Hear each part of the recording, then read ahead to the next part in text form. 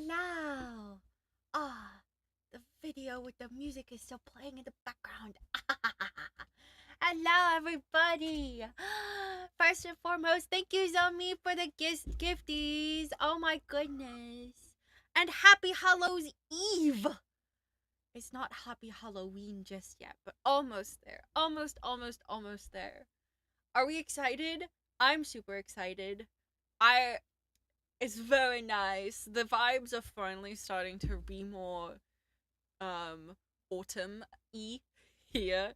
It was really nice outside today. I really enjoyed going outside because it was like in the 70s and breezy. Oh my gosh, we haven't had Where's the sound? Oh, there we go. We haven't had cool weather in so long, and we're finally there. I'm looking forward to winter weather. That's for sure. Anyways, as you can see, we are continuing with Strange Antiquities. Now, I say this with a very, very tentatively, I would like to get this game finished. I'm not saying like 100% completion. I mean, just also there's something my model.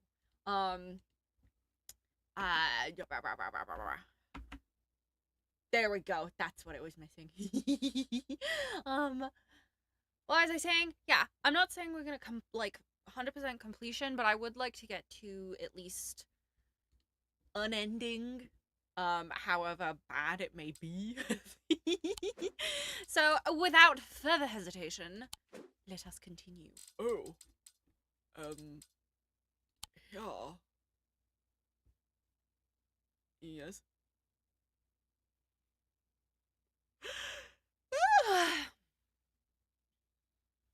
I hope everybody has had a good day so far.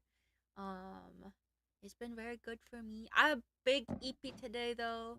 I didn't get very much. Oh, right. Hold on, before we even get started. Very important business. Okay. Okay, so this one says I'm the closest to the sunset but furthest from the sunrise. So, thank you. Closest to the sunset, so this is north. And if that should be east. So it should be Hardwick Tower? No! I got it wrong? Am I stupid?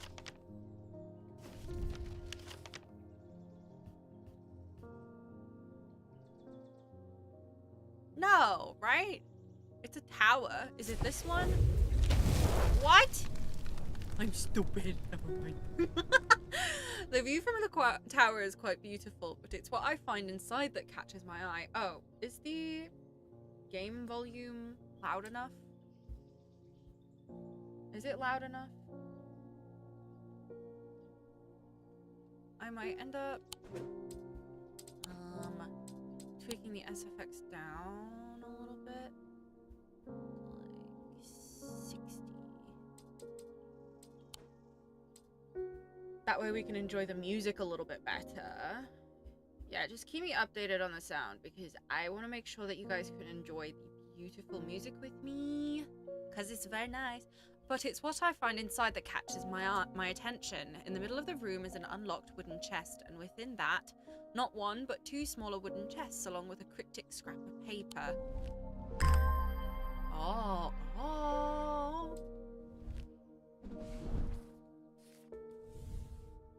By the Dionic seal, something object made from silver, something a Diurnic field. I'm gonna turn it down just a little bit. There we go. Okay, and then we have box number 1. Creepy box. Okay, I got TB'd! Ah! And then There's an unpleasant sensation at the back of my skull. Interesting. What about this one? Nothing. It's just a box. What about you? Do you smell? Are you stinky? No. Alright. So, we're going to put these boxes over here. And we're going to put you down there. I assume we're going to be looking for the other half of that. Anyways, pad the kitty and start the day. Oh, hi, Dr. Robertson. How are you today? As if I didn't have enough on my plate right now, my sister Bonnie has been acting strange lately. She never got over the death of our father. Aww. She always blamed Mr. Potter for his role in it, and now with all this happening, she's got it in her head that he's behind it somehow. I'm worried she's going to do something stupid. If she comes in here, whatever you do, do not give her anything dangerous. Bonnie? Her name's Bonnie. Okay. I want to give her a keepsake to let her know that she is still loved. I've seen people gifting one another wooden totems, but I don't know what they're called. Is it the horned shackle? Wooden totems. This is the only one that I could think of. Or it's a Selenic totem. Yeah, there we go. Nice. Thank you. Unfortunately, I have some bad news to share. Jack Hungerford has not responded well to the Trantheum tea. If anything, he appears to have sunk deeper into the trance. I daren't say try anything else in case I make things worse. Oh, that's not good. Oh well, sorry, Kibby. Oh, Miss Green. No, those silly sods at Culgoth Hall wouldn't let me in to look around. It seems I've upset the little lord who lives there at some point in the past. Allegedly, I refused to perform an exorcism on his haunted house. He didn't like my suggestion that it might be the local kids playing pranks on him because he's a mean old git. Okay, I'm not so easily put off though. Do you have a Tenebran cloak I could use this evening? I've got some snooping to do. Ooh, do I have that labelled already?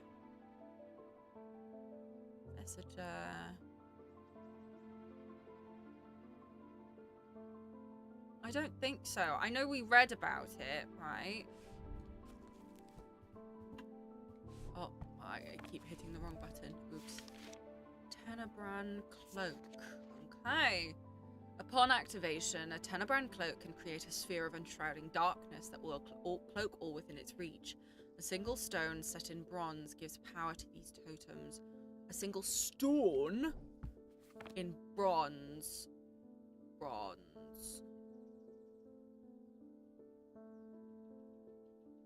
That's gold. Is it you? I mean, this is a gemstone. What is that? It's not emerald, it's like topaz, right?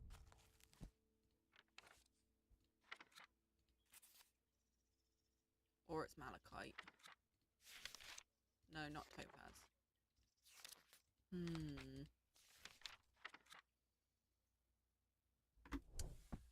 Not sure if it's that.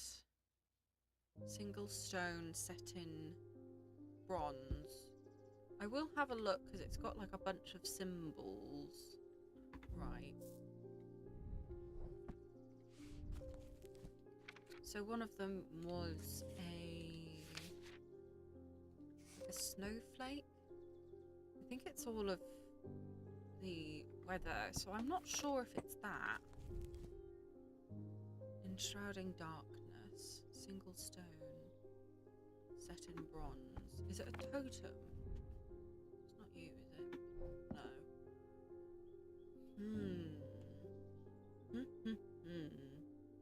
Is it you? No.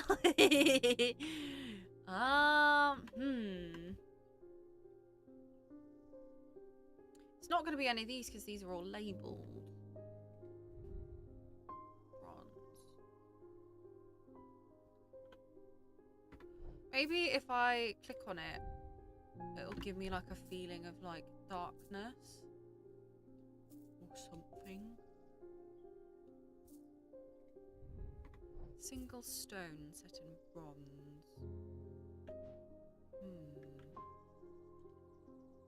It could be one of these. I hope it's not.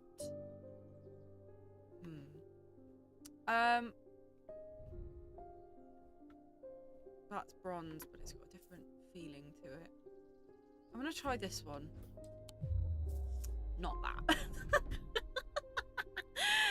A single stone set in bronze. That is bronze, but there's no stone in it. And that's the protection from insanity, right?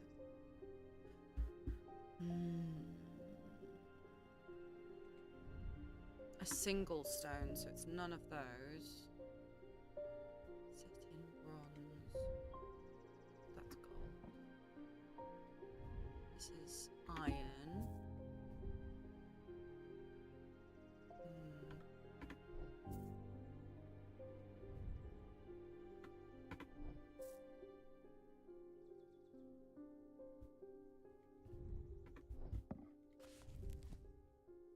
Set in bronze. Excuse me. Maybe if I shine like a candle, it'll like snuff it out. Maybe. But none of these are doing that, are they? That one's blue! Why are you blue? Why are you blue? Yeah, because all of those are labelled already. Do I even have it? Do I have it yet?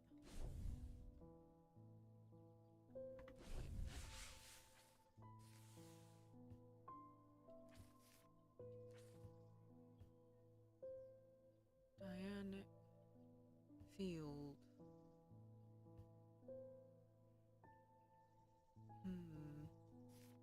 I don't even know if I have it yet, is the other thing, because sometimes you will not have things that you are looking for. It could possibly be in one of these rooms. I was told not to go in this one or into the master bedroom. I think I'll go into the library. Piled up on a reading desk, I find books on ornithology alongside bestiaries of the old world. You can learn a lot about a person from the books that they read. Nothing. Damn. Okay. Am I missing something?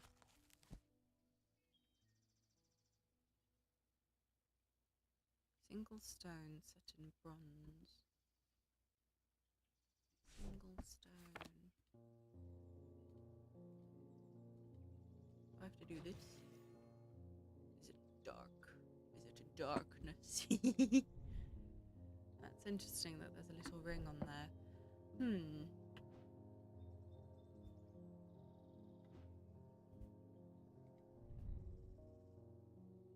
Well, this is bronze, because this is hot and cold. But I don't know if this has any... I might try this one. No. Set in bronze. We still don't know what this thing is. Strong sense of being watched. Did we try this one? I don't know if we did. Oh no! Ah! I'm getting taken over by the oopie goopy.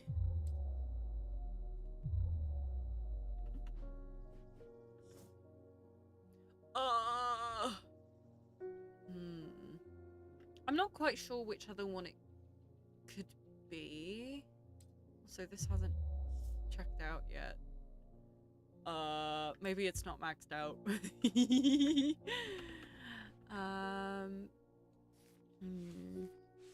I might...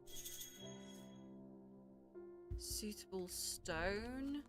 That's the wrong book. For darkness. Dark stone for dark purposes.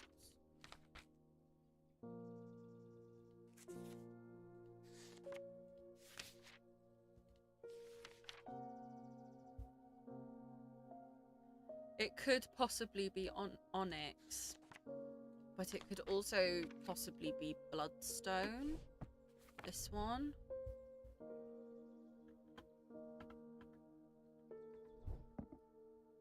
I don't know if we've got any that have got onyx on them, though. I don't think we've had a...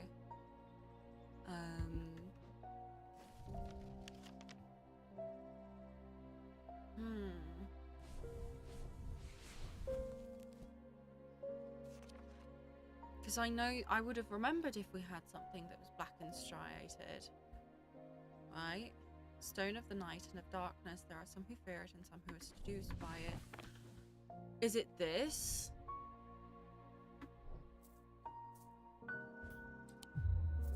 No. Oh, no! Okay, roll. Yeah, we'll do that. Bang.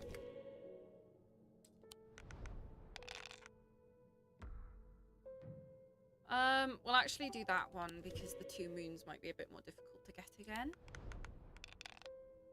And we'll do this one. And double kibby. Very nice. Ooh, okay, so I'm gonna do double sun then. That's okay. Okay, and one more, please. Yeah, okay. Very nice. Okay, I'm not going crazy. I don't know if we have this one yet, though, which is why I'm like...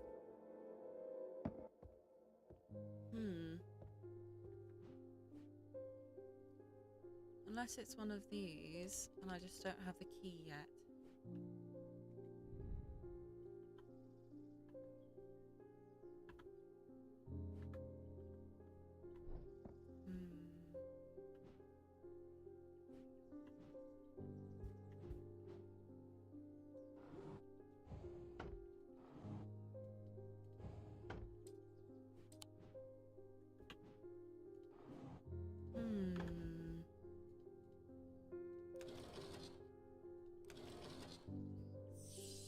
I'm definitely missing something.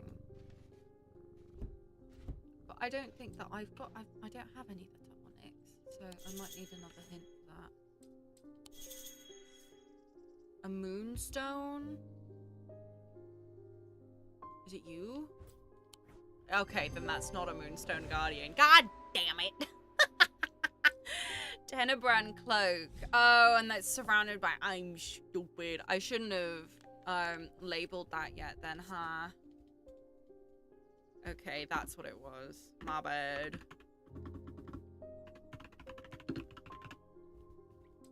So I'm going to say then that means that this might be the moonstone totem. My fault. I bumped into Eli at the station yesterday before he left for Oxford. His train was late, so we had a brief chat and he suddenly remembered something he wanted to tell you. I told him I'd pass on the message. Okay. In other news, I've got a little something for you if you're interested. I've already gotten this one. I've gotten the Book of Curses.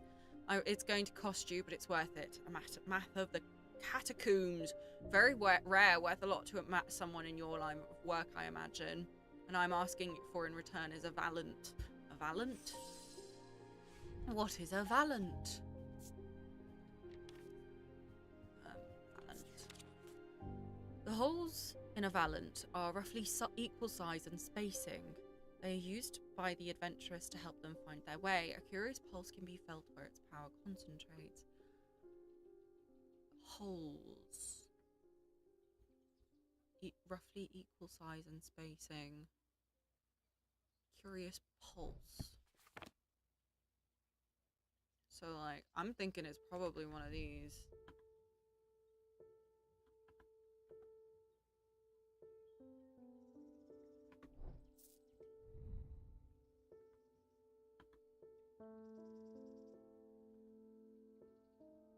Nothing to remark.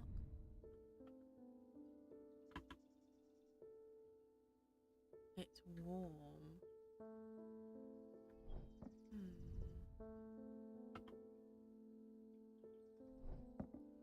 Poles are roughly equidistant.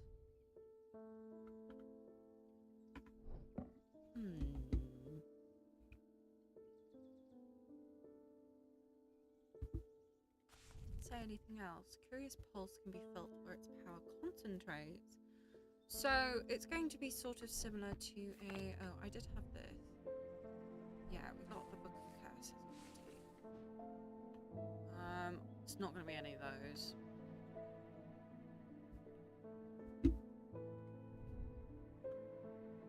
That feels lighter. Raise detailing.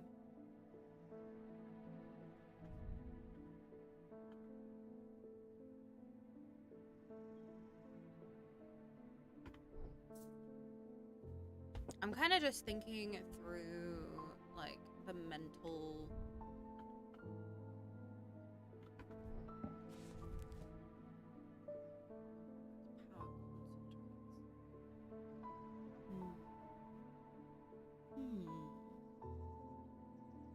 Oh, I still TP. Hold on. Okay. So, given this, it's probably going to be something... I'm gonna think it's gonna be one of these, right? The only issue is that...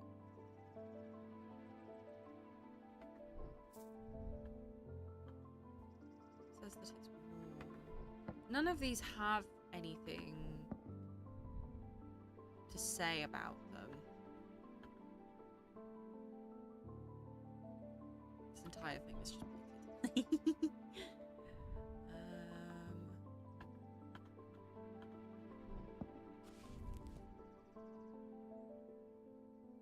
Used by...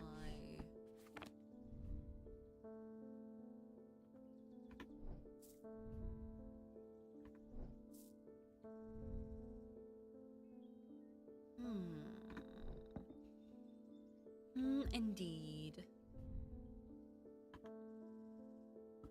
So I think the main thing is that there is this... Okay, I'm also wondering if it's something that we need to look for. In terms of these, I would like to go into the ballroom because these are all... A long dining table fills a room more often used for intellectual dinner parties than dancing. Still, it holds a sense of occasion, but there's nothing to find here. I like looking around in the random rooms. Smells of sound and sounds of cooking greet me as I enter the castle kitchen. Simmering stews and clinking pots. Hard stairs make my presence conspicuous, so I leave them to it.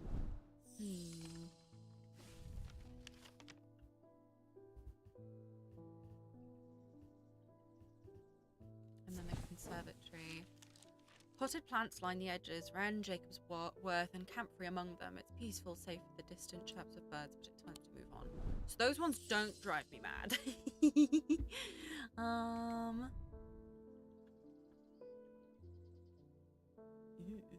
Leathery.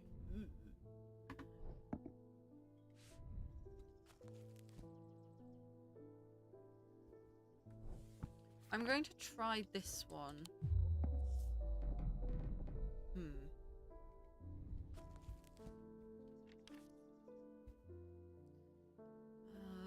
Anything on... Because I'm thinking sometimes they might have something that's means like direction.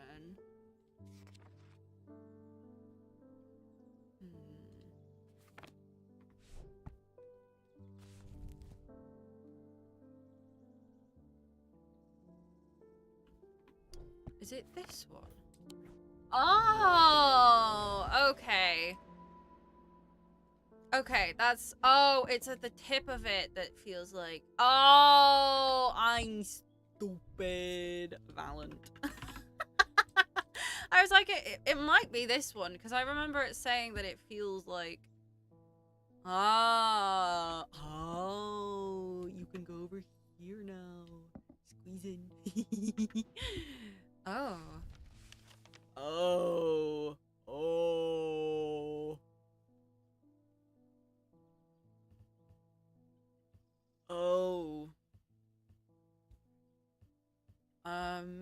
That looks like imminent death. I was going to say that looks like an elephant's skull, but I don't think that isn't what an elephant's skull looks like, especially with their teeth. So I assume if I go in anywhere I'm not supposed to, it'll make me feel rather ill. There is an interesting chamber here. Part of me wants to just go and grub just because I can. Okay, continuing on. Hello. Oh, this is Bonnie. I feel like I'm going crazy here. I know who's behind this madness, all these people with these pitch black eyes, but nobody's listening to me. I've seen it happen before. 7 years ago, my father died the same way. Well, since nobody will listen, I'm going to take care of it myself. A Corvin's might, if you please, and I'll be on my way. I don't know if I want to give her that. Okay, what does Corvin's might do specifically?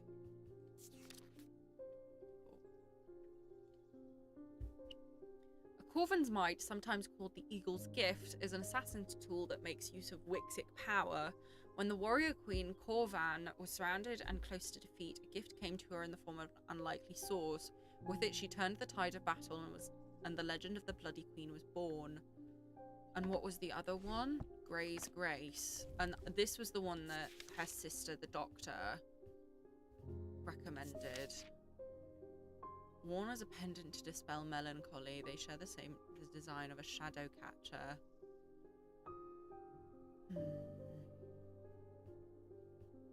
On one hand,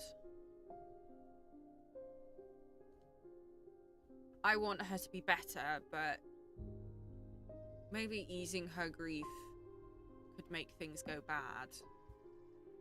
Like it could end up rather badly.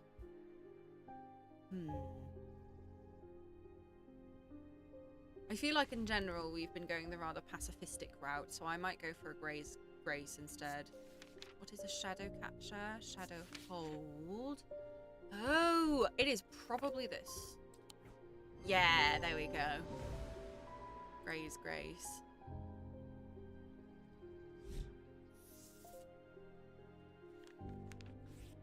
Don't insult me, Thaumaturge. This isn't just some depression that can be cured with your little trinkets. I will get hold of a Corvan's might. Ooh, but she's gonna get the wrong one. She's gonna get the wrong one, and she's not gonna be happy about it. It's gonna turn her evil. Can I fit this in? Do you think I have enough on that shelf? I think I need more, personally. I'm actually gonna start shifting some of these over. I don't particularly have like a specific method when it comes to organization. I mostly just go with the vibe. What feels good, you know?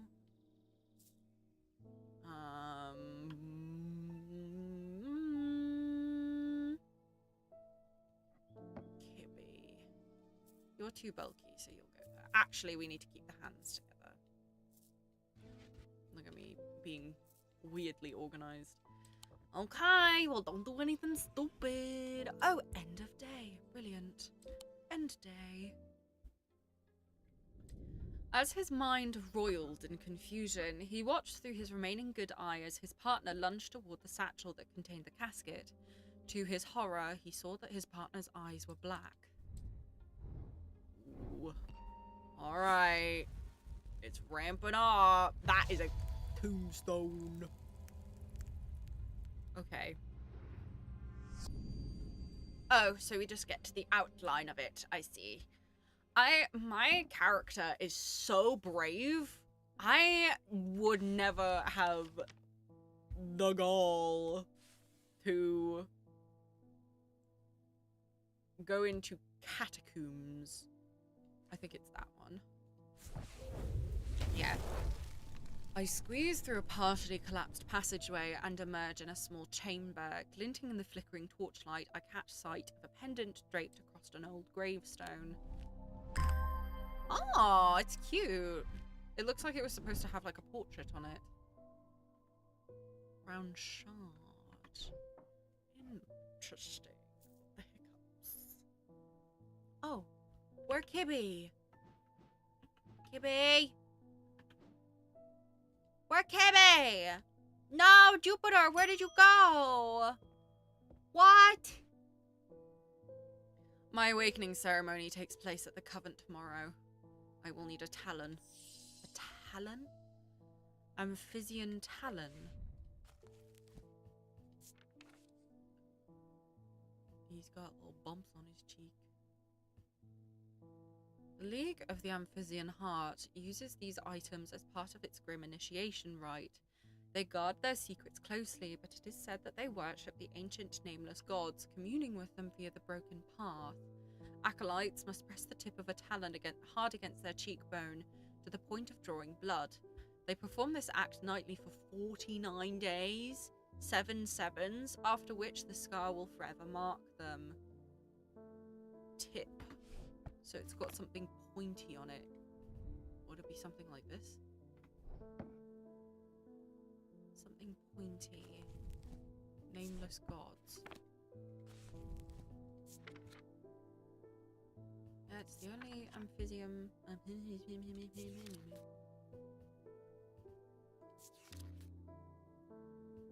Drawing blood. Blood. So it's got 2 little points on it, does it?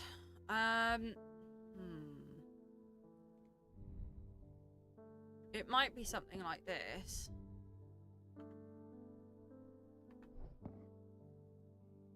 Two small points close together. And it's definitely going to be sharp. Oh, it might be this.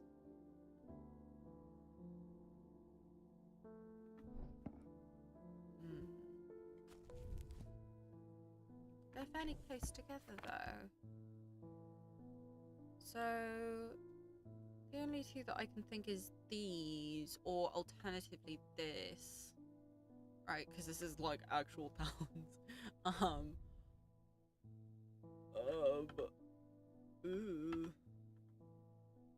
Or it could be these. I don't. Maybe this isn't a witch's finger. We're gonna try this. Yeah, there you go. Amphibian talon. Morgan's Folly. Okay, we'll swap that around then. Amphibian talon. Oh. Yes, I will remove that because I know that will bother some people. I am actually going to go ahead and we will start organizing these a little bit because this is atrocious. I will go ahead and start putting like the moon Selenic related things down here. I'm gonna put Silent Breath down there as well. I'm going to put the mugs there. All on this shelf next to one another. Like that.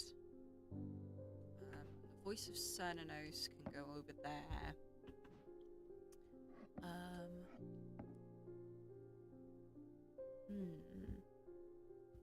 Yeah, I'm gonna put the Kibby down here too. Oh, that's a little bit squeezed. We'll move that and put that there so it's all spooky. Spooky, yeah. Yeah, I think that's okay for now. I think that is definitely okay. So there was the one, it was this, that these 3 were found together, right? These 3? Okay. I hope Kitty's okay. Oh, hi, Miss Green. Oh, where's Jupiter today? I always look forward to him coming in to say hello to him. I've been working my way through the journal, but it's heavy going. I keep coming back to this series of sketches. Does this mean anything to you? Does it relate to the plinths?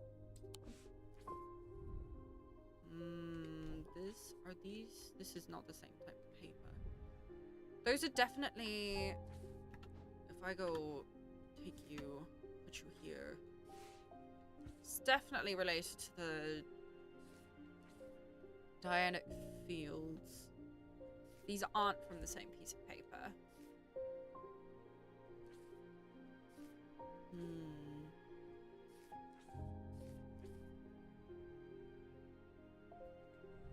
have anything to do with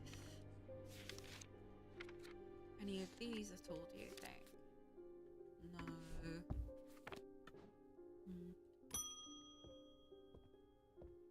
Oh, hi. I've come back for that Corvin's Might, and I'm not taking no for an answer this time. Damn. I want a Corvin's Might. Either you give it to me, or you never see your... This bitch! You motherfucker! Your ass is grass, bitch! Oh my god. What an asshole! Oh, you...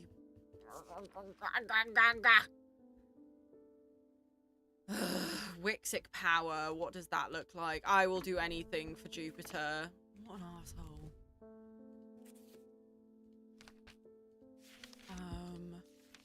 Wixic of the body. So it looks like that.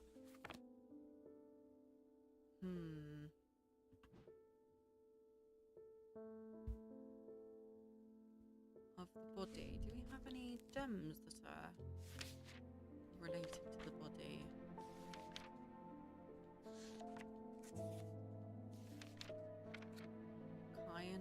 Kyanite?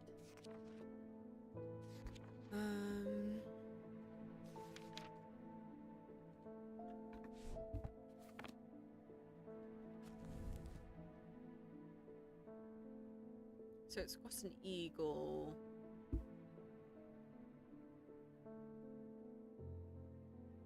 A little rock. Rock?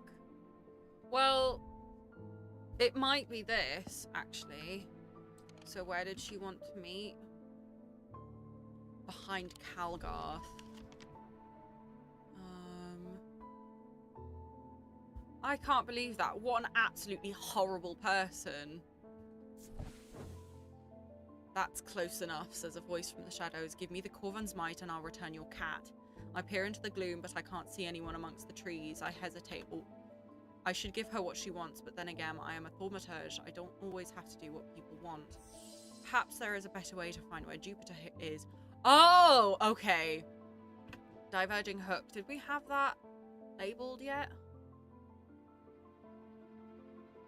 I don't want to give it to her. I really don't, because she's not... I'm not working with someone who's doing that. Diverging hook, we have it written somewhere. Way to carve thoughts from the mind of another. If done with skill, the third party may... Yeah, this was what they talk about on the first day, right? If done with skill, the third party may have no realization that thought was ever there at all, but it is all too easy to leave a mind in disarray. Ooh. When approached with care, the unanchored thoughts are easy to lose track of. They have a single gemstone from each of the 3 thormic branches.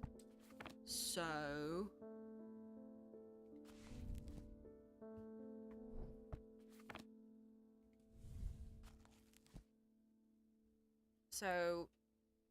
of the branches, we've got celestial, diurnal, and individual.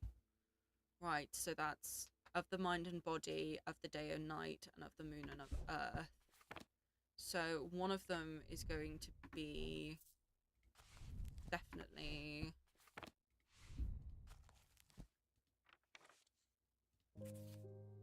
so blue, maybe green, blue, might be this one. It's turquoise though. Is it supposed to be turquoise? Blue.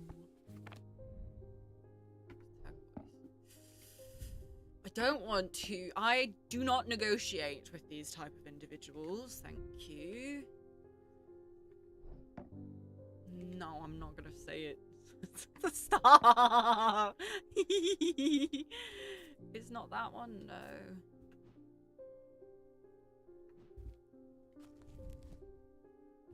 Single gemstone from each of the 3 thormic branches. So, one of them could potentially be moonstone, which is that one, right? And then the striations is the onyx. Yeah. Of the night and darkness. But that would be the moon, right? So we want mind, body, green would work, light and darkness.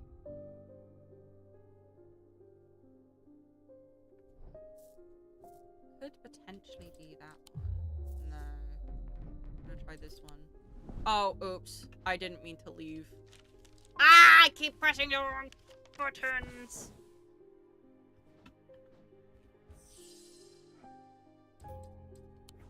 Okay, that's a diverging hook. Got it.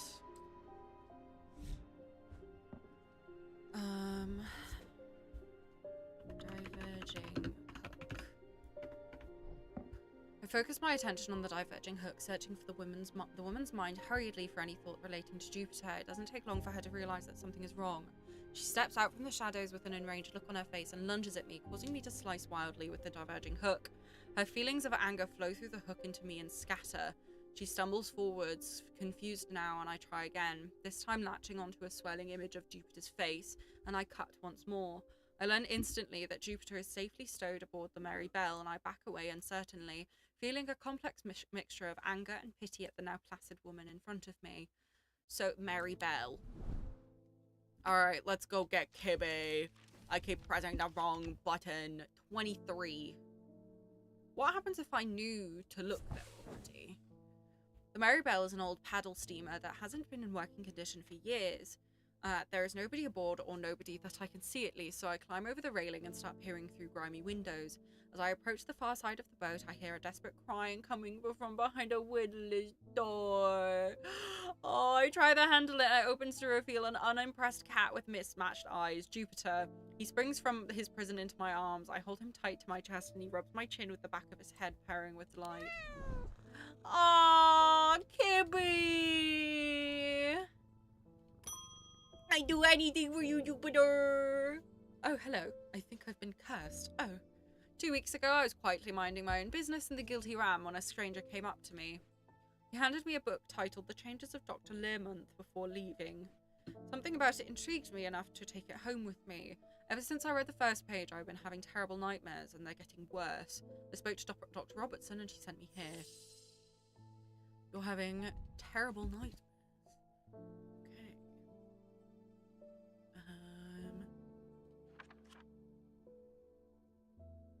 Noctic Sight.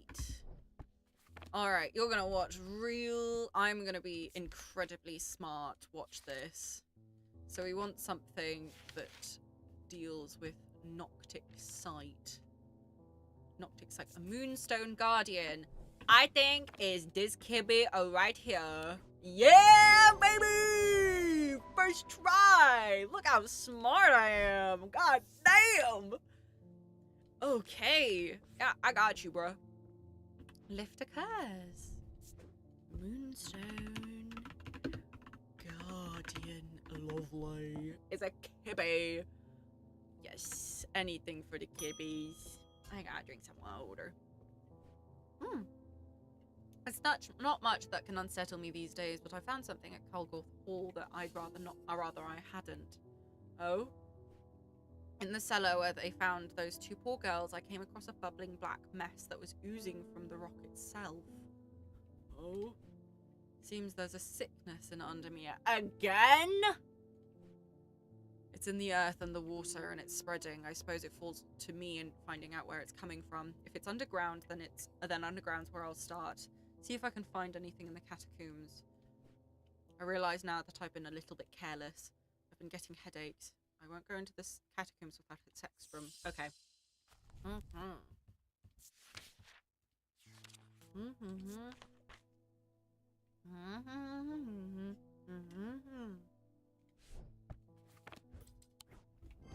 Nice.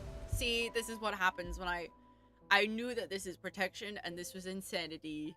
Look at me. See, I'm smart sometimes.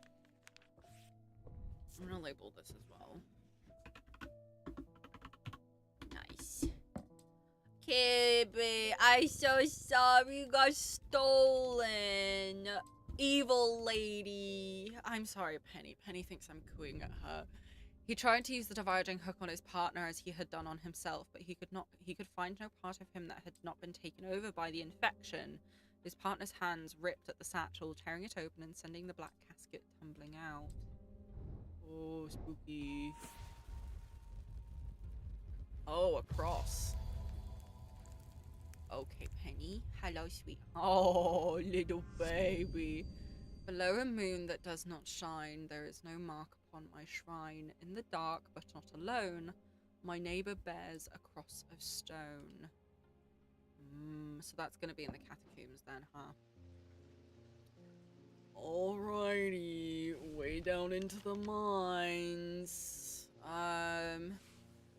Below a moon that does not shine. So there's a moon. Oh, unless it means like a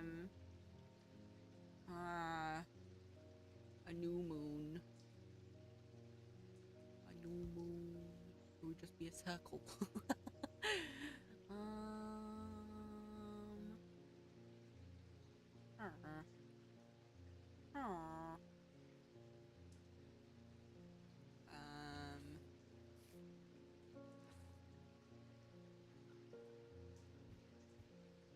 That's full moon, right? That is Nothing.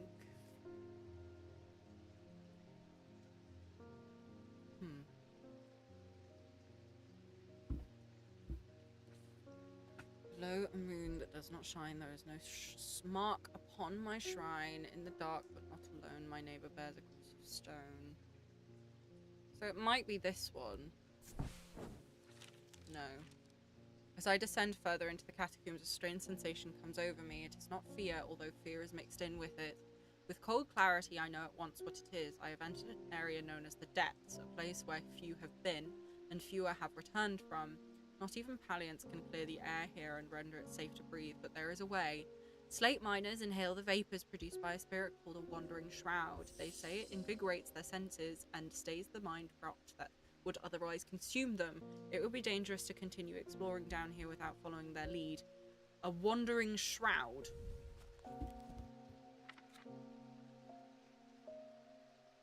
I do not have one of those. Oops. Leave. Well, it wasn't there, but at least I didn't go crazy. Beneath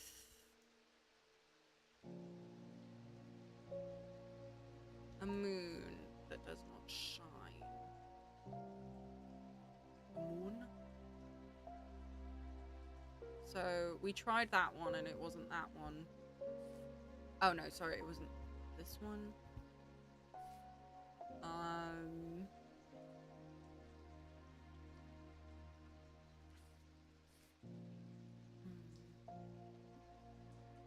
There's a cross of stone. Could be this, because that's one of the only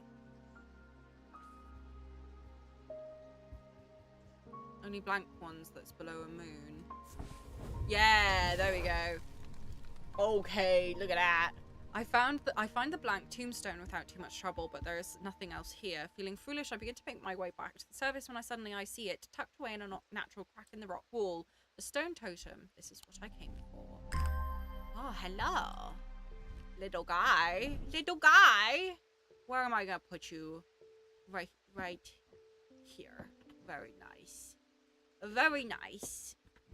I do have room over here now as well. And over here. I still haven't opened that. Oopsies. Okay. Catherine Walpole. Well, Pool. I have travelled a long way searching for an eye of the forest. Okay. I read stories of the Drea of old who would hunt in partnership with an eagle, seeing what they see, soaring on the wind. Okay. I intend to rekindle this lost custom. Perhaps you know something about it? An Eye of Sonanos. Eye of Sonanos. Eye of Sonanos. Eye of Cernunnos? That's the voice of Cernunnos. Eye? Annoying eyes of the forest. These ancient artifacts enable one to enter the minds of lesser creatures. It is alleged that Cernanos himself wielded an eye. Eyes for Cernanos are hard to come by. They are powerful and should not be used so carelessly. Into the mines? Way down in the mines. Side to side. Nothing on mind. Side to side.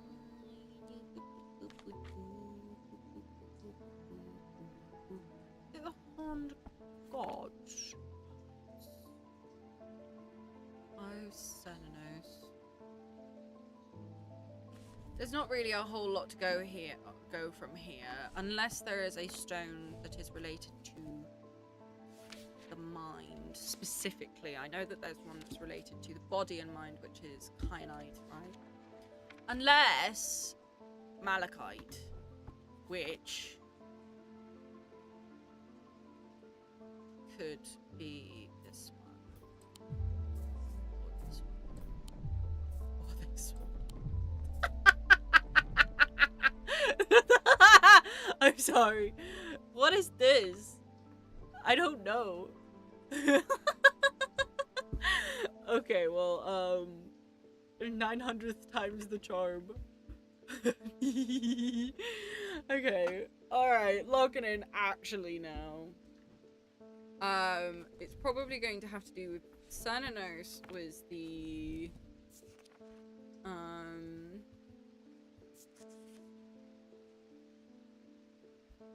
he took the form of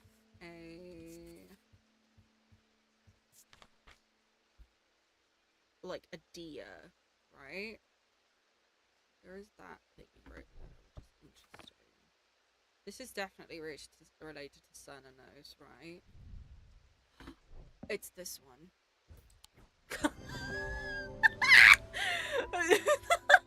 I was like, it's green. Oh, I stupid. Alright, that's an eye of Cernanos.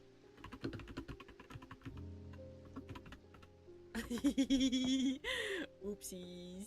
I will go and put that with that as well. Yeah. Sorry, Jupiter. Oh, it's the postman. I was expecting to talk with Verona Green this morning, but she wasn't home. Unusual for her. Hope she's okay. Oh. Well, she said that she was going down to catacombs though, didn't she? If you can spare the time, we'd appreciate your help. There's something unusual in our house. You can't miss us. We're in the only detached house on Ruskin. Only detached house on Ruskin. Where is Ruskin? Ruskin. Here? Excuse me.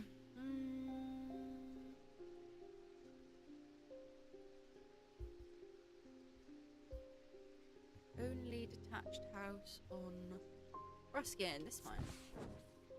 I am greeted by a tired-looking, middle-aged woman who immediately offers me tea. I gratefully accept, enjoying the social ritual before we meander towards the point of my visit. She leads me up the stairs and into the attic by a single small window. Does little dispel the gloom, but our eyes slowly adjust. Then we hear the voices. At first I think it's the house creaking in the wind, soft, murmuring groans that seem to come off the walls themselves. But then I start to feel as though a conversation is happening. Too quiet to make any sense of. This is a curse.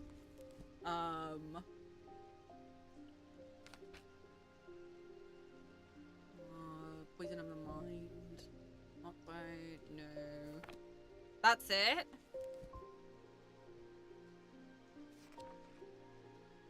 Skin is pale. Curses of the flesh. Breathe normally.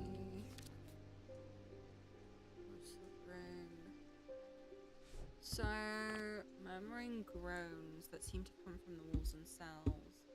So, I would assume that I'm probably going to find something that comes from back here.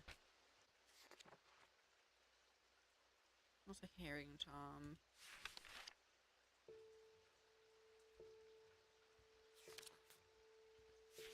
related to a voice, maybe?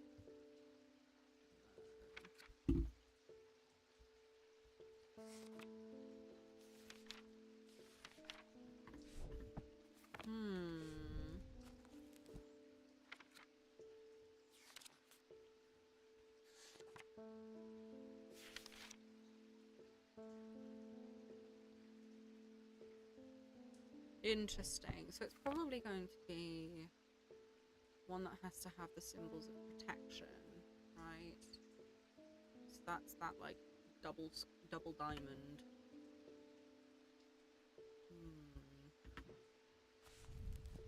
Might end up flipping through this really quickly.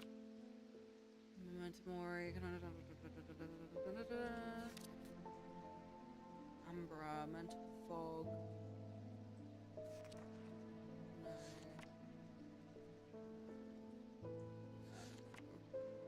Breathe underwater. Ooh, excuse me. Guilt and shame.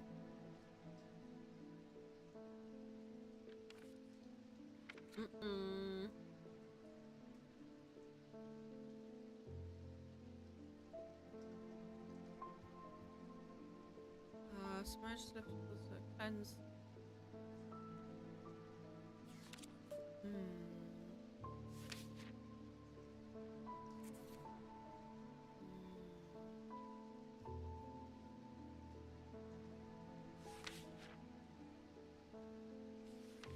See, this is where a case where I'm like, I don't know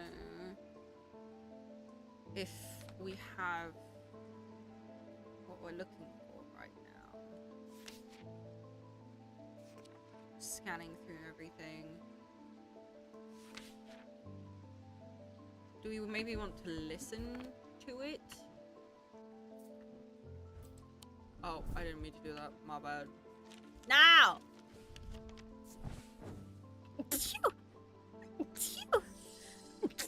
Excuse me. I want to listen. Oh, that was right. They are discussing a section of the wall where some of the bricks are loose. Carefully, I pull them away to reveal a small cavity. Inside, to my horror, is a human skull. Its dark eyes staring lifelessly back at me. At the insistence of the voices, I reach inside the cavity and my hand closes around an unusual-looking item. Immediately, the voices fall silent, and my heightened senses are left with the whooshing drumbeat of the blood being pumped around my body. Oh, spooky. That's another... Ooh, I don't like that. Let me see. Well, you said that it makes you feel some way, but now it doesn't make you feel like anything. Oh, okay. Okay, bestie. I'll put you up there. Oh, excuse me. Hello, Mr. Pierce. My father's sword has a space in the hilt where a shimmer should go, but he sold it to buy whiskey a long time ago. For whatever reason, he never did sell the sword itself. I wanted to restore it to its former glory. A shimmer? Is that little sparkly thing that I've had since, like, way.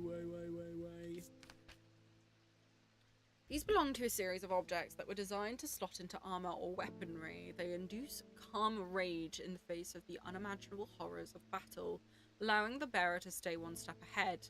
The Knight of Thorns famously wore a shimmer in his chest plate, but it didn't save him from being slain in the Battle of Sutherfell in 1356. So I assume it's that. So it's shaped like a triangle.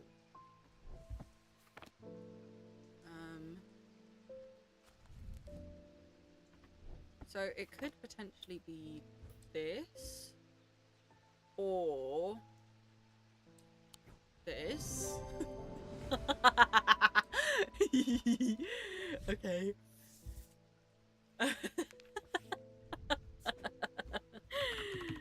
Okay. Shit. Oh my god, if I can spell.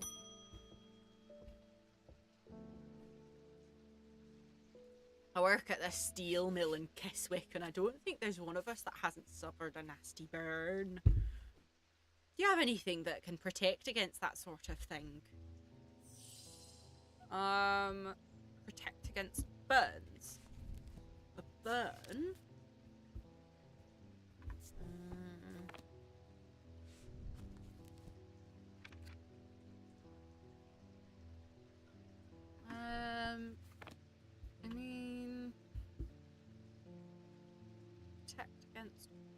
burns. I mean, there's Elverstone that protects against burning blood. Elverstone. No. Oh, I go crazy. No! Oh my god. Moon.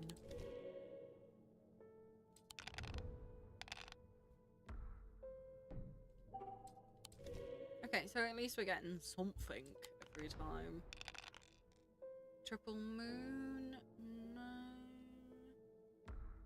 Oh, that was rude. Oh no. Oh, yes, Kimmy! Kimmy MVP! Okay. We're gonna do one more kitty. Oh. Okay. No! That was rude. Oh. Oh, that is not good. It killed my dice roll. That was really rude. I'm gonna go for that one, because that one's more... Okay.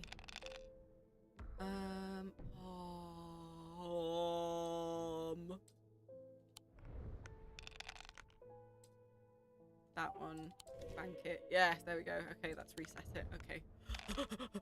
Kibby. And then I'll click these two. I need one more kibby. No, one more kibby. Kibby! Kibby! No! No! oh my god, that was rude. I'm gonna go crazy. Kitty. Moon moon.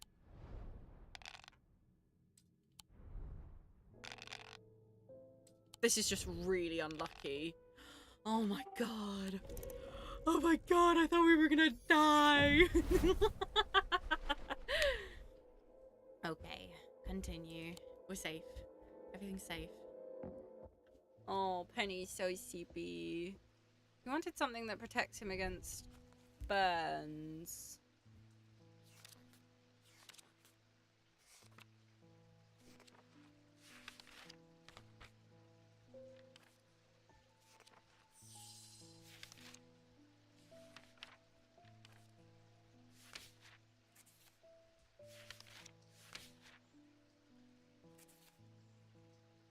Wasn't the Elverstone. Oh, Penny's like in the tickles.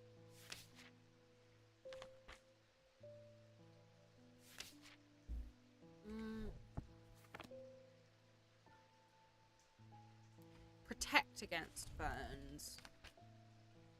So...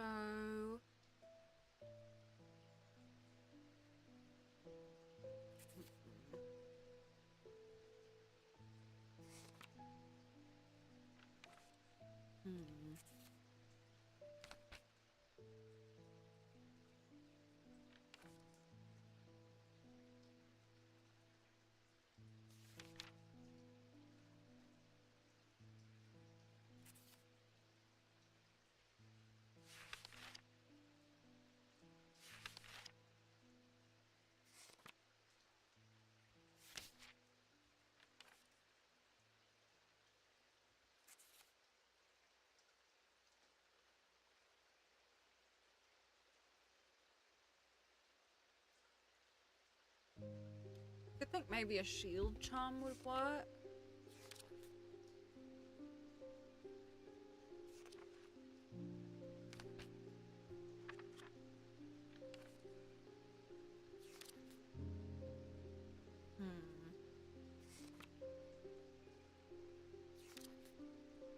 Getting to see some really interesting ones now, though.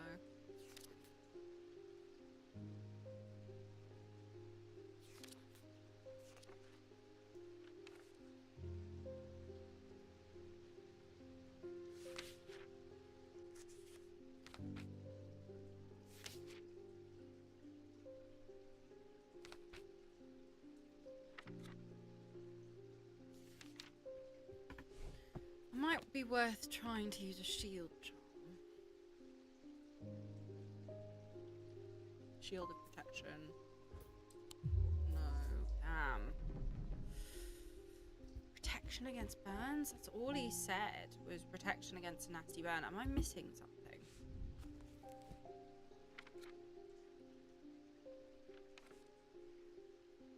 Fire and light, heat and light. Maybe look something that's Yellow. Like a yellow.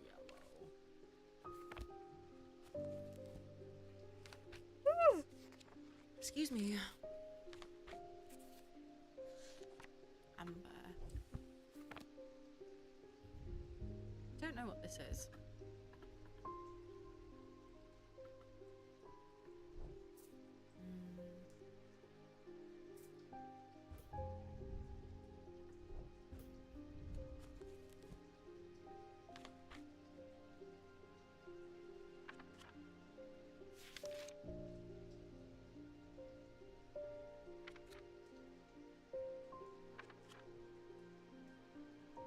I mean, we did get that one, this one, which had like heat and cold on it.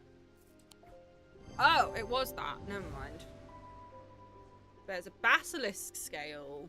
The amber and obsidian gemstones hint at the connection to fire. Okay. Okay. What was that? I didn't read what it was. My wife will be relieved. I found this down on the side of the counter here just now while I was waiting. What? Don't know if it's anything important or not. That's a... I didn't read what that was.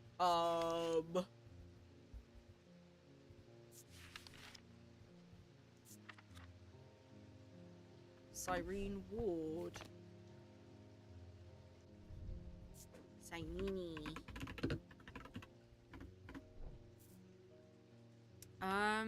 That goes... Oh. No, go away.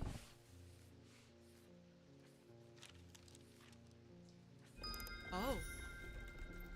Find the thermic lens. Oh. Oh.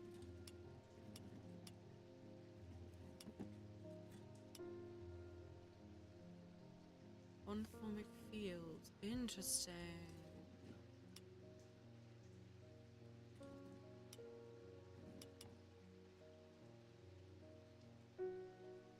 Interesting. That is that middle one. That's that middle one. Which is...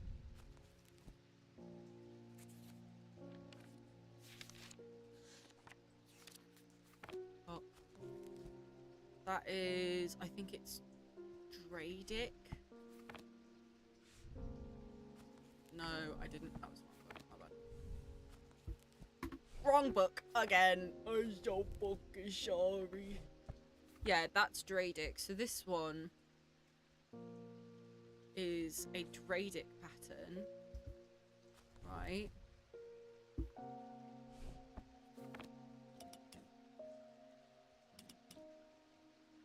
That is a Selenic pattern. So Dradic, Selenic. I'm gonna write this down. Dradic, Selenic, and then the last one is Swirly Whirly.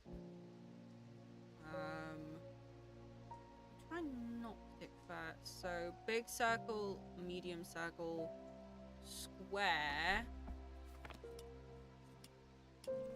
Oh, I didn't mean to do that.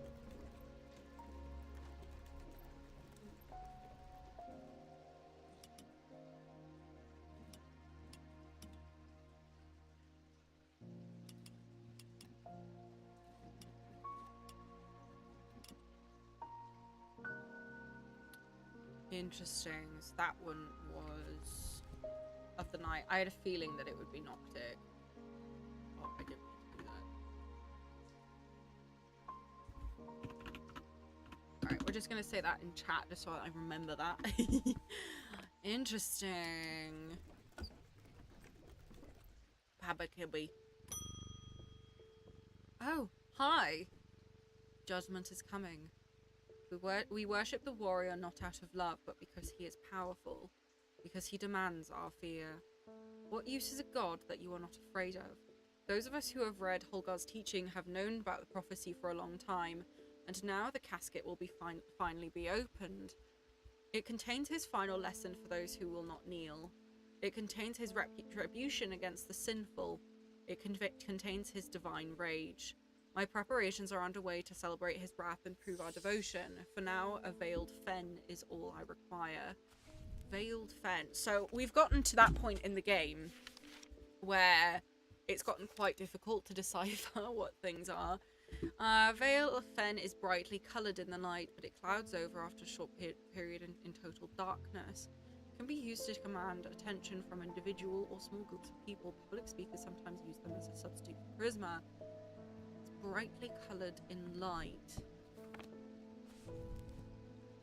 but clouds over after a short period in total darkness. Can I try something? Can I?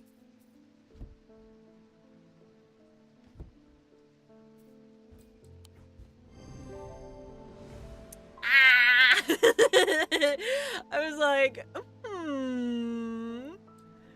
I don't know why I thought that was the first one that it could have been, but I had a feeling.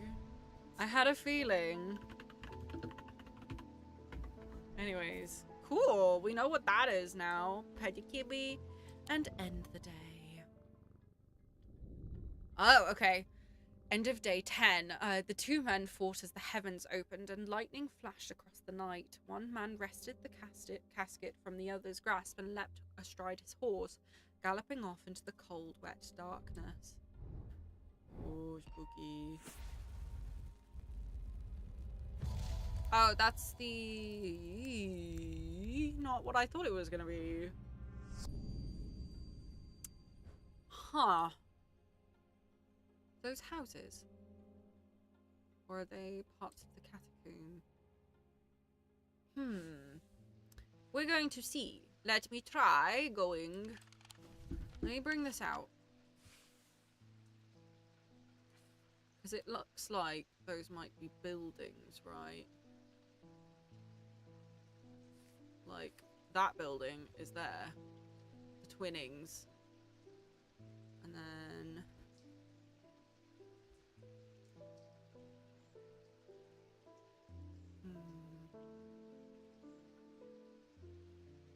that's the Twinnings. Right. And then...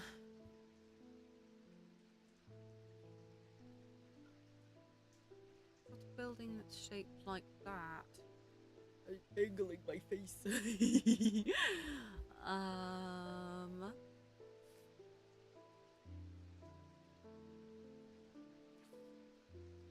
Kind of sort of below it is whatever that building is. It could potentially be really quite far down, to be fair. I'm reckoning it's gonna be somewhere. It's raining again in game.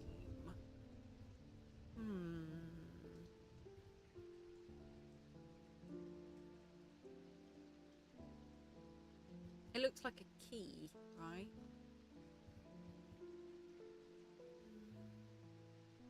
There. And then a lone little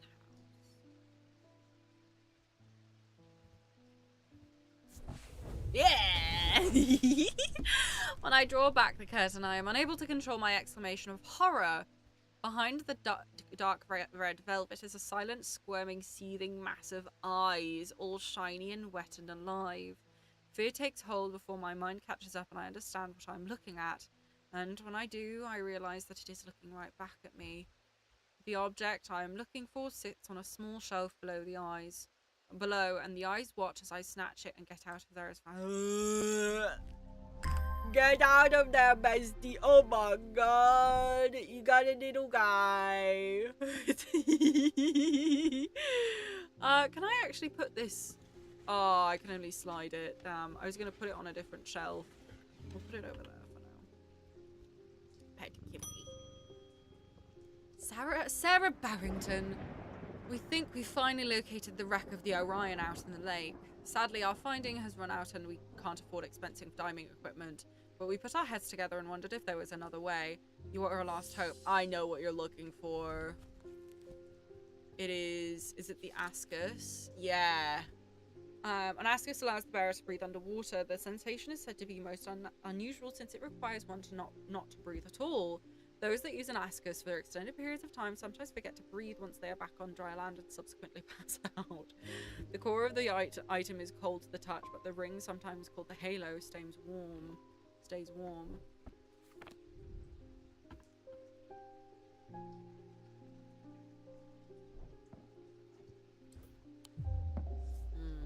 Not that one. I thought that there was like a ring, right? What was that?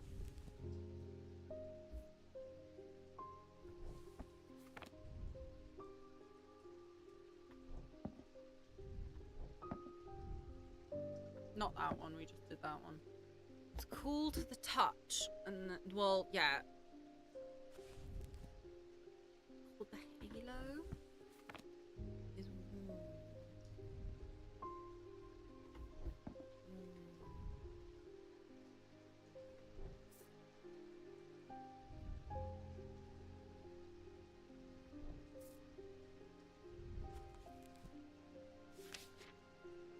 So probably going to be looking for some aquamarine as well. These labels.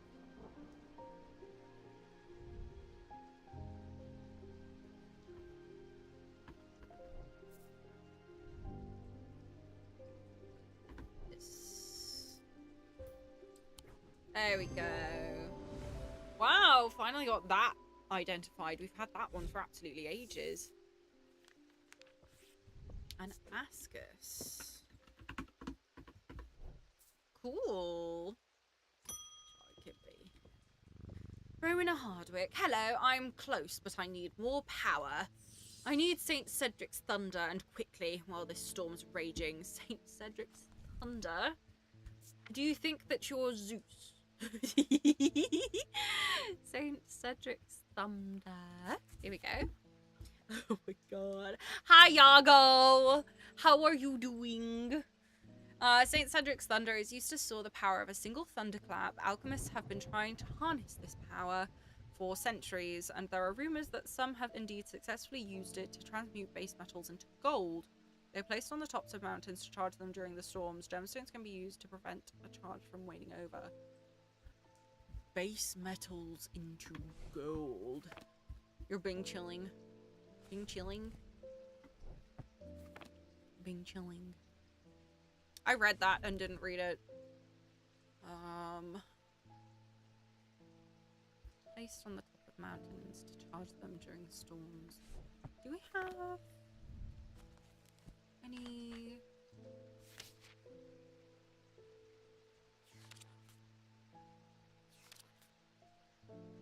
lightning, thunder? Ah! Hi, Ruby! Ah! Lightning and thunder. Lightning looks like that. Ah. Ah. I bet it would be not that. Base metals into gold. Gemstones can be used to prevent the charge from waning over. Let me see what gemstones it could possibly...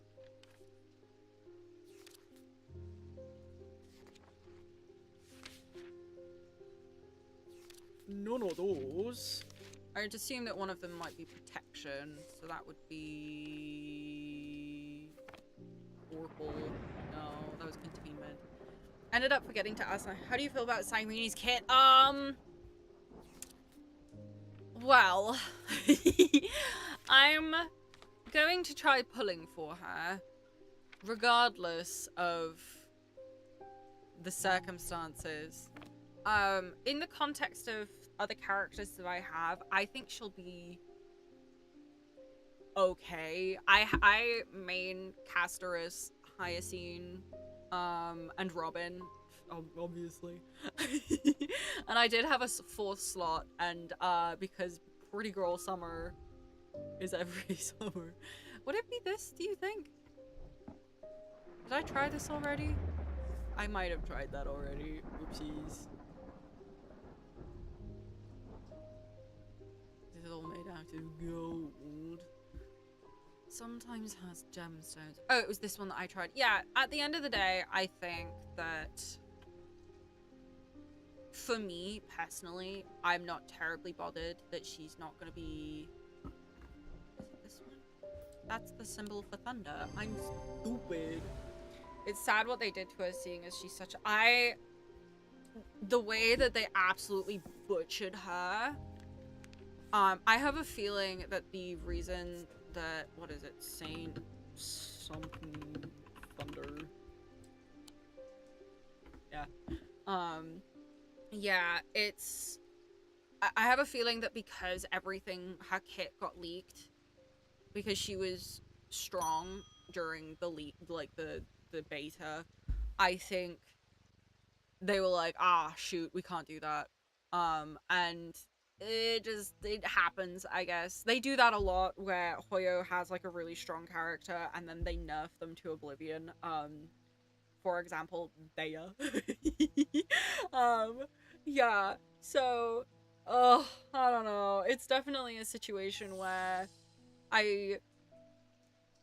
she would have been really good, and the fact that they have nerfed her and done the situation with that quote-unquote skin, I think, I don't know, it kind of makes me feel that Hoyoverse is, I don't know, maybe preparing for the worst in terms of, like, sales going forward. I know that Honkai Star Rail isn't their, like, main priority right now, and I'm pretty sure that their main priority right now is Genshin, given the state of Genshin right now with Nod Cry. I was skipping anyways because I'm super break. Yeah, account Dahlia is coming right up. I know! It's like so weird that they would be like, oh yes, here is Alicia's XP, and then we're gonna go all over. Oh, hold on. I've been trying to get a hold of an Umbra. Before she vanished, Verona said it might have something to do with my patience. It had almost slipped my mind, but then I remembered that there's ones right here in Strange Antiquities. Eli told me he keeps it away locked behind an ethereal key. Mm-hmm. And I have an ethereal key. I have to open... Oh, I gotta use... God damn it. Hold on, I gotta use my brain. Ethereal key is designed to be hidden from prying eyes. When activated by moving the object in a circular motion, the key is revealed by its gemstone of light. These are rare items not generally known outside of Thormic circles. Gemstones of the night power the concealment charm. So, gemstones of the night. That would be onyx or moonstone.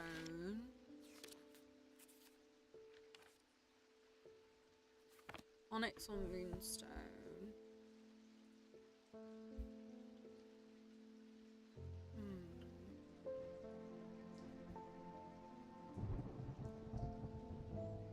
Onyx or moonstone.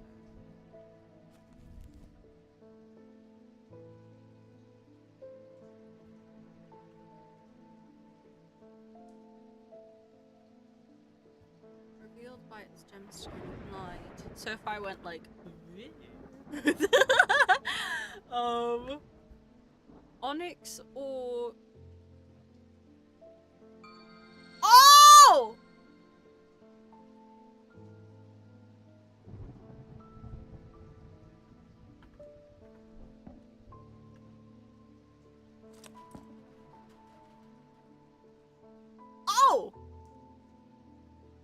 unlock section. Oh, okay. Oh. Okay. And you want an Ambra. Okay, bestie. Well, we have unlocked the restricted section. These items cause mental fog and withering of intellect and thought. They are slow to work, requiring several hours to have any effect. Though through prolonged use, they can cause the whites of the eyes to turn black, and the subject to become deeply disoriented. They produce a noctic field. Ooh.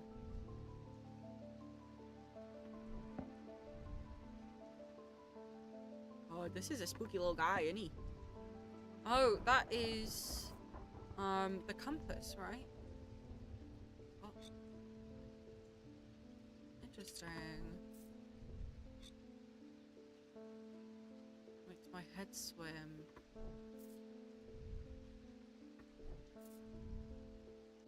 He's just a little guy. It might be this. Oh no. Oh no. Oh no. We're gonna go for that one because that one's more difficult.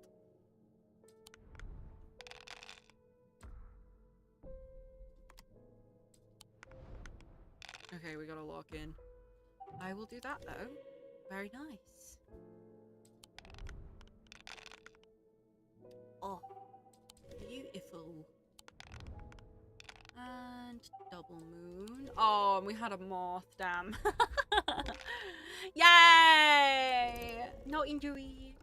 But yeah, in total, I'm still gonna end up pulling for Cyrene, but I feel like, given the current state of Honkai Star Rail, I feel like having her only be viable, really viable, when you have her E2 was not a smart decision to make at all. You know, there are people that play the game just to play the game. I'm one of those people, and there are other people who play the game because they're competitive, I guess. So, seeing them obliterate my bean is just... No. No. Deeply disoriented. Which one was it you? Dwayne. Makes my head swim. This has those symbols on it. Paralysis.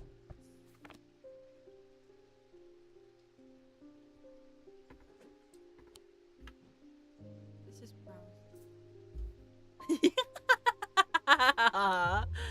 It's not that one. Okay, let me actually look at the symbols. What is that symbol on that little dude? Let me bring this over here. Weakness. What is it wanting? Slow to work, causing mental fog. Weakness and confusion. There we go. That was the Ambra.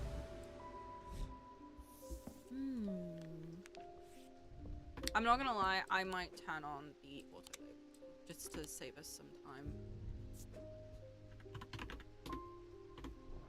He's just a little guy. We'll bring this back. Hello, Kimmy. Hi! Get away from my cat. You. I know you from somewhere. Oh. I don't remember why, but this shop was important somehow. I'm sorry, I know I'm not making much sense. I haven't been myself. I'll leave you be. Oh dear. Oopsies.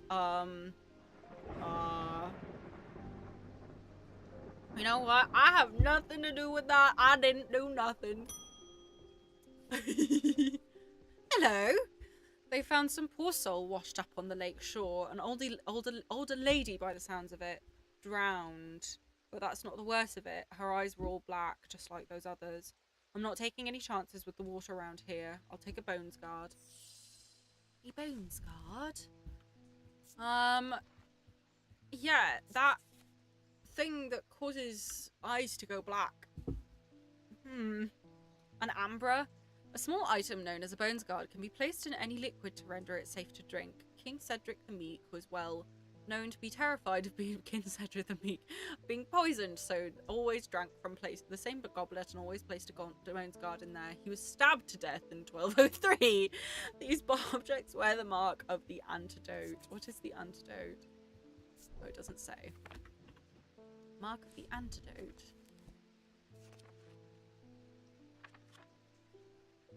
Mark the antidote.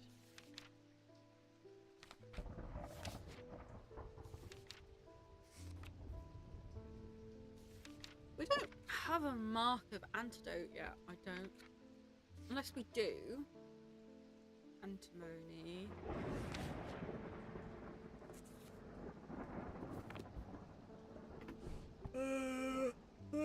Excuse me.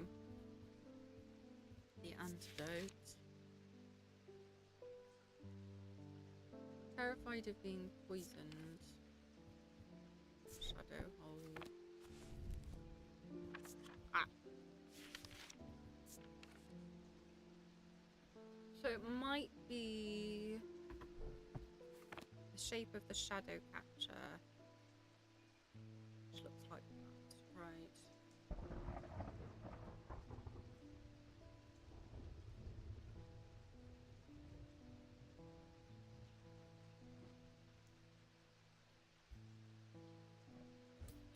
No, I was gonna say that's very large. It's going to be quite small because you put it in your liquid.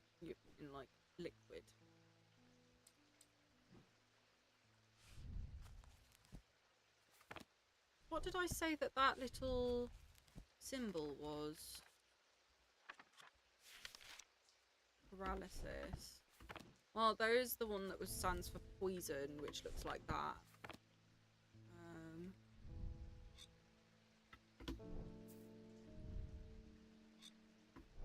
No.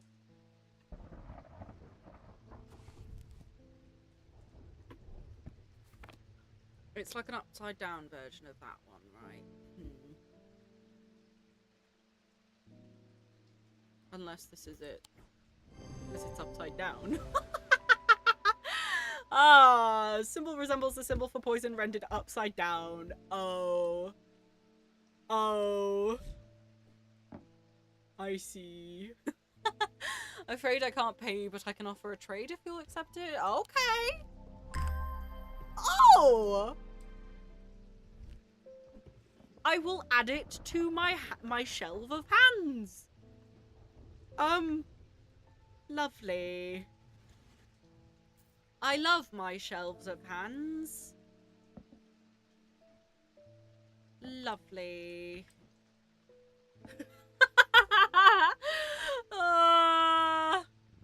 What is this? It's stone. Okay, pad the kirby. We have not had anything else.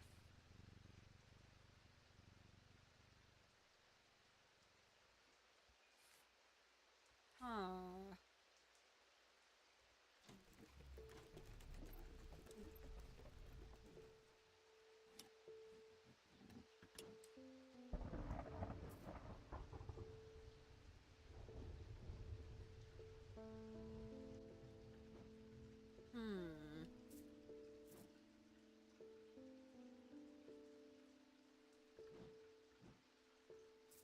Interesting. Interesting. Interesting.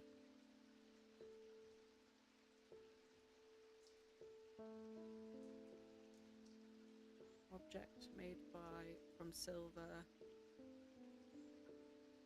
Dionic field. The rider was lucky. He made it to Backbarrow and found refuge there and was nursed back to health. He would later discover his left eye was permanently blackened like his partner's eyes had been. Oh.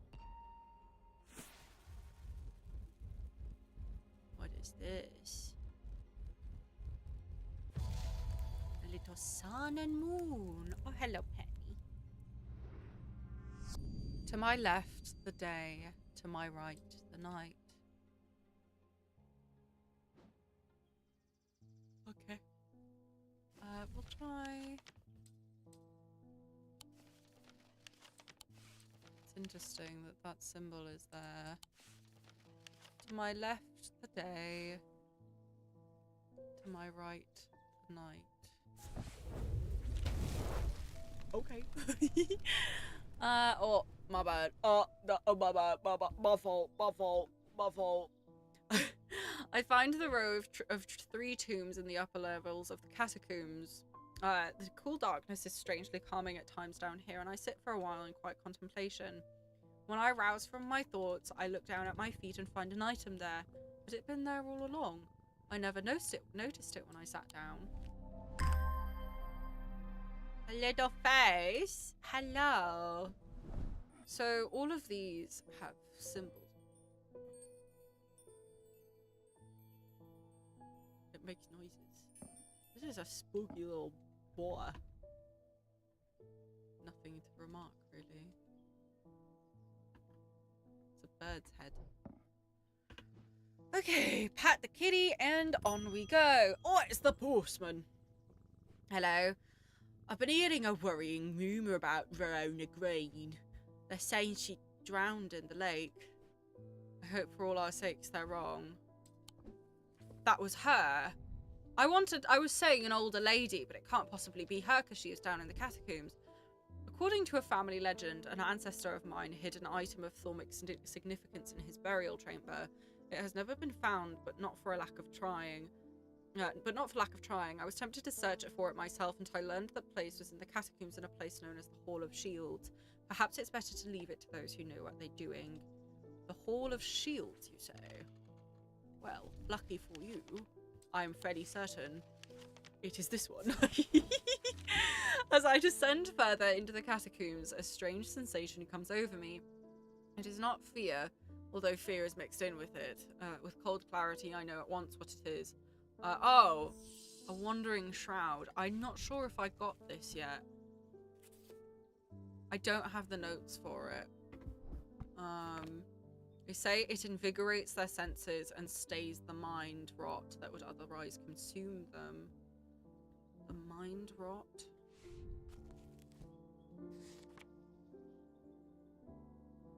Morgan's insanity? Maybe?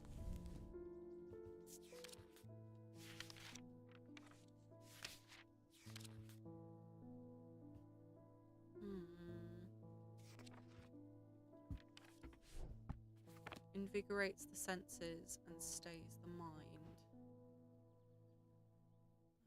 Can we clear the windows? Safe to breathe, but there is no way. Feel the vapors produced by a spirit.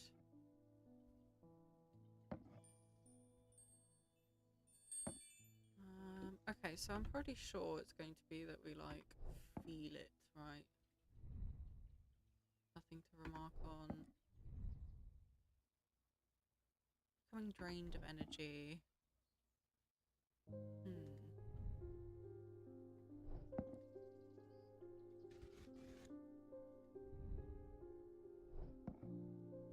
Wandering shroud. Might have...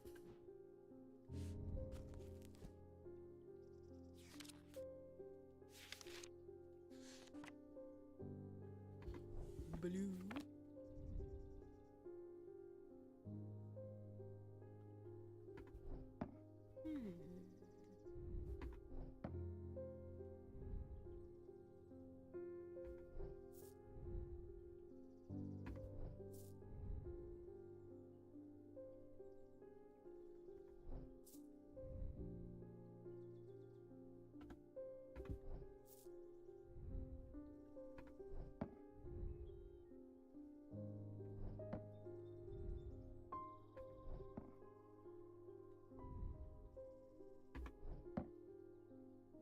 Invigorates the mind. Didn't we have one that was like that?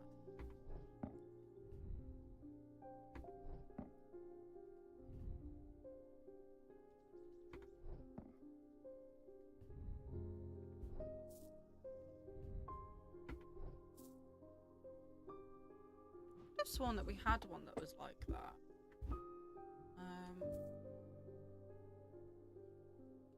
Inhale the vapors produced by it.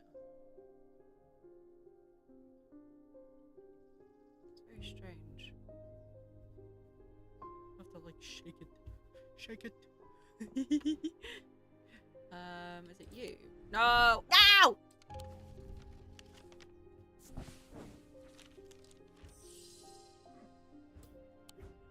It is!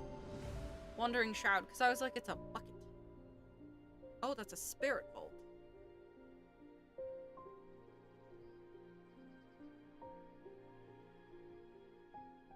Oh. Tried to breathe in the vapors from the Wandering Shroud, but to my horror, I realized the spirit vault is empty.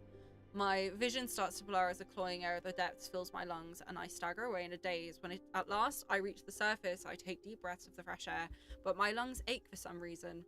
I need to be more careful. I have written to Barton Potter. He will know where to find the Wandering Shroud. Oh, so tasks failed successfully. Ah! Kibby! Oh. I've done something quite stupid. I went exploring in Heath Wood and came across a grave.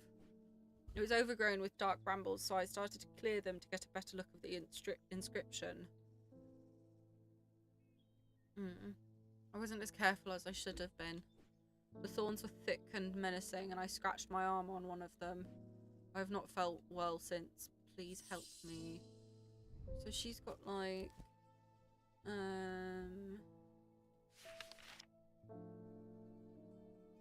Black heart. Right. Excuse me. Lamb's siphon.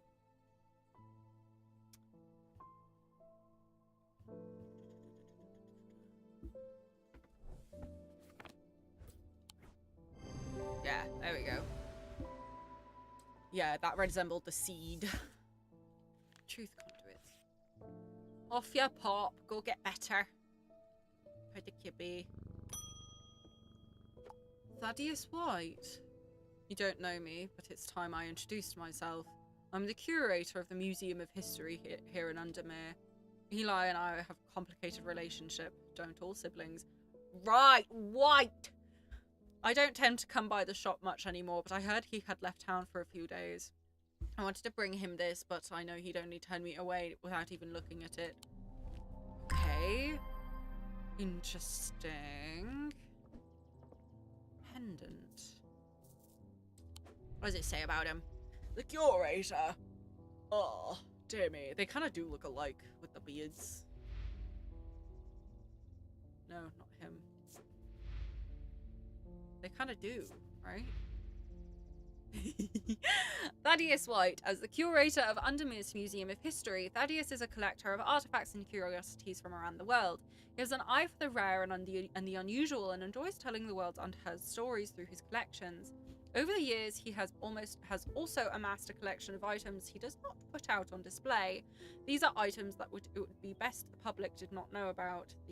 They are known as dark articles. Oh, spooky. Hi, Jupiter. Thank goodness you're safe. I was worried about you. I hope my mother is okay too. I've lost count of the amount of gossip I've heard about her misdeeds over the years. Truth is, when she gets stuck into a mystery, she's been known to disappear for days at a time. In the meantime, I believe I've found another clue in the journal. The text directly before this is largely illegible, but I was able to make out a reference to a vault of some kind. Okay. These are all part of a page, I would assume. 3 resonant objects. First, lightest first, heaviest last. Resonant objects. I have a feeling that this is more to do with the, like, other endings. Resonant objects. What would be considered a resonant object?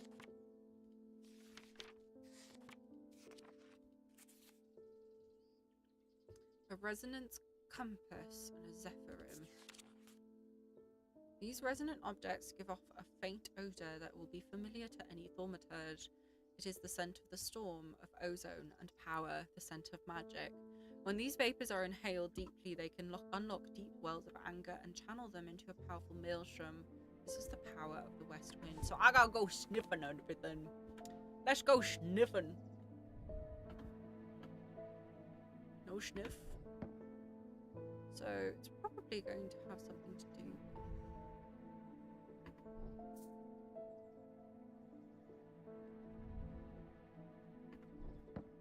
No stinky. Not stinky. I'm just sniffing everything. No. No. No. No. No.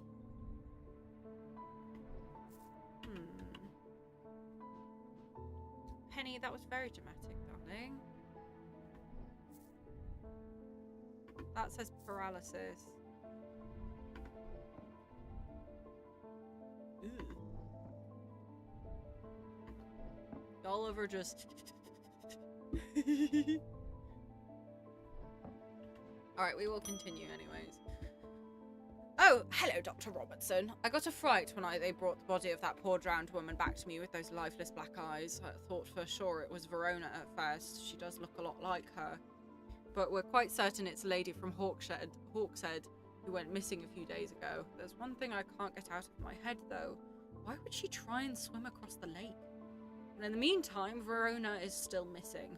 I don't like to use thought McNeedles as a rule, but when the circumstances are beyond the rule book, I need answers. A thormic needle. Is it that compass?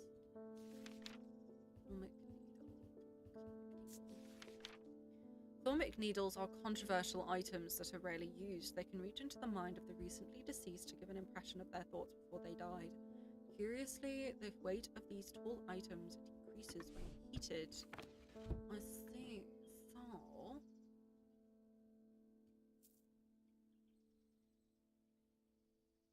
it's pointing at this.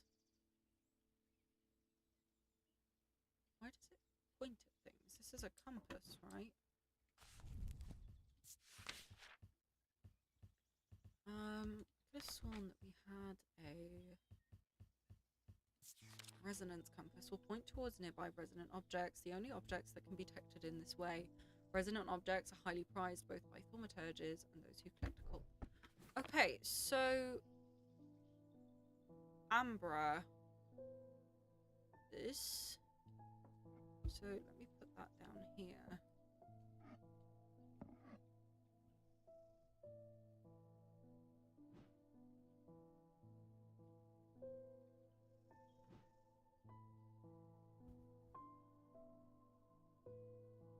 Elverstone.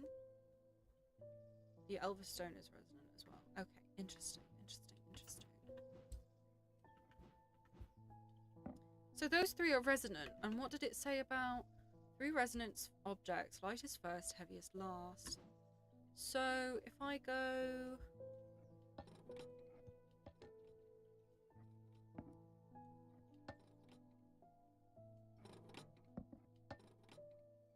okay, so it goes...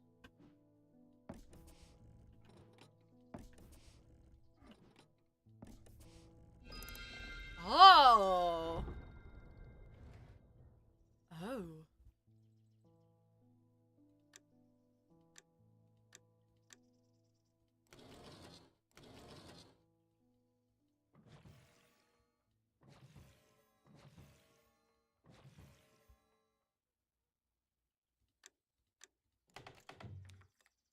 I don't know the password.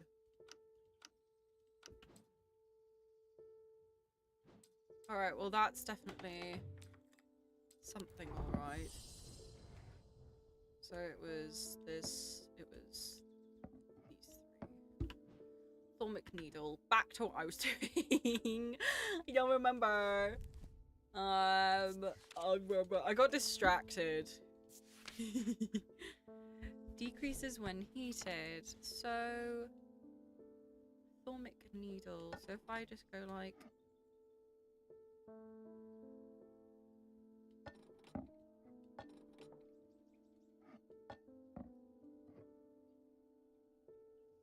it something tall. Right. Ah! You little grub. Nothing. Nothing at all. Tall.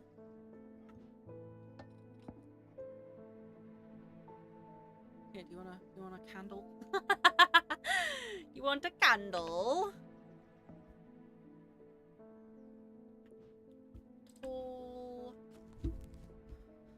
Reach into the mind of the recently deceased to give them where do these tools items decreases when heated? The only way that I can think about heating them is using the candles, right?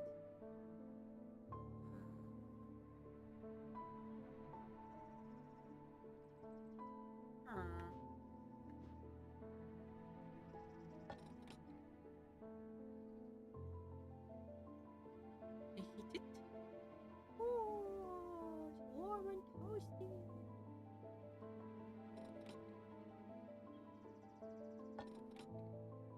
Warm and toasty. I don't know what I'm doing. Heated.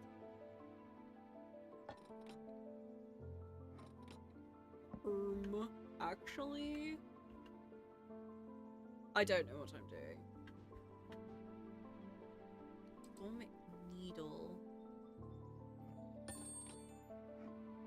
Didn't say anything about it jingling. I think this is the witch's hand. Witch's fingers.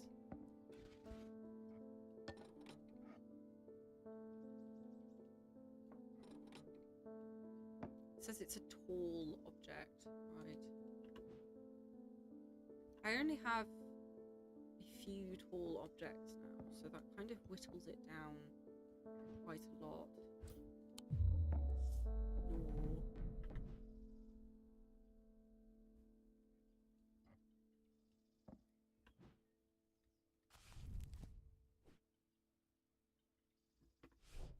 How am I supposed to heat it up properly? I'll try this. What about you? Oh! Oh, you're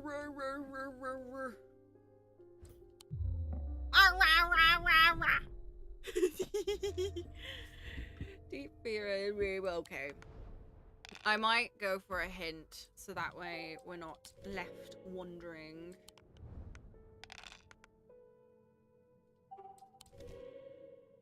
Nice. Aw, Kibby, thank you. I got one. We're gonna try for the 3 moths, I think.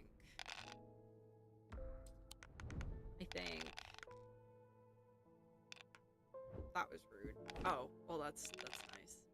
Yay! Thank you, Kibby! Jupiter is the real MVP. Oh my goodness. Actually, no, we'll go for Sneaky.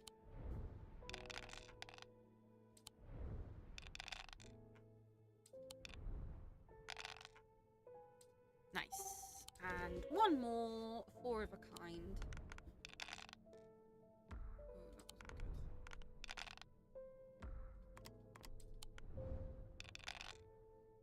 Oh, damn. Alright, put my faith in Kit Kat. Yes! Yeah! Very nice. Okay. Back into it. I'm gonna get a hint.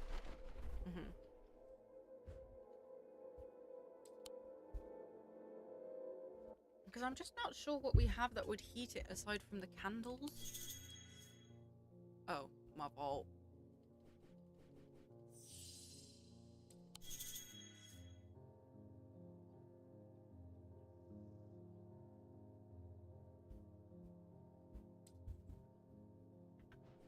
Yeah, I know that.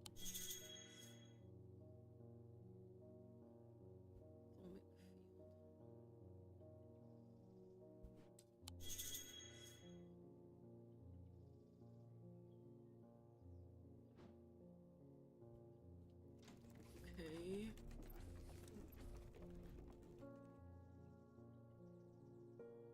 It wants me to...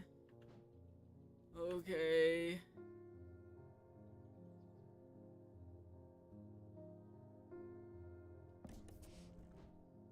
Did it just take any? Is it just any then?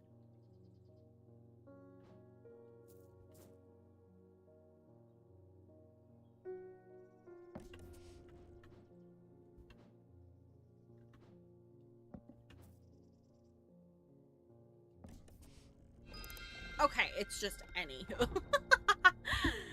Oh, well, it's you then.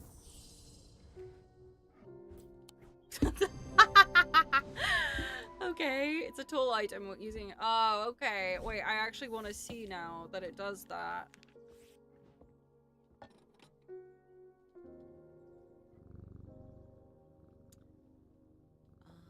I see. Go back. It's your spooky.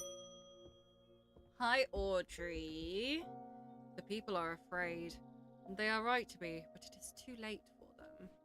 They are of no use to us, but you might be. Prove yourself, and perhaps Holgar will deem you worth saving. I require an object to steady my restless congregation and remind them why I am the one to lead us through this turbulent time. They respect strength and power above all else. Interesting. Morgan's Folly or Fortunance. So... Can enhance physical strength. So Morgan's Folly, I assume, is the one that makes them revealed in trance, like say, open to suggestibility on the hidden symbol for too long. I'm gonna try, I think this is the Morgan's Folly. I want to try this one.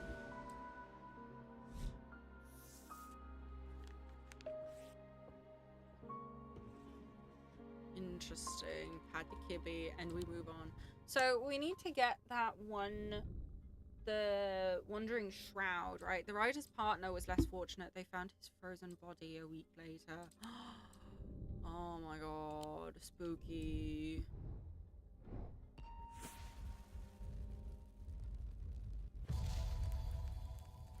Okay. A man. Ah! I am marked by Jupiter. The kibby! No, it's gonna be the symbol for Jupiter. Okay, let me see. What is the symbol for Jupiter? It will be 10. So it looks like a 4.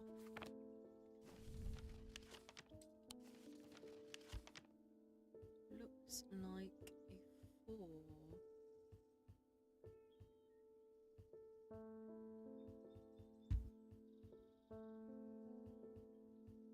Is it in here?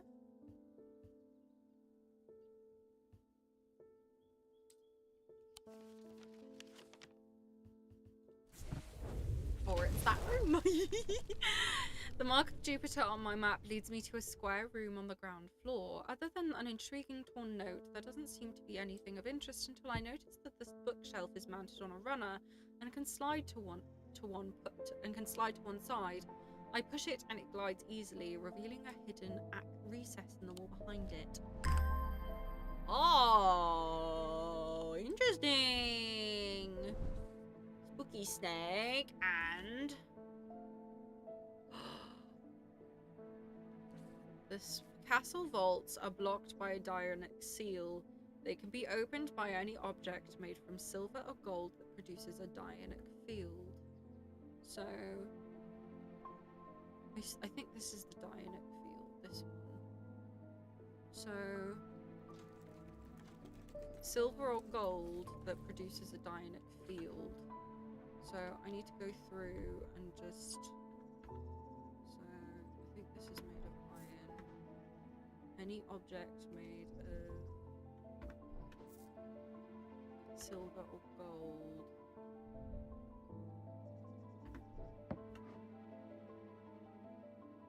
Oh, that one's spooky. I don't like it. What are you made out of? I think that one's bronze, yeah.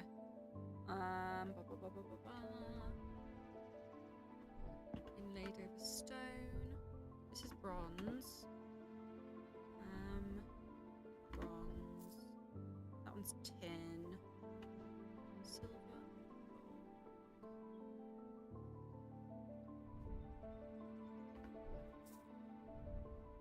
What about silver and gold? That one is...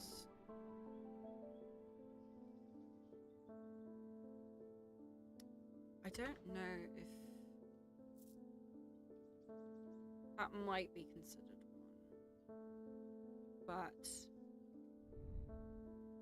bronze.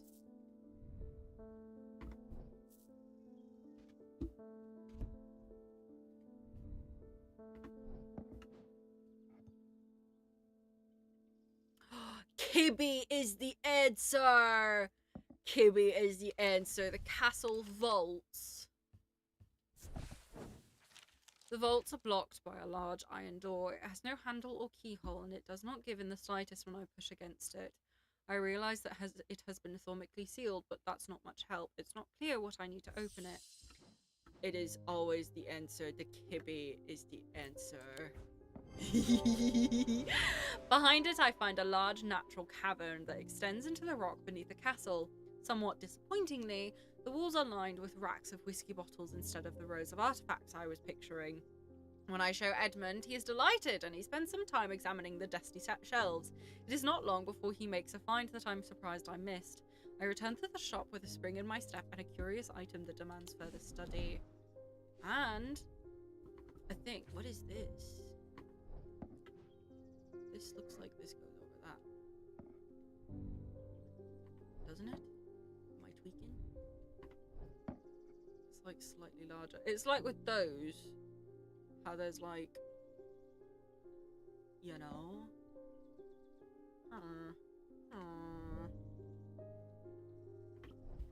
Anyways, what does this say?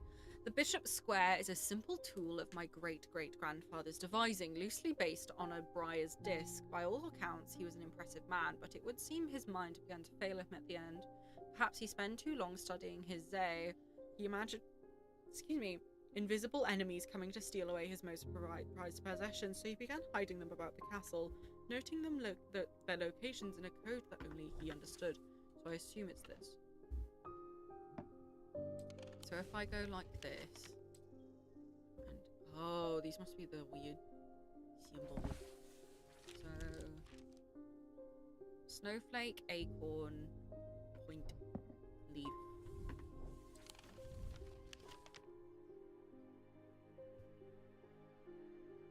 I would think that Mars in winter, rising in summer.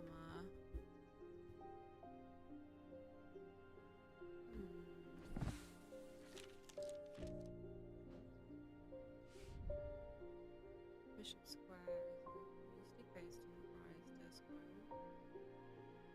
Hiding them about the castle, noting. Okay, we're gonna leave that just there for now. That kitty, and we will continue. How are we doing on time, peoples? Oh, we got plenty of time. I can't say too much, but it has fallen to me to carry a secret that people would kill for, that people have killed for. It's a lot of weight to carry around in my head, and it's been getting harder and harder to bear around certain family members. It occurred to me that it would be safer. It's safer in an ecumenical. An ecumenical.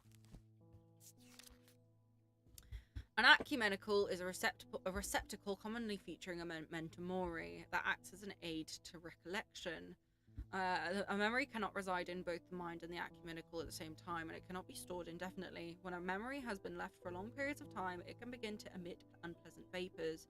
An empty ecumenical, on the other hand, has an ominous presence pulling at the threads of one's mind. I think it's this. Yeah. Yeah.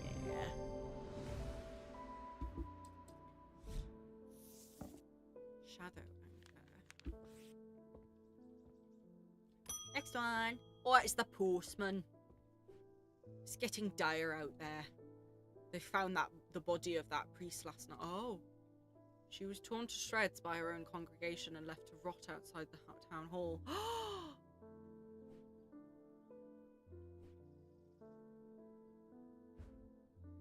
Oops.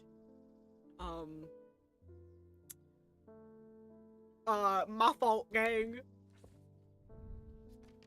My fault.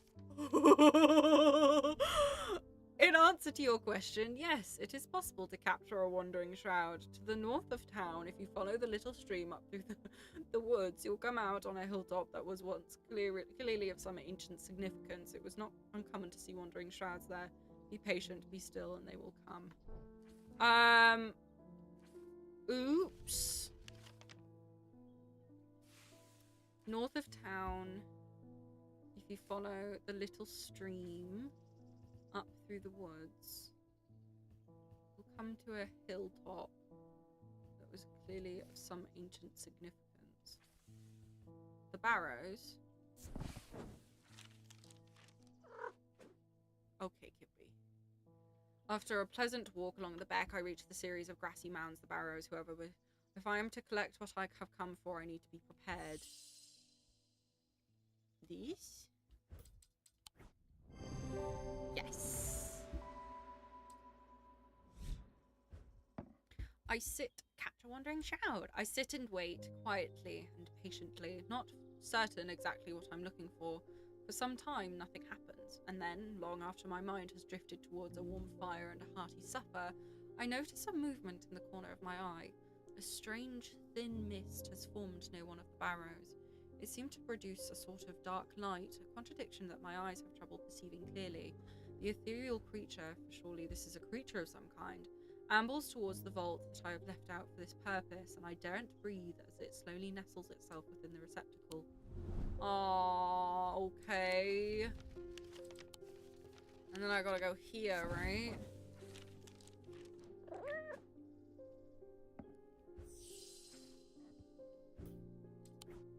Yeah, there we go. Oh, it's all vapory now. If I click on this, is it gonna smell like anything? It vibrates. Smells like rotten egg. I breathe deeply from the spirit vault and it clears my mind. I don't care to linger too long down here, but I forge on until I reach the unmistakable Hall of Shields.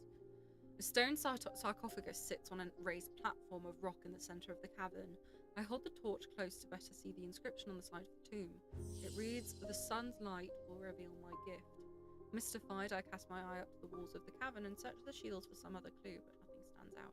The sun's light?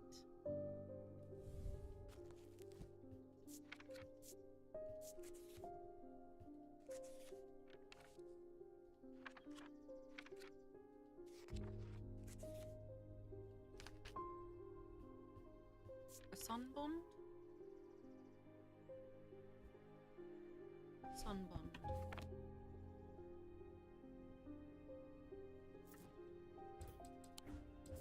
Sunbond banishes the darkness in an instant, half blinding my gloom-adjusted eyes and bringing summer's warmth to the cold cavern. Blinking and squinting, I notice that one of the shields in particular is glowing a bright light. I reach up and pull the shield down to reveal a small cavity hewn in the rock behind it. Inside is a blood-red urn. Oh, another snake.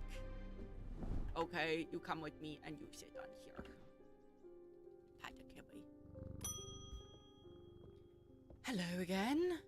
I got to thinking after I left earlier. Transferring the secret to an ecumenical only adds an extra step. Yes, it's safer than walking around with it in my head, but I would know where to find it. What I really need is a truth conduit so I can deceive them into thinking I know nothing at all. Aha! But what is it that you know? What are you not telling me? I think you should maybe talk about it. These items are used by tricksters and swindlers to distort and deceive. They do not warrant the designation of dark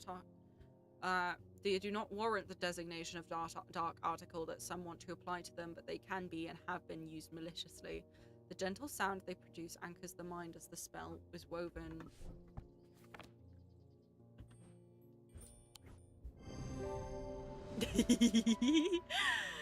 Yeah, I was like, sound, jingle, jingle, jingle, jingle, keys, jingle, jingle.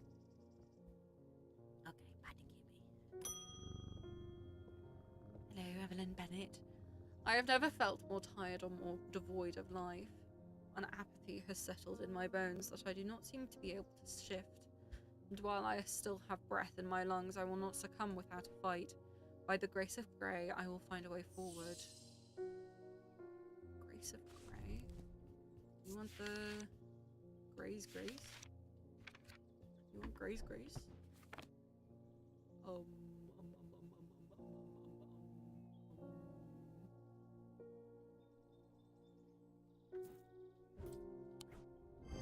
Okay.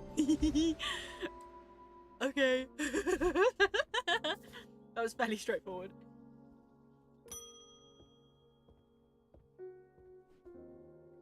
I've had a tip-off about something exciting. Oh. Have you come across the so-called nameless gods? I have, yes. Did you also know that the tall stones that you sometimes place in find in high places were doorways of a kind?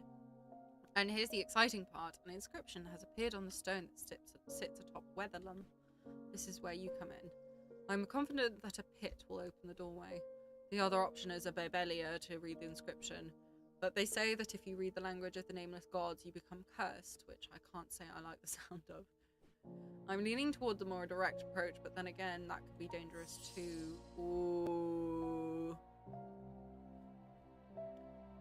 I'm gonna give you a Babelia because technically that's fixable.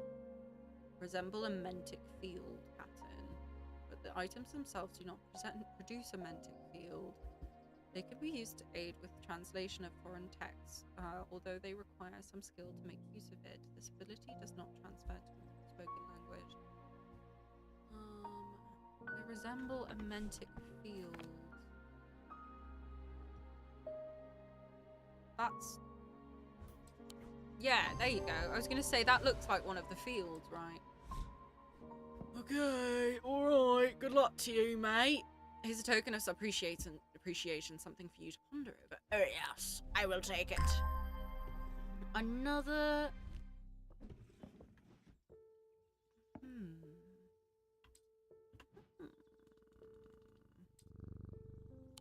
Interesting indeed. With dreams of earning his fortune through long banished from his mind, the man brought the casket to a trusted friend, the curator of a museum in Undermere. Together they looked for answers. Oh. That's him, the man. Okay. I am buried with the Knight of Thorns. In the catacombs, yes? Yes. Into the catacombs we go. Buried with the Knight of Thorns.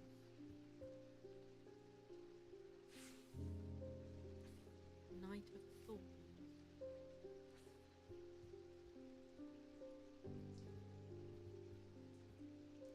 Well, those that look like... Well, those look more like tulips.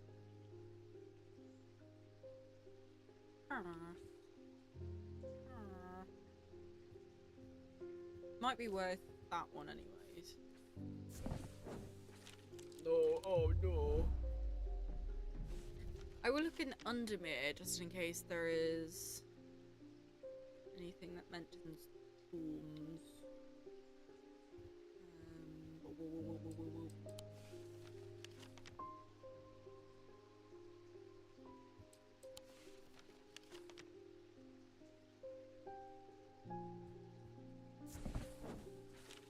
Ah! No, we're gonna keep looking.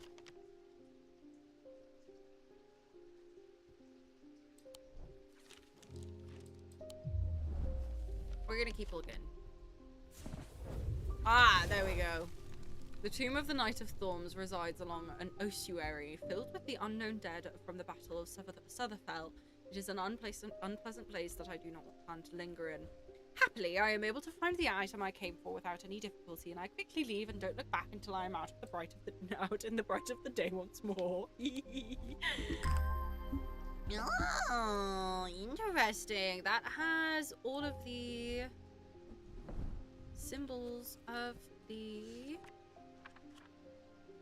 has some of the elements: earth, air, fire, and water.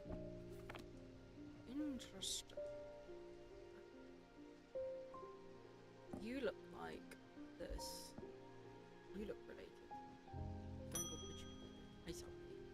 Thomas Pope, hello. I've noticed that some people claim not to fear death. They say that dying scares them, but not death itself. Not me. Not the great Thomas Pope. Give me pain, give me fear. If I can feel, then I know I'm alive. Going back to the nothingness, that's what I fear. I'm going to do my best to live forever, starting today with a loam. Loam. A loam? Okay. Sometimes called a hand of Jupiter or a fire palm, loam is an item with enticing power. They can reverse the signs of aging, but anyone who has played that game knows that it can only last so long before time catches up. And when it does, it often hits harder. So, fire palm.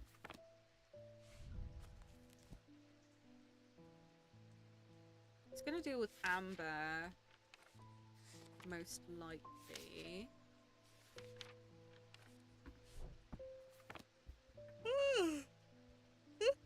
Excuse me. Alarm? And I think Jupiter was tin.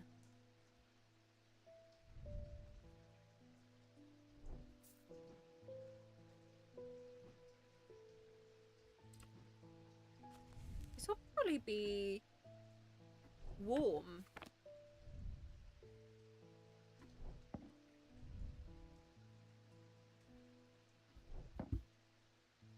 Right?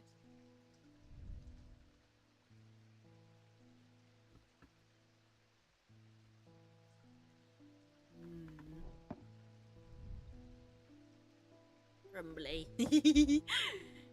I think this one was warm, wasn't it?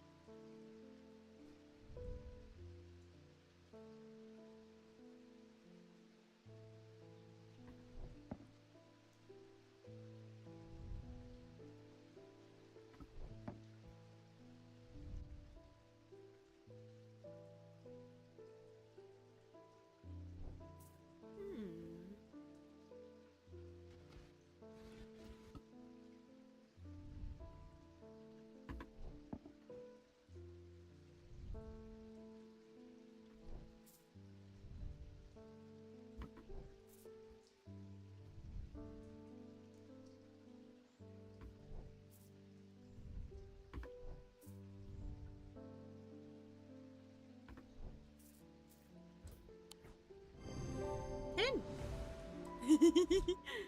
Oh, fire pump because it's a hint. Oh, hardy har. Hello, Agnes. There has been an unexpected death in the family. It has hit all of us quite hard, but particularly my husband. I would like to gift him a heart chamber. Heart chamber? Didn't we have something similar to that in the past? Oh no, it was the lead heart. Right. There is a vast skull in the catacombs said to be that of the beast, Blencathra. Holgar's followers believed that when he slew it, he trapped its soul, along with its power, in an item known as the Wraith Chamber. Heart chambers are based on this mythical object, but they have morphed over time into a way to keep those dear to us close to heart after death. Am I gonna have to go into the spooky thingy? Yeah, no.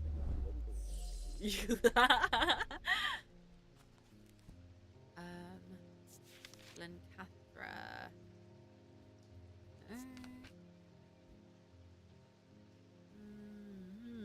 He's got a bunch of trinkets on him, don't he? Oh.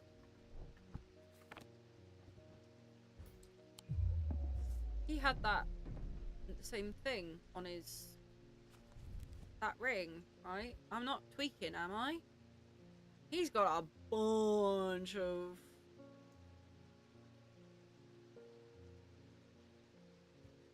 I believe this is the Wraith Chamber.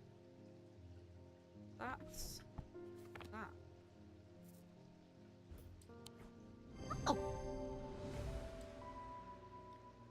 Have the sketch of Holgar. I bet it's a sigil that resembles Holden's. Yeah, no, I was saying that because it looks like the little charm that he has on the drawing.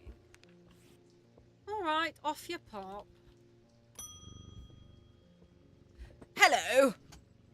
Did you ever work out what that Bishop Square thingy was? I suddenly remembered this note that I found some time ago, and it occurred to me that it might be related. I almost threw it away, but it intrigued me, so I held on to it. I haven't a clue what it means. What? I'm gonna put this with these, and you go here. Blessings in spring, rising in autumn. That's like what is said in the castle. Mars in winter, rising in summer.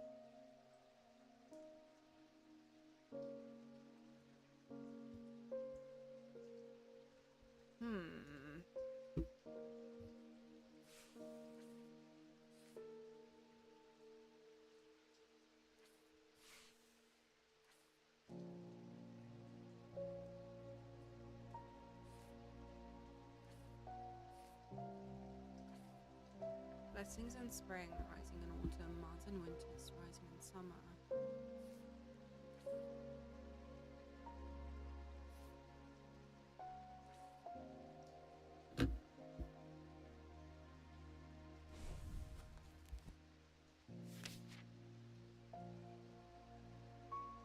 Fine.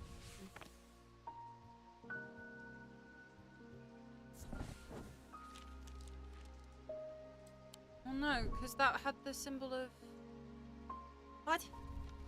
No, because that has Mars in winter, rising in summer.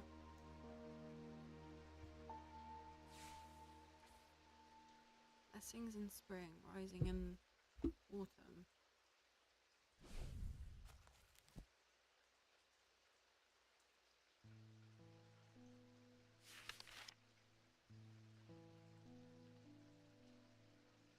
Oh.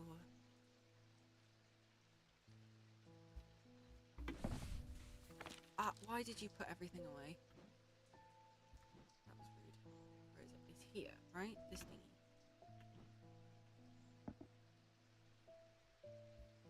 All of my books are gone. What happened?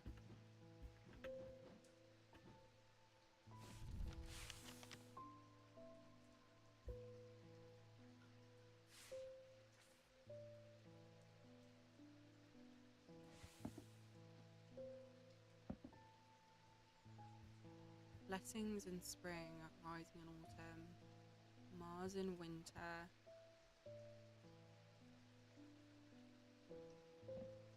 Rising in summer.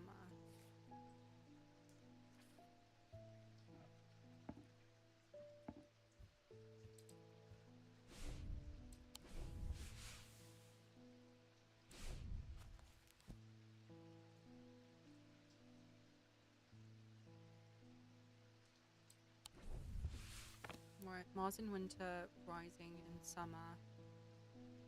Blessings in spring, rising in autumn. Sorry, I'm trying to... Mars in winter would be... Mars in winter, right?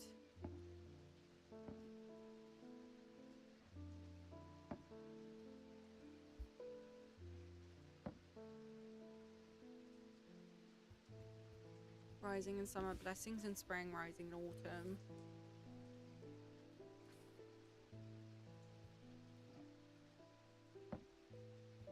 Is there a symbol for blessings? Oh. There is.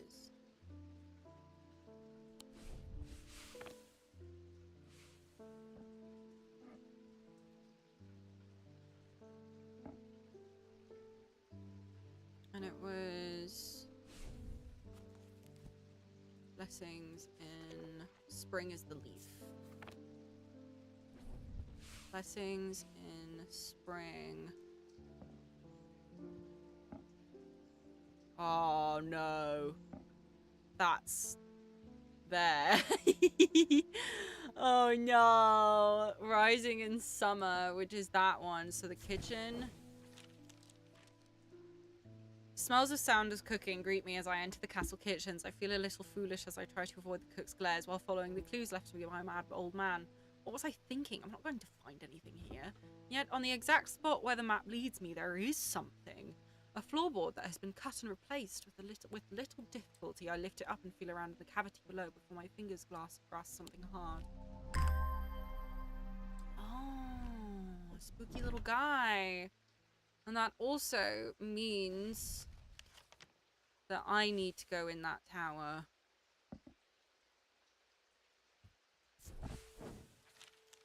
Symbols on the map lead me up the winding stair of the North Tower. The pendant has been carefully hidden, but knowing where to look means that it does not take me long, and soon I am on my way back to the shop with a new trinket to add to our crop.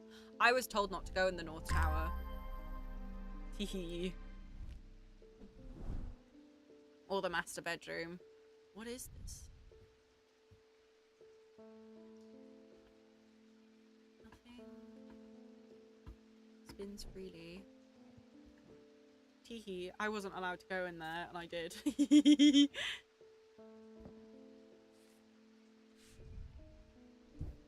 Yeah. No, that can stay there. That should be...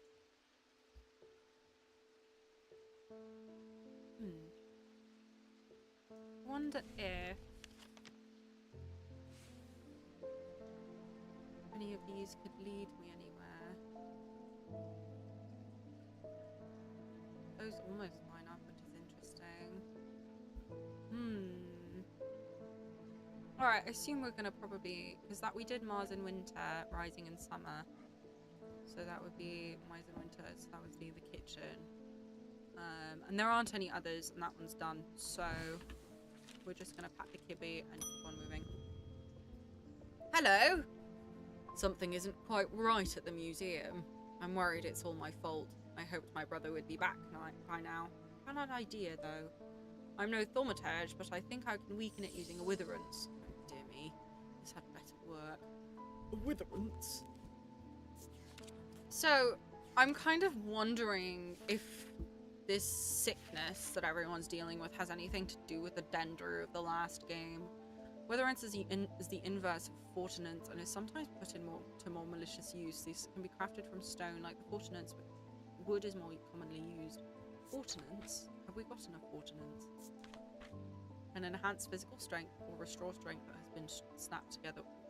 Stone or iron, and usually... Okay, stone or iron, and usually in the form of a small totem.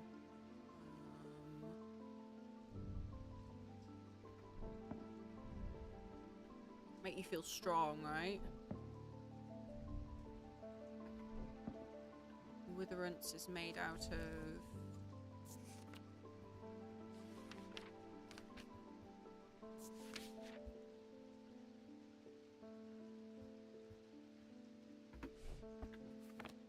Wood is more commonly used. These little ugly bean. Look at his old goblin. I think this means weakness too. Interesting. Alright, off your pot. Hello. My mind is severed.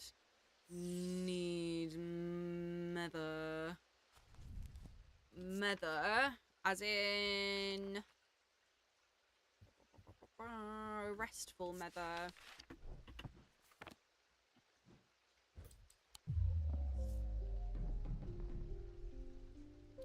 Or not.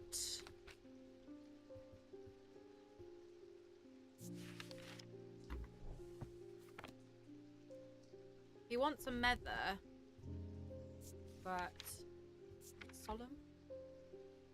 Of the three types of nether, the solemn variety is considered the most powerful. It permits the drinker to forge pathways in the mind to recall which has been forgotten or to repair which has been broken. It will produce a noticeably stronger thalmic field than the other two types. Okay.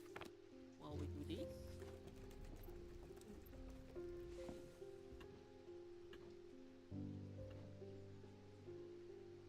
Oh, it's like freaky. It is this one. Nice.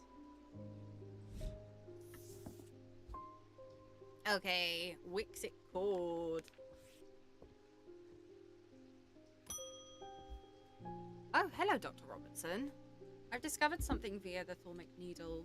The woman who tried to swim across the lake was compelled to do so by some invisible force. She was looking for something, and whatever it is, it's right here in Undermere. That's not all. I decided to experiment with the Ambra. When I was under its spell, I heard whispers. Something was calling to me, and it felt me feeling terribly afraid. This must be what's keeping my patients in their trance-like state. I've never used a Gaudian siren before, but it occurred to me that I might be able to help to use it to drown out the whispers. A Gaudian siren. I remember seeing that as one of the pages. Gaudian siren. Oh, the big bird. Although these are similar in form to thalamic needles, Gaudian sirens serve a very different purpose. They create a strong compulsion, like a siren's call, that can use to divert attention. Interesting. So, could be this. Not. Oh, I'm crazy. I'm crazy. At least these don't get more difficult. I'm gonna do that because I can use the... Or I can do... Actually...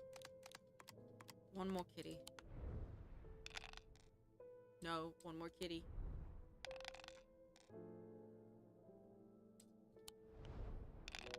There we go. We'll do 4.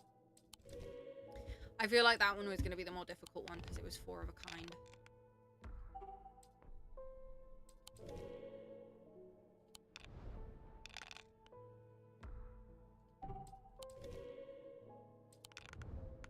This one's easy. So much easier than the previous ones that we've done. Oh my goodness.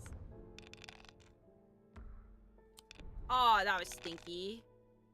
Oh, that was big stinky. That's stinky. Bruh. I need a snake, please. It's not that hard. Bro. Bro. Ain't no way. Oh my god, Jupiter. Bruh. Okay. Oh my god. Jesus Christ. That was a series of unfortunate events. Holy moly. We're fine. Everything's fine.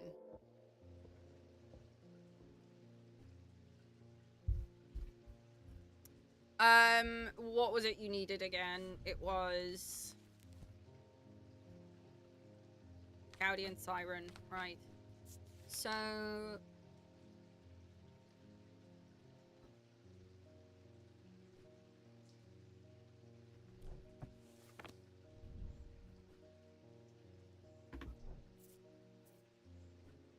Is it this?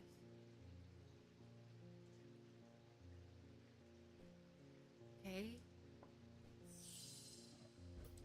Yeah!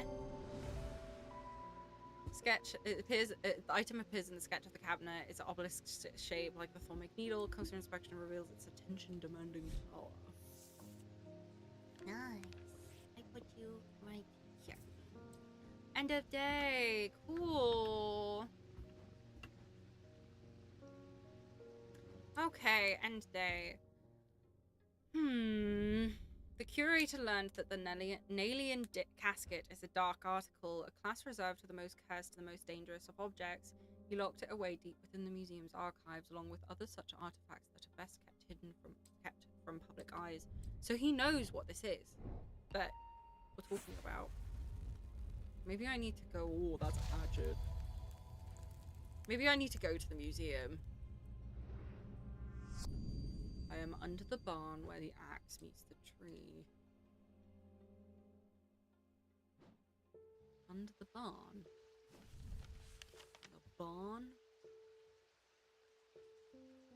Is there a barn? I'm under the barn where the axe meets the tree.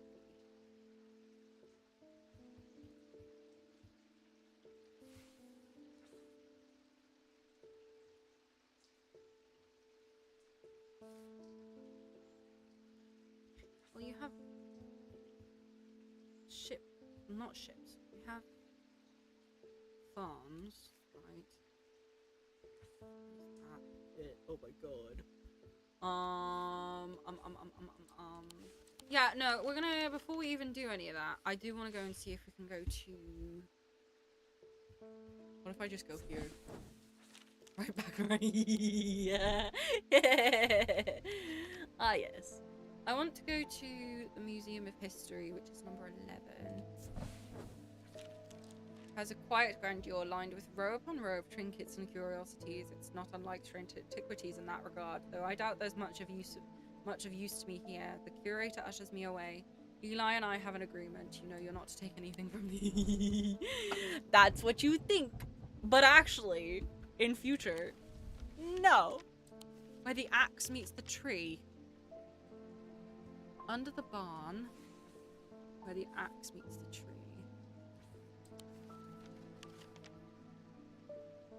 The barn where the axe meets the tree.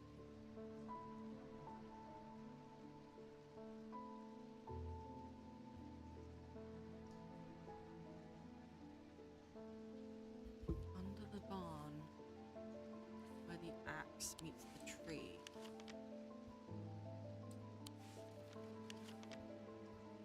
What? Oh, excuse me.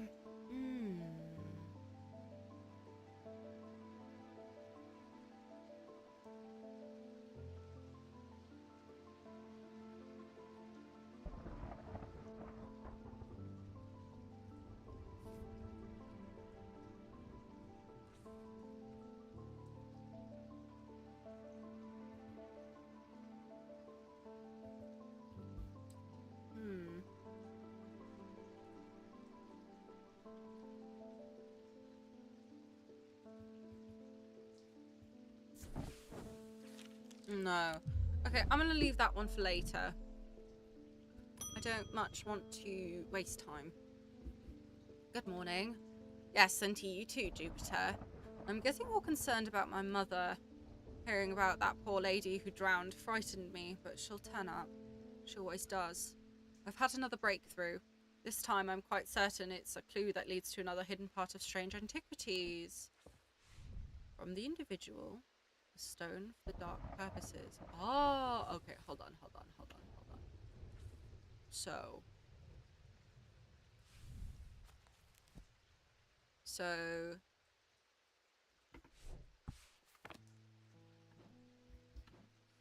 from the individual, a stone for dark purposes. From the celestial, a stone of the earth. So...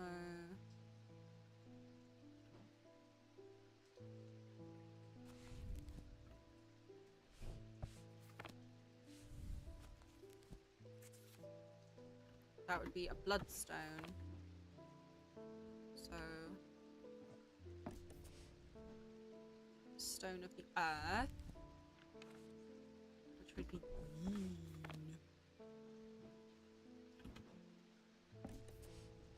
And a stone of death.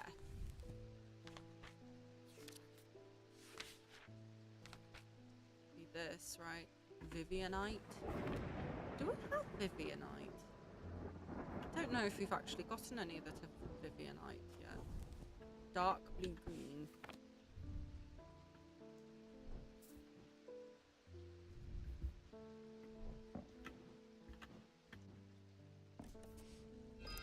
Ah, okay.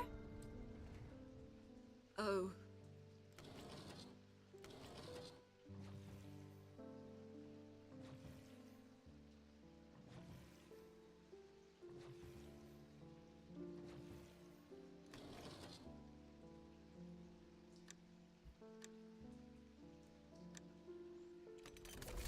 I got it. There we go. Oh, what are you? Okay, so I think I've got that other one figured out. So, yeah, you go back to where you were.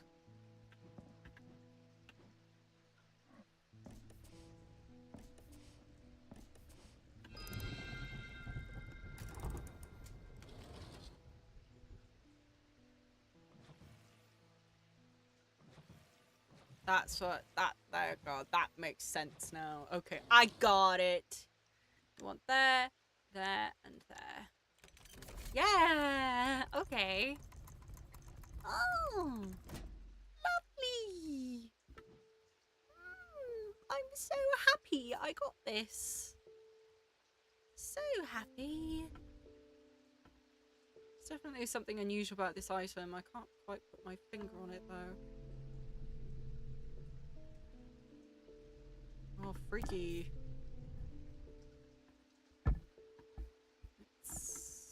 Okay. Oh, hello, Penny. Hi, sweetie.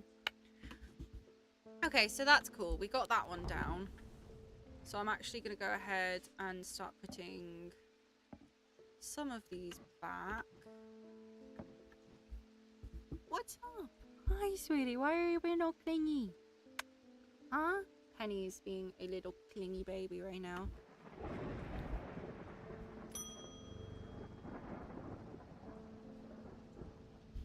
Thank you for the mether. I have seen into the yawning deep. I have seen beauty beyond the comprehending mind. The price is steep, but I pay it gladly. My shadow anchor broken must replace. Your shadow anchor. Okay. I'm sorry. I didn't mean to wake up little Kibby. Shadow anchor. Shadow anchor is sometimes used in the practice of shadow casting, the art of projecting one's presence outside of the body. Without an anchor, minds have been known to become lost. Shadow anchors' designs can vary greatly. Some prefer pendants, where the others prefer to clutch a totem in their hand. Some make use of symbology, where the others use gemstones. They will always produce a field from the individual branch, however. So...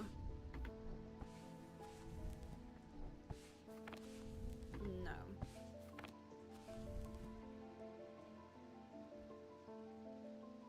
So it's either Mentic or Wixic, which looks like... So... no. Mentic looks like that.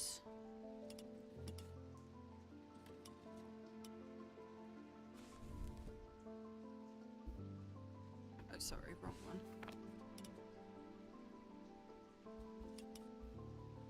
I see, so it looks like that.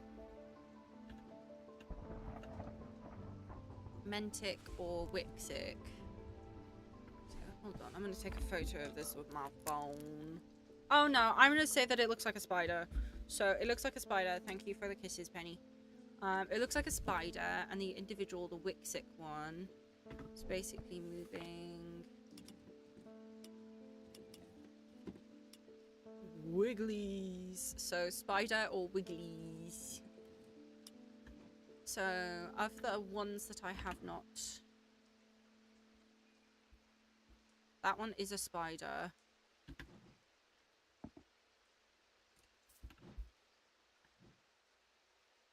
That is not it.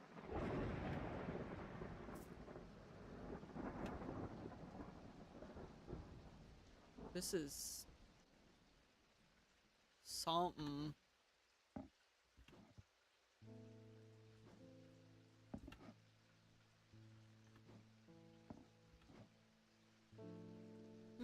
This one's wiggly. So what else did it say about it?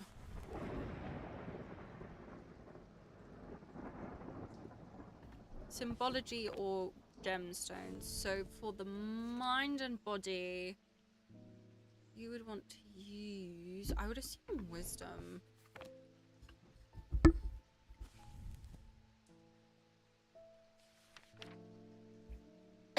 Excuse me.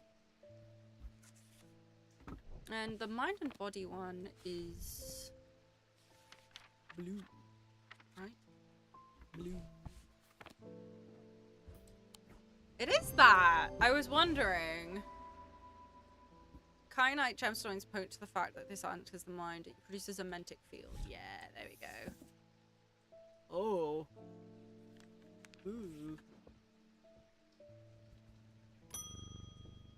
Hello, postman.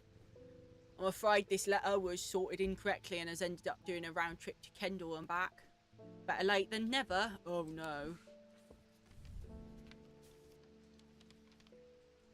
I have spent a long time looking for an object that is believed to have been lost somewhere in the catacombs. The adventurer and the thaumaturge Marwyn left a trail to her hidden stash, or so the story goes. I followed it as far as the ossuary of the damned, a chilling bone-filled alcove carved into a natural chamber in the upper levels, but it seems her markings have been worn away by time after that. I pass on this story to you in hopes that you can succeed where I have failed. So upper levels in the bones. Is it that one? I am able to follow Marwyn's trail for a while, but the carved markings are faded and worn by centuries of weathering. By the time I reach the ossuary, I can no longer make them out at all. Fortunately, I've always wanted an excuse to use a Carrick's candle.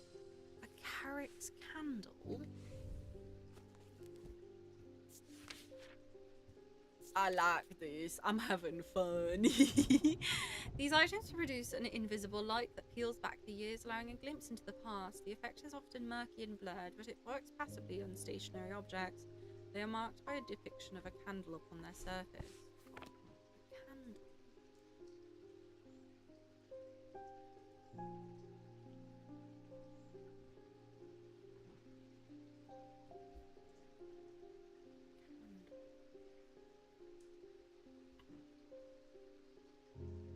We don't actually have a whole lot of things that aren't labelled anymore, actually.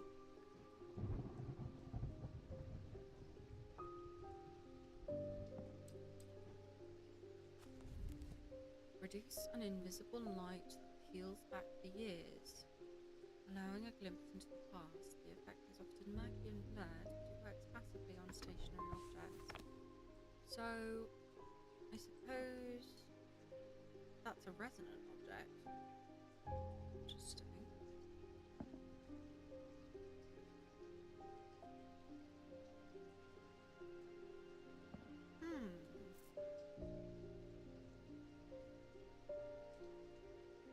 I assume that that weathered hand is what I would want to wave it around, huh?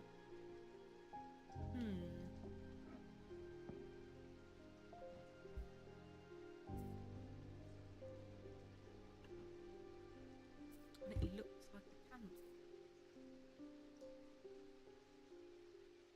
Looks like a candle. What?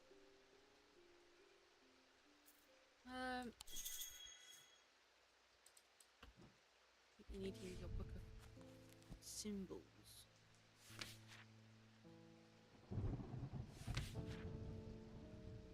Light would be that. It would be a triangle with a circle in the middle.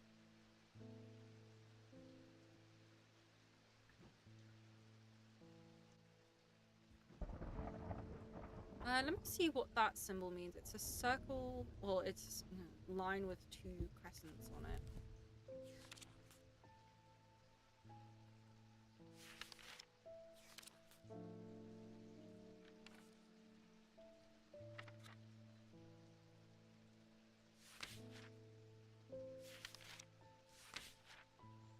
It's not fog.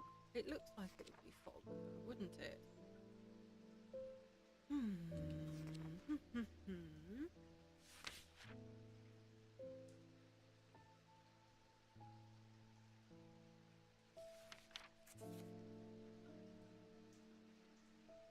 It looks like paralysis, but the other way.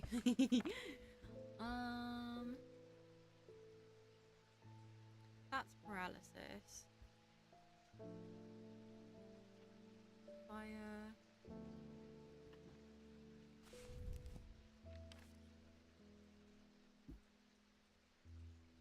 And then what is it? Fire, and then... That's so stupid! So if I wave it over something, is it going to show what it used to be?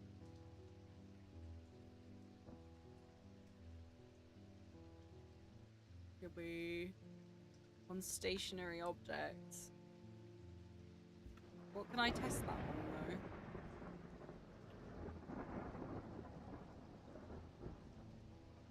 Don't know what that would be. That's stupid. Oh my god. Stalagmites retreat under the light of the candle as I hold it aloft and search the shifting rock walls for any signs of Marwan's trail. Suddenly, I see it. An M etched into the rock, as clear as if it had been carved yesterday. I follow the trail in an excited hurry, tripping and stumbling as the candle distorts the height of the floor until it comes to its end at a small boulder. Rolling the rock to one side, I reach behind it and reclaim Marwan's lost treasure. Little doll. Little doll. I put you there. At kitty and continue. Hello. Oh, you can't talk. Tormund's paralysis. Oopsies. That's not very good, mate. So, Tormund's paralysis.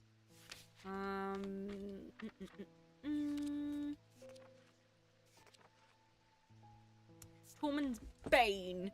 These can be rolled along the tongue to cure Tormund's paralysis, or worn about the neck to protect against the curse. Like most items that ward against curses, they emit a diurnic field pattern. So, diurnic field pattern. Let me go ahead and... What was it? Diamond, circle... It looks like a donut.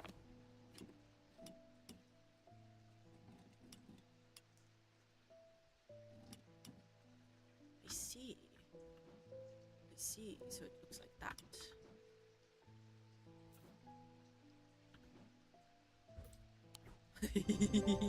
I saw that and I was like, yeah, that's it. Thank you.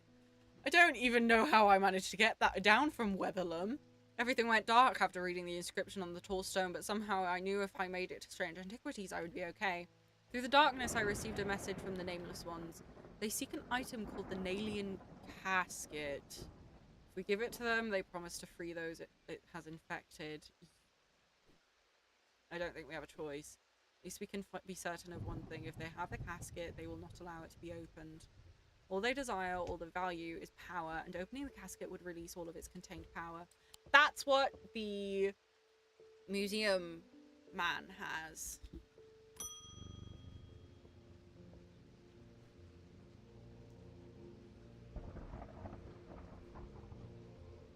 The time has come to decide, Thaumaturge.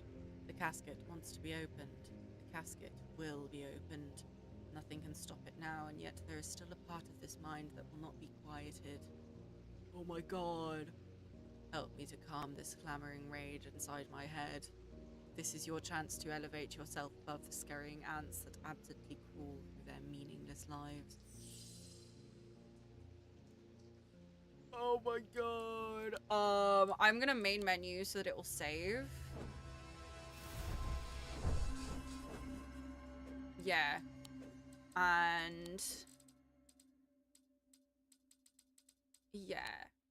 I'm gonna free her, and I'm gonna listen to the gods and not give it to her. So Zephyrim was the... it's a resonant one. So I think it was...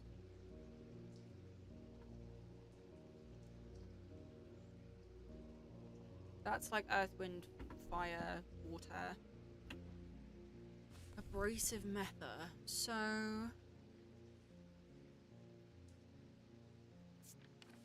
the Abrasive Mether... it's the other one as Purge Unwanted Memories. So I don't want to use this.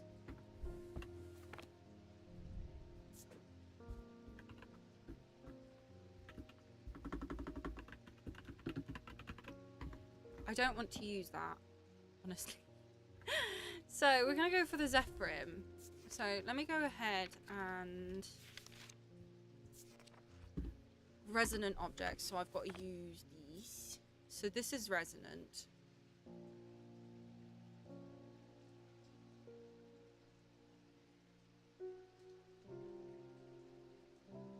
That one's resonant. We still don't know what that is. Are any of these resonant? No, so I assume it's that one. Or not.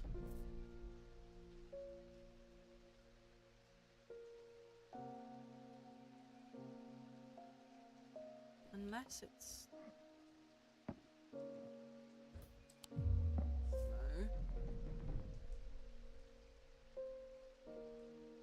Do I even have it? It's a possibility that I don't have it.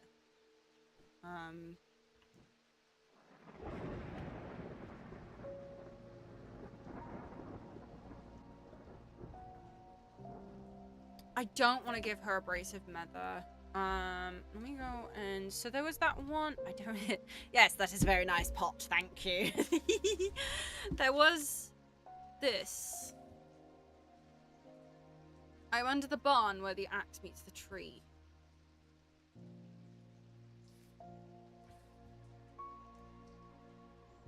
What? What? No. Ah, it's gonna make me go crazy even more. Under the axe. Woodcutter's Lane.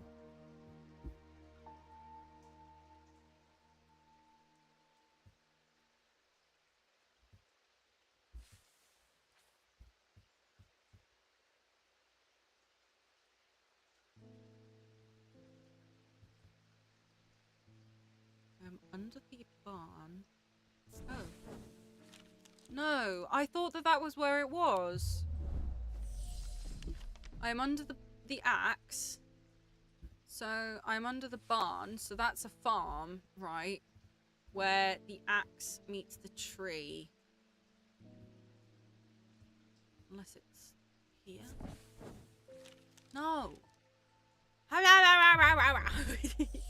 I'm gonna go crazy. Okay, I'm not that crazy. Under the barn. Woodcutter's Lane.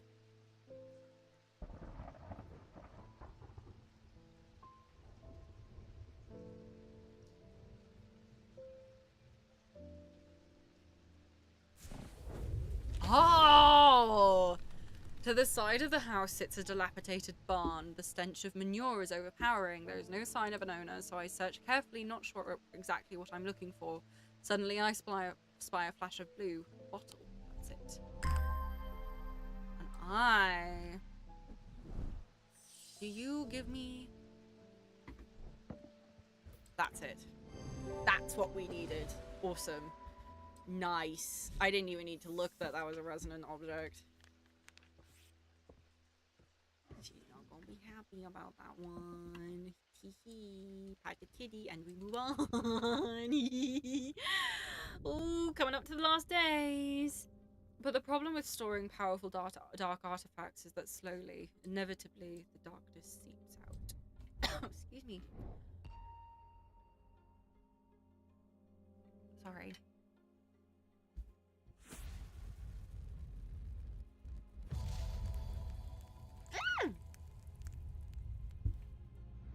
Kibby is the answer. Huh? Eh? Unless that's like a path down into the catacombs.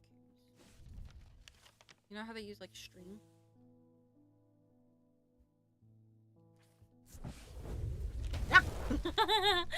Inhaling deeply from the spirit vault to stave off the madness of the depths, I make my way carefully down crumbling passageways past decaying crypts.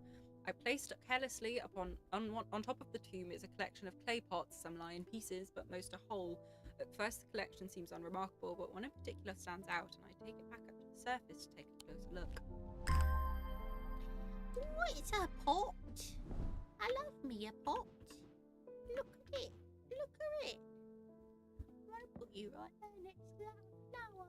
Very nicely. Hello. Someone very dear to me has fallen ill. I would like a nephroquate. Do not be concerned, dear. I have used one before and I know what I'm doing. The nephroquate can't. No, you can't.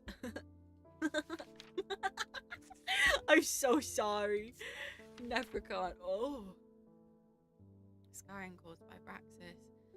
These were once worn by the necromancers of the Five Knolls who used them in their rituals of resurrection. Oh.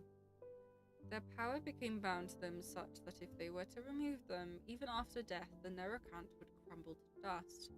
Today their power is much diminished, but they can be used to draw out infections. However, they will cause praxis if held against bare skin for long periods.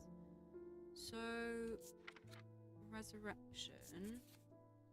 So I assume it's going to have a symbraxis. Necrosis of the flesh.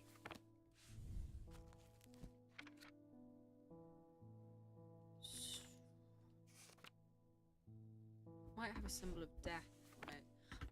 What I'm going to do is I'm going to move all of the ones that have not been yet decided over into, actually we're going to move them into this corner. Move them over here. So that includes these 4 necklaces and a couple of these hands, which I think we technically could figure out what those are fairly easily. That's figured out. These have not been figured out yet. Yeah, this way we can kind of keep track of what we need to work towards. Yes. This is useful, so I'm just going to pop this like down here.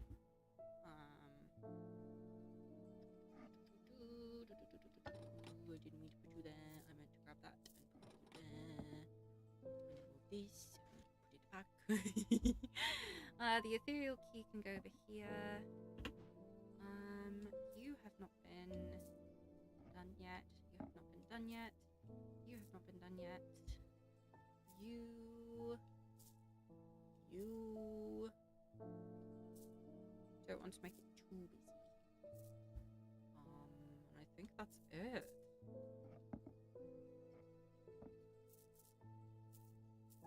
So I might shift some of these over here. Yes. Awesome. Okay, that should help me clear some of this up, so that way I can actually start figuring out what's going on. Bound to them if they remove them even after death. So it's probably going to be, it's going to be a pendant of some kind, right? Isn't the onyx a symbol of death?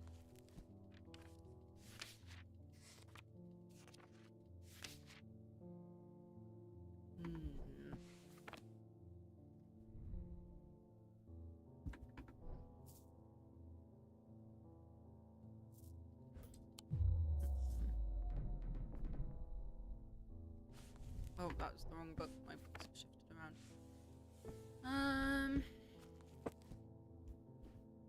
Use them in their rituals of resurrection. Even after death, it would crumble.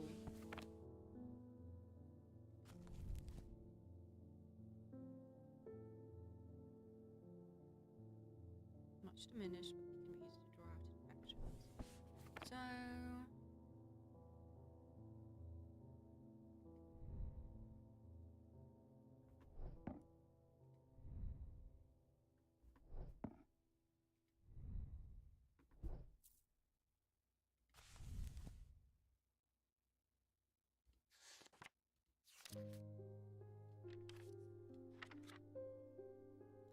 to be a symbol of rebirth. Oh! Here's a robot attached to his hand scarred by Braxis. There we go. Symbol design. I see. So I'm gonna go ahead and you're gonna be moved over here because we know where you are now. Okay, cool. Very nice. Please do pay us a visit. We have some items that we're confident will be of interest to you. The twinings. Okay, we'll go and do that now then. The twinings. So they are 15 14. Yeah. The man who dropped off his card introduces himself as the owner of the Twinings, an unusual sprawling series of grotto-like rooms filled with handcrafted carpentry, ironmongery, and pottery. He leads me past wooden chairs and strange iron contraptions to a room unlike the others. This one is filled with small trinkets, ornaments, and jars of various sizes containing ominous-looking liquids and organic materials. It might not look like much, but there are some items of value among this junk here, says the man. Take your time and let me know if you find anything interesting. 2 hours later, I have indeed unearthed something very interesting that I am keen to take back to the shop for further investigation. Oh, that is... death and death. Interesting. I'm leaving the Twinings with my haul when the man shouts at me from across the street. As I look around annoyed, I notice to my horror that the man's eyes are as black as coal. He rushes towards me and I stumble backwards, fumbling with the strap of my satchel as I grab an item to stop him. A Wixit cord. Okay, so people said that they wanted this, didn't they, to protect themselves? Despite the name, these simple-looking items do not produce a Wixit field. They belong in the diurnal branch. They cause a freezing effect in the body, earning them the nickname Medusa Stones. Fortunately, this effect is not permanent. So it'll make me feel like I'm... freezing? Gives me goosebumps. This one? Now!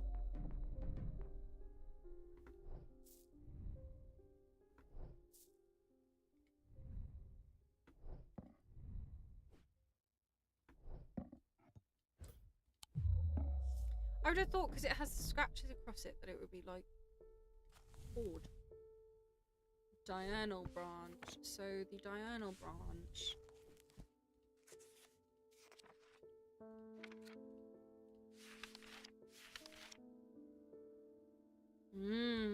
Okay, so I think that would be...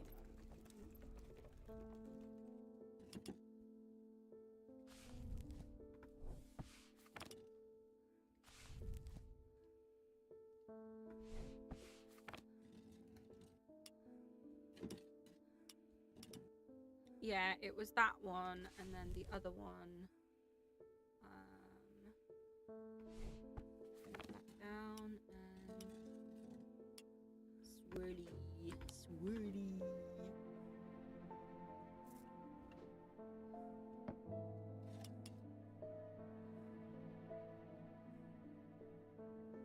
Oh, Medusa. Snakes. No? I'm crazy? I'm almost crazy.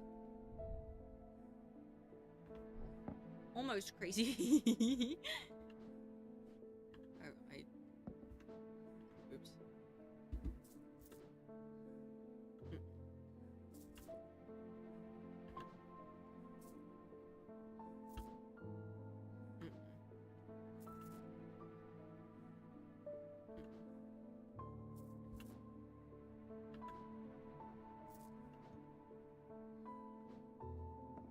It wasn't that one.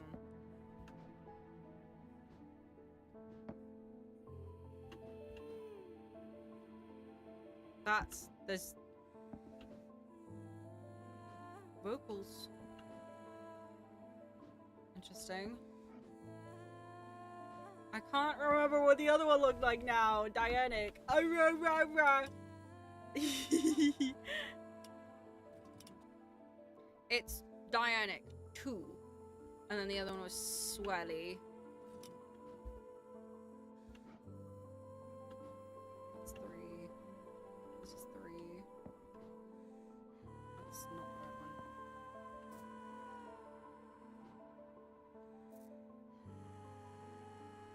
That's freaky. We have singing in... Oh, I don't like that. I don't like that.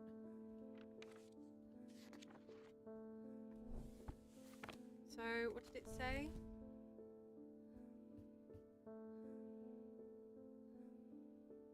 Cause a freezing effect.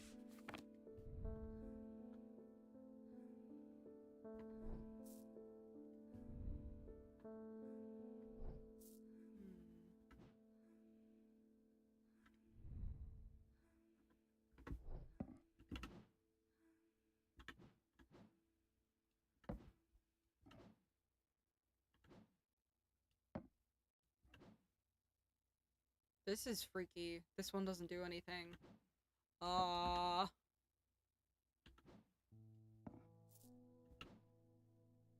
See, that one wasn't it. That one's a swelly. Sorry, Jupiter. Paralysis. There we go. Yeah. To my relief, the man goes rigid almost immediately and topples forward into the cobblestones. I turn and run, wanting to put as much distance as possible between myself and that creature. When I finally come to my senses, I realize I should alert Dr. Robertson, but by the time I return to the Twinings, the man is nowhere to be seen. Freaky. Hello? Something bad is about to happen. The ravens know it. Oh. My grandfather once taught me how to use a Cassander to see the paths ahead, but I saw what it did to him and vowed never to touch one again. But the gnawing worry of what is coming has become too much for me. A Cassander. So, isn't that what turned his granddad mad? Eyes of a Cassander focus the power of the mind, enabling those skilled enough to see the paths or paths ahead. These items do not produce a mentic field, as one might expect, but rather a more mysterious selenic. Care should always be taken with any object of prophecy. These are no different. Many have been seduced or driven mad by the paths shown to them and have been led to ruin. Is it this? It's not.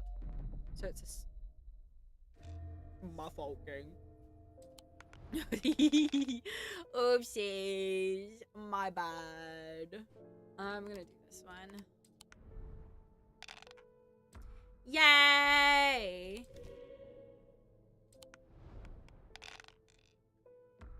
That's very... I don't know. This is a little bit freaky. We're definitely getting more into, like, the dangerous parts of, like, the end game, I guess. It's not really dangerous. Like, nothing's really at stake, I guess. But it's more so the threat, I guess, of... Give me a snake. I swear to God. No! Yes!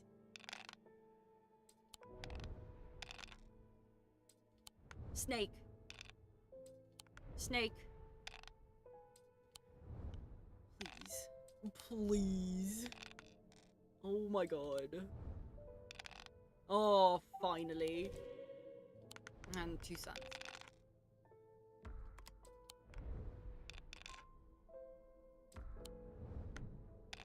There we go, 3 sons. Alrighty. Yeah. Nameless gods.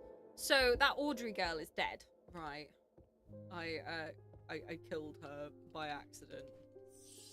So he still wants a Cassander. So the Cassander, let me flip to that page. It's got a mysterious Selenic, which would be...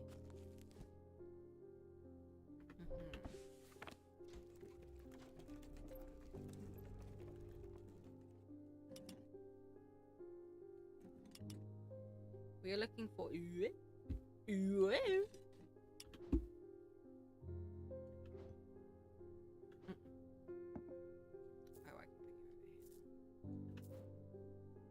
Not the right kind of or that one.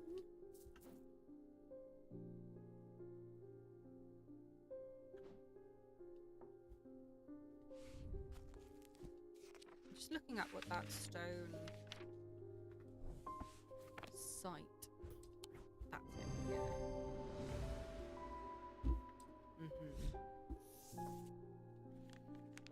So this can go over here now as well. Oof, mate, you're dealing with spooky Gilbert arms. There's always seems to be something going on in Undermere. The sooner I can get this sorted and be on my way, the better. My uncle gave me a ring and I have had nothing but a bad fortune ever since. Starting to think it might be cursed. Is there any way to uncurse it? Uncurse a ring?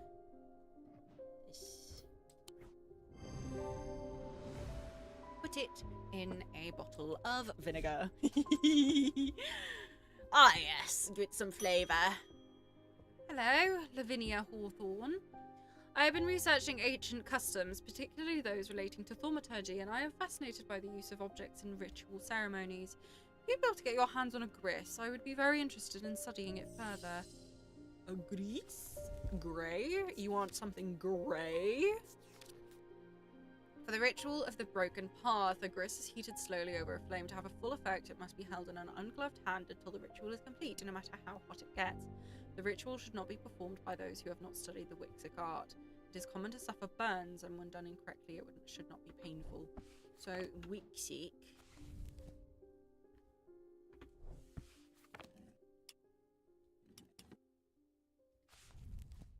Little circle, big circle, little circle. Hi, Raven! Hello! I'm playing Strange Antiquities. This is a game that I think that you would like, dude. We want the kind of field. It's gonna be toasty. Toasty? Yeah. So I think that this would definitely be a game that you should play. I think you would enjoy it. Commonly suffer burns.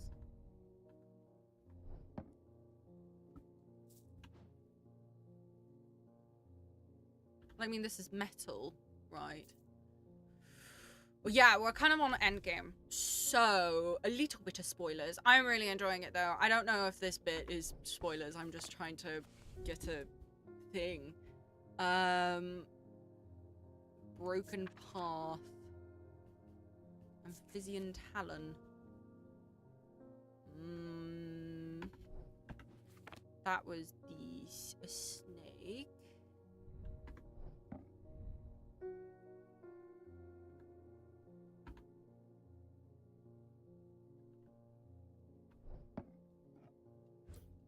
No!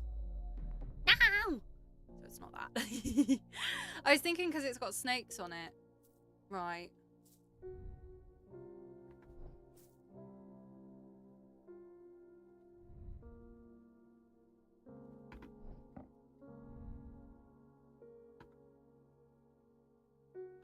None of this is warm. Do I have to heat it?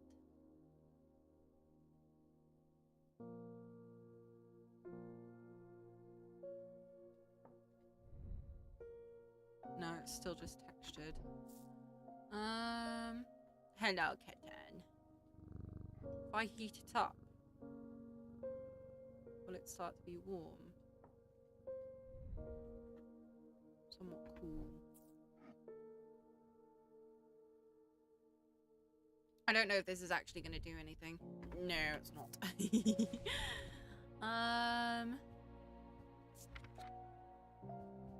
Broken Path Grease. Heated slowly over time. Ritual Wixic art.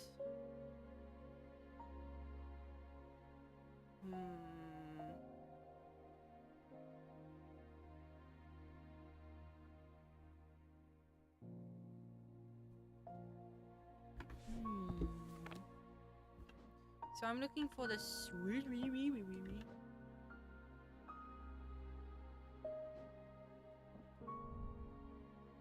Cold. Fire.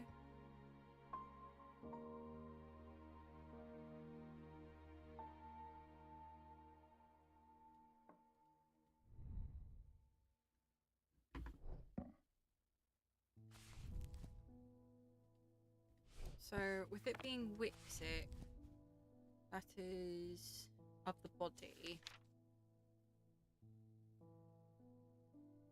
And it's another ritual one.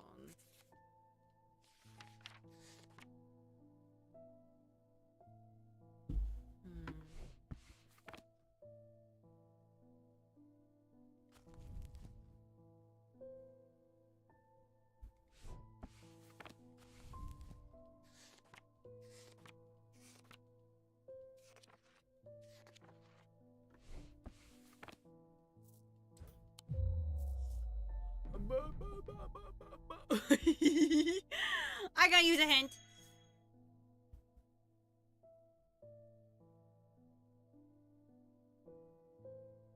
It might leave a mark.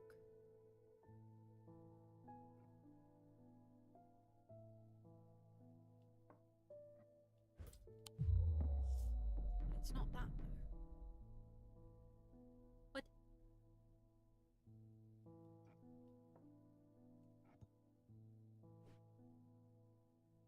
I'm just gonna wiggle everything over. No. Hmm.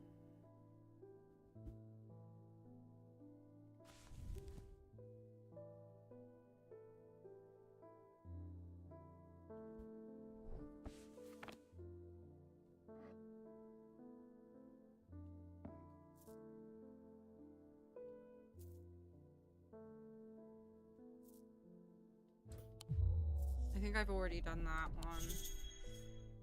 Scorch or soot mark. Oh, this thing? Ow. I stupid. Teehee. I'm just not smart sometimes, okay? It's not my fault that sometimes my brain is itty bitty. Itty bitty. Alright. Had the kitty. Ding dong. Hello, Leopold. There has been a basilisk sighting in the hills across the river from Barrow. I wouldn't say I'm a brave man, but I have a duty to protect my livestock in my village. Better me than a younger man with his life ahead of him. Oh, don't say that. I've come prepared to prepare my sword. So you want that... the shimmer, right? Oh, I'm crazy. Or crazy. Again. Ah! Right off the heckin' bat, bruh. Ooh. Ooh. I like my odds. I told you I like my odds. Double kippy. Yes. Triple moth.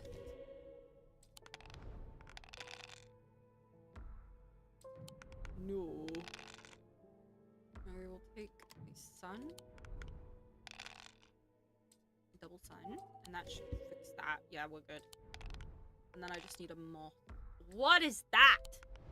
What was that? What the heck was that? Okay. Okay. Alrighty.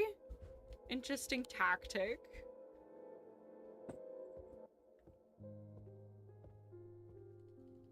So he wanted better to prepare my sword.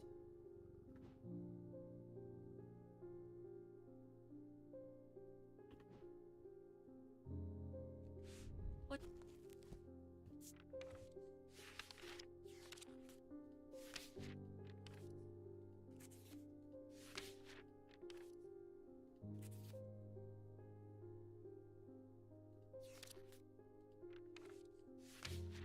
Like sharpen it.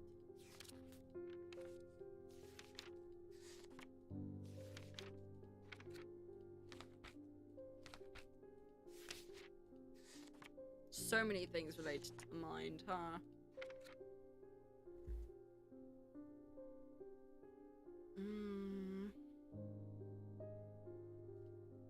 What does he mean by...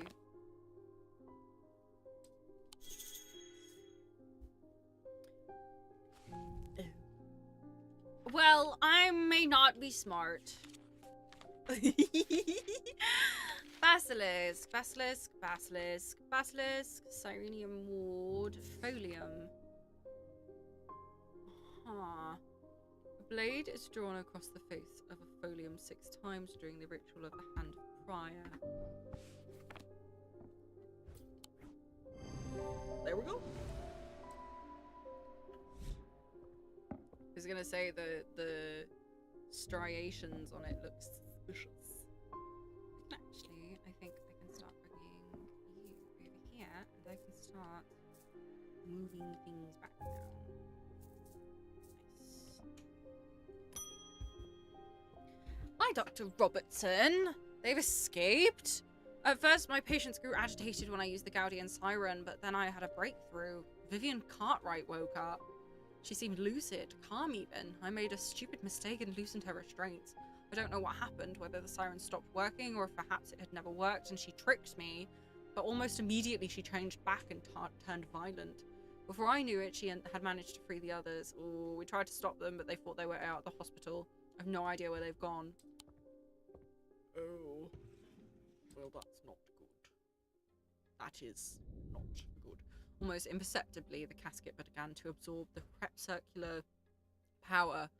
crepuscular power that had leached into the stone and the earth of its lightless tomb.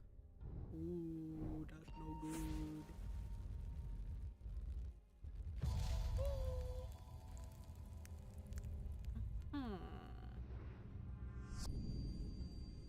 Ha. Got to change the clock, it seems.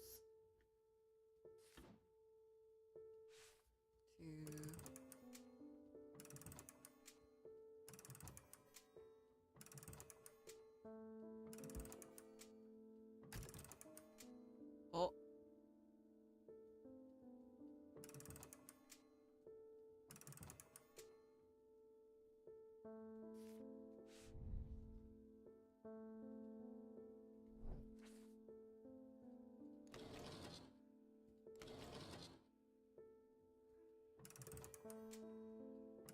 I don't know if it makes that. I think the last one that I had it on. Oh. No! Ah, I'm stupid!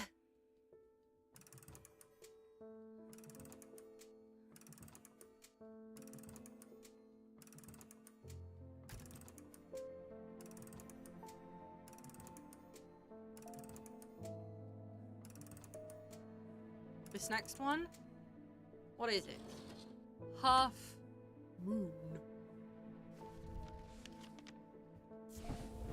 There we go.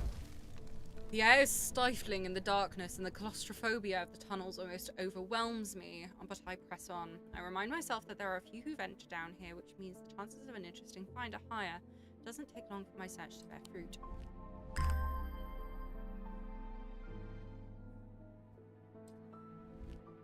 Oh!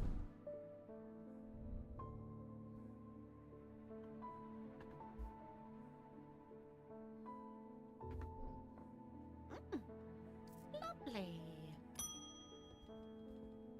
Hello, I actually need something from you.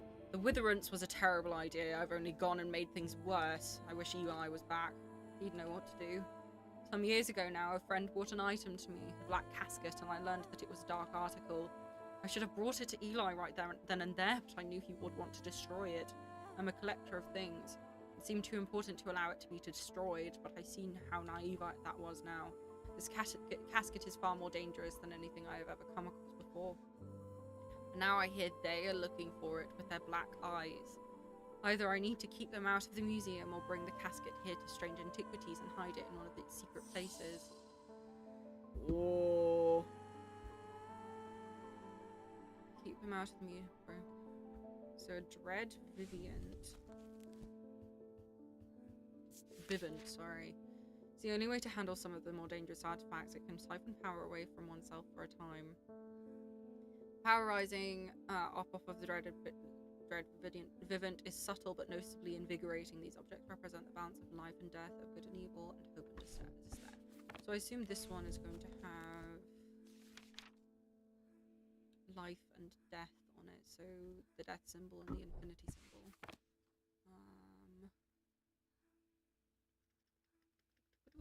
And then the Lunima. So what would be the difference? Either keep it in there. Lunima, also called a moon pool or heart of tranquility, harnesses the power of the elements to create an aura of unease. They can be used to keep people away from places they are not welcome. There is a superstition among thaumaturges that says that a Lunima should not be used when the moon is full. It's not known where this idea came from. So I think that we need to transform. I think we need to bring it here.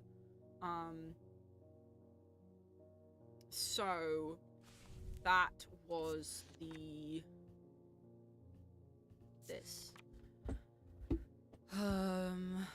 life and death of good and evil. So we're looking for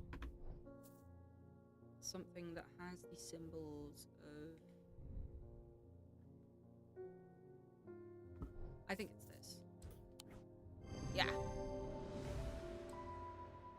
Yeah, the flower is the life and the skull is death. And then it got With the weird feelings. Weird feelings. It's the postman. It's an uneasy quiet in town today. There aren't many people out and about. I'm heading straight home as soon as I'm done with my deliveries. Yes, I would advise you do that. I've recently come into possession of a number of texts on the subject of arcane artifacts. You are welcome to them if they are of any use to you. If I don't hear from you, then I will donate them to the library across the street. So I've got to go to the library. Or the person that lives across the street. Library. What's library?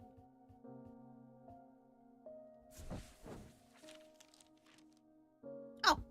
Several of the scrolls look promising, but they are written in the Dradic script, and my understanding is too rudimentary to make use of them. If Verona was around, I'm sure she would translate them, but she isn't. So, what was that one that would translate that what's-his-name used?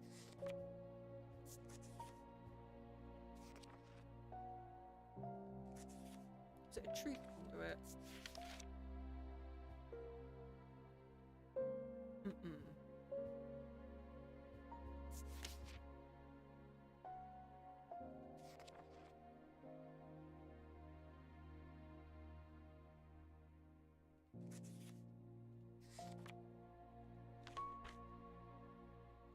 I can't remember what it was called, but it was the one that what's-his-name used when he went to the top of the thing to talk to the spooky.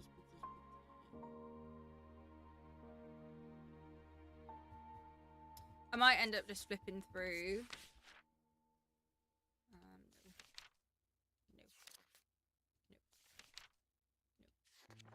No. Babelia. Where is the Babelia?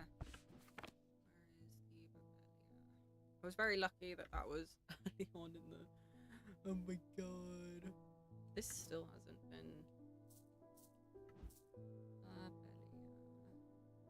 There we go. Yeah! The effect of the Babelia makes my head spin, and I close my eyes tight for a moment as my mind catches up. The pages swirl and blur in front of me, letters and words floating in and out of focus. After a time, I find that I can read them, though it takes some effort, and I feel drained as I reach the end. Interesting. What is shadow?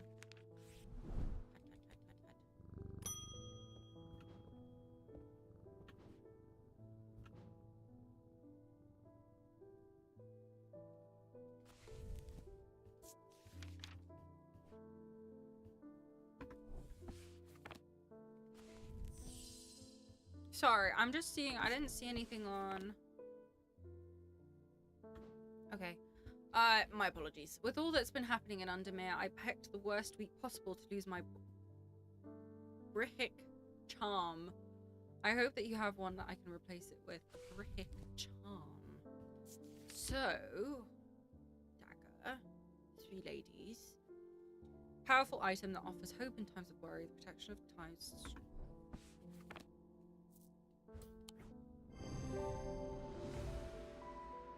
Yeah, triple goddess. There you go. Oh.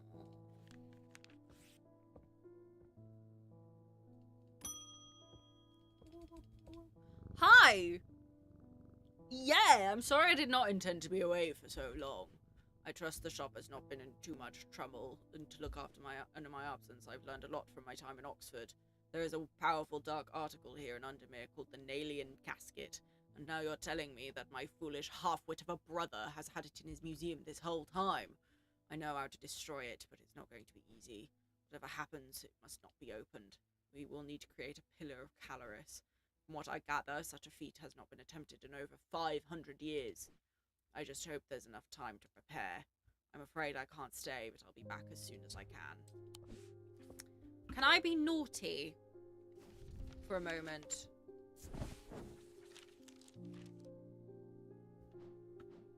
A grand four-poster bed dominates the room, but my eye is drawn to a portrait on the far wall.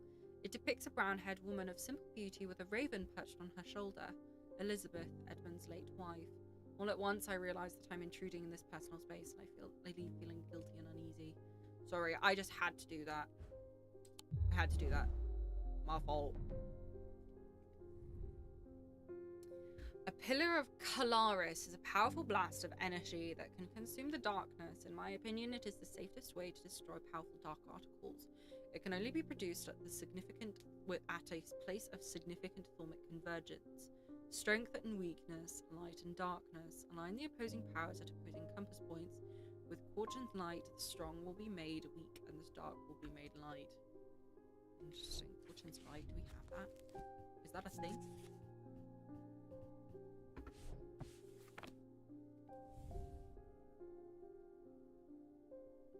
Strength and weakness. Light and darkness. So we have... I know that we've got things that are for strength and for weakness.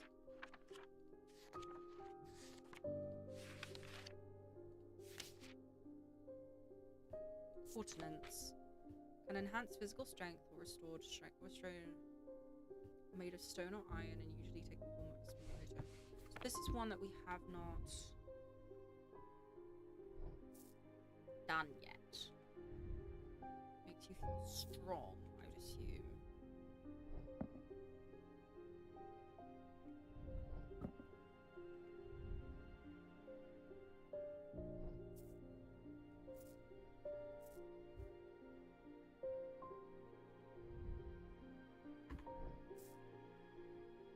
It's gonna be one that we got fairly early on because we had the option to give it to someone at one point. This is freaky. This one I don't like because it doesn't, the like air of it is like weird. It doesn't have like a thormic field at all.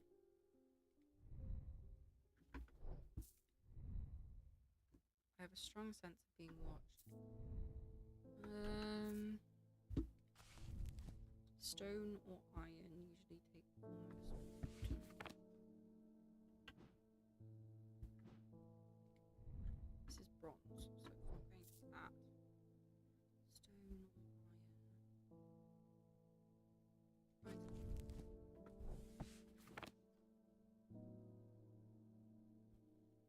Right. These are all labelled.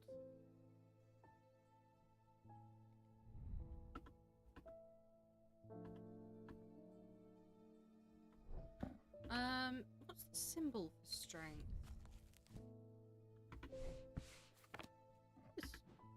Alright, so that's strength, and then we want the one for weakness.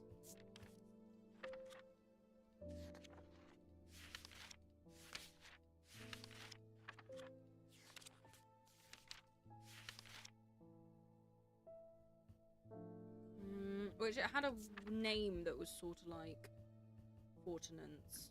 So I'm gonna...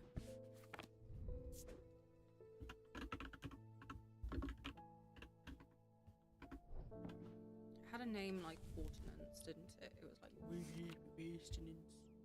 Weastonance? Witherance. Yes, Witherance, if I can find it. Yeah, I will just hold on to these. So that they are at... We don't have to do any research once we get there, right?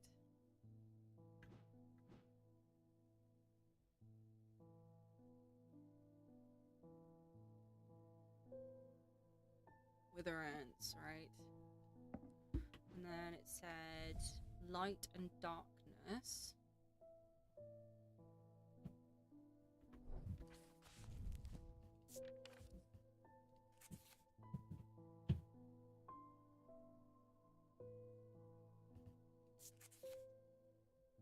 Be a shadow hold.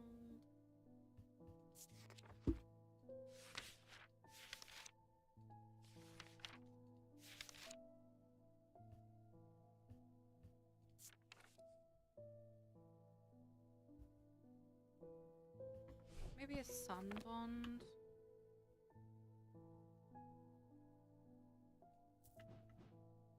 Maybe this, because that one we've used a couple of times.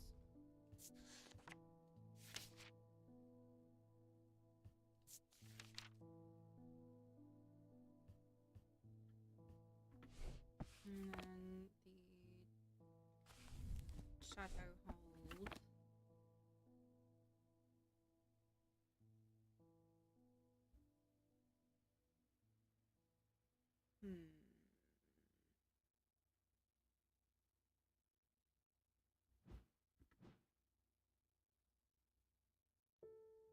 Sorry, I'm taking so long to do this. I like really...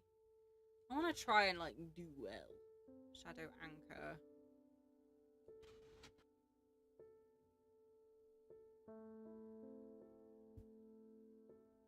It's here somewhere. We've done it before.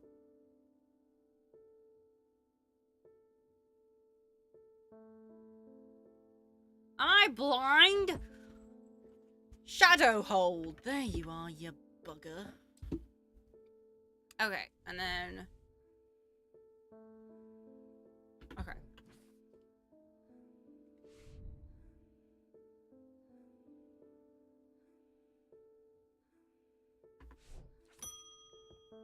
Music's freaky, I don't like it.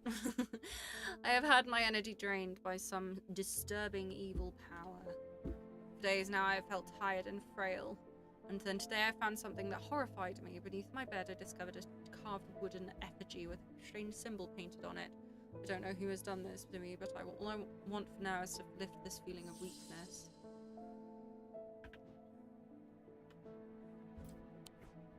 There you go, make her feel strong. Very convenient that I had that figured out, right? Oh my god. She has the symbol of this weird thingy. The amphibian thingy. I would like a blood back. The nameless ones are restless. And I am ready to hear their voices. Oh, why would you do that? Oh no. A blood bag. Blood. It was once thought that these objects could be used to commune with the dead, but it is now widely believed that such a thing is not possible. Hello, Penny. It is not known where the strange voices that emanate from a blood bag originate, but there are some who believe that they are voices of the nameless gods. Thank you for rubbing on my PC. Strange voices. So it's got weird sounds coming from it. Is it this thing? I don't want you to have this, but okay. Oh, wasn't that Corchena? The user used to call on the guile and wisdom of the goddess Corchen. She is a goddess of the earth, creation and rebirth. It is maintained by some that these are not objects of power, but they exude an imposing aura that is hard to explain. Is it this?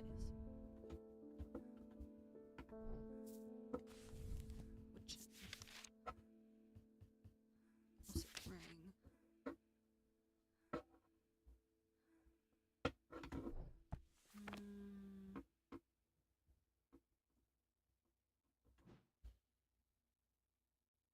Yeah, that was the Ossip ring.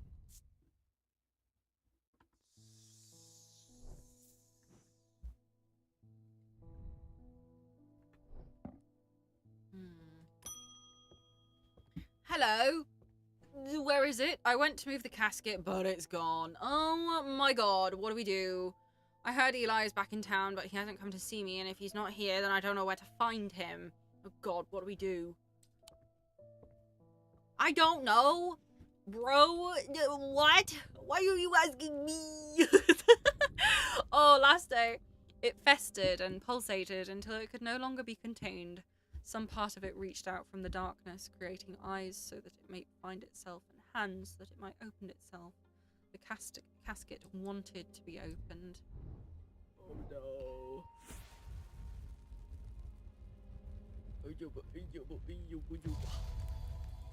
Books.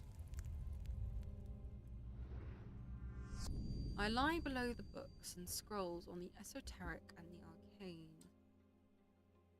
I lie below the books and scrolls on the esoteric and the arcane.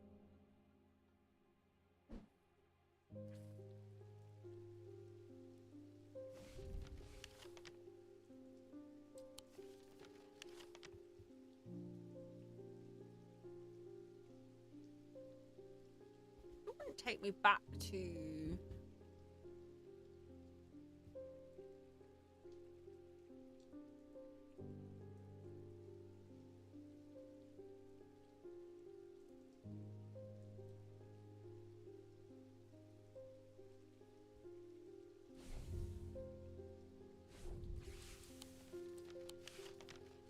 And there's nothing below the books. There's a book on that one, but I'm not sure if that's... Alright, let's just continue. Hi! The museum was ransacked last night. I went looking for my brother, but he was nowhere to be found. The good news is that I didn't find what they were looking for. I moved the casket myself and hid it here in one of the strange antiquities vaults. It's safe for now, but we can't leave it here for long. I have more to prepare, but I've left instructions on how to access the vault in the desk drawer. Okay. Oh.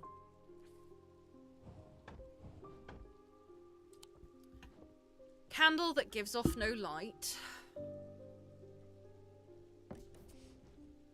An anchor that has never touched the ocean. I just want to make sure anchor.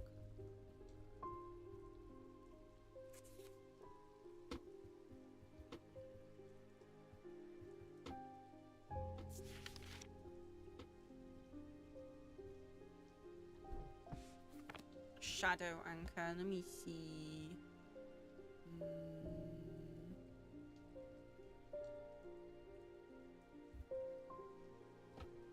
Yes, thank you, Penny.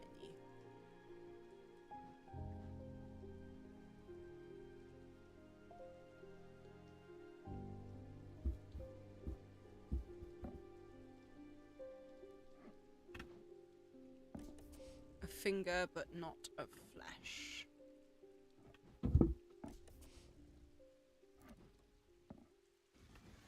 A finger, but not of flesh. The one that's called that.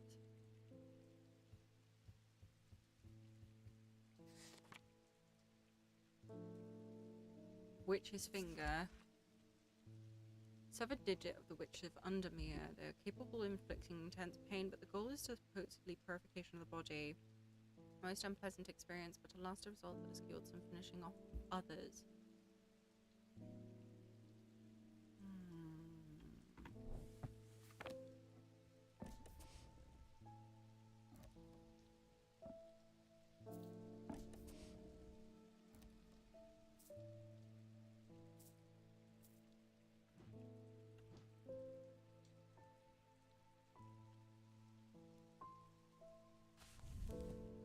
So, is it that? There we go, that's the witch's finger.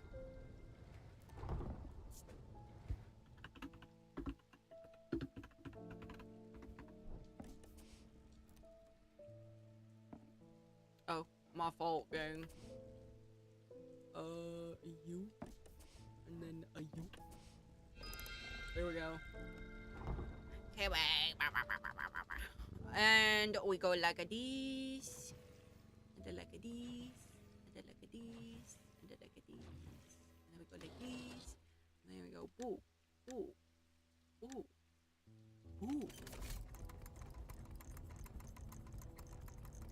There it is. Oh. Purple!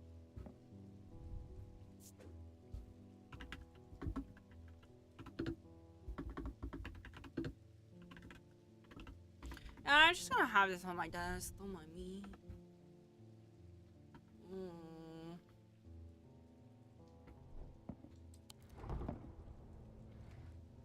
probably shouldn't have gotten it out. Hello! The lake has turned black. And as omens go, as I'd say, that's probably quite a bad one, but the mail won't deliver itself. Oh my god. Found this note in an old writing desk up at Gleeston Castle. I expect it will mean more to you. Fear in autumn, rising in winter. It feels all too prescient as we hurtle towards winter with all too terrible. Fear in autumn.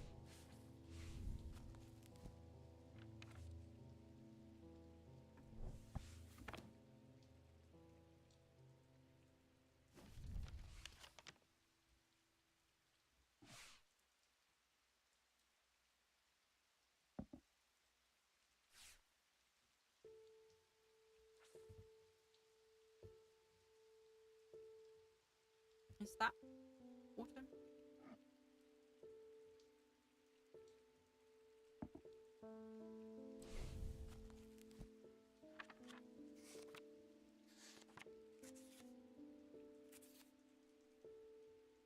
Autumn is the acorn and winter.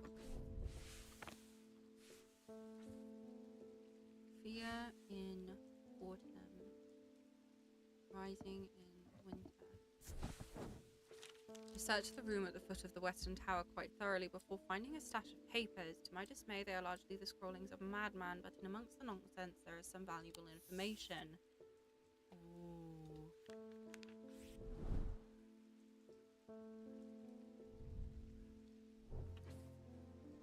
That... yeah, let's fix that. Hello? I've discovered the missing piece of the puzzle. There is an ancient shrine at the nameless gods at the skull of... Oh no, I don't want to go down there. It seems humanity tried worshipping them once long ago before we learned how little they care for us. We must take the casket there. If anything happens, we must not allow it to be opened. Okay. It's time to end this. Now, bring the casket to the pit. Okay, I am being told to go to 2 different places.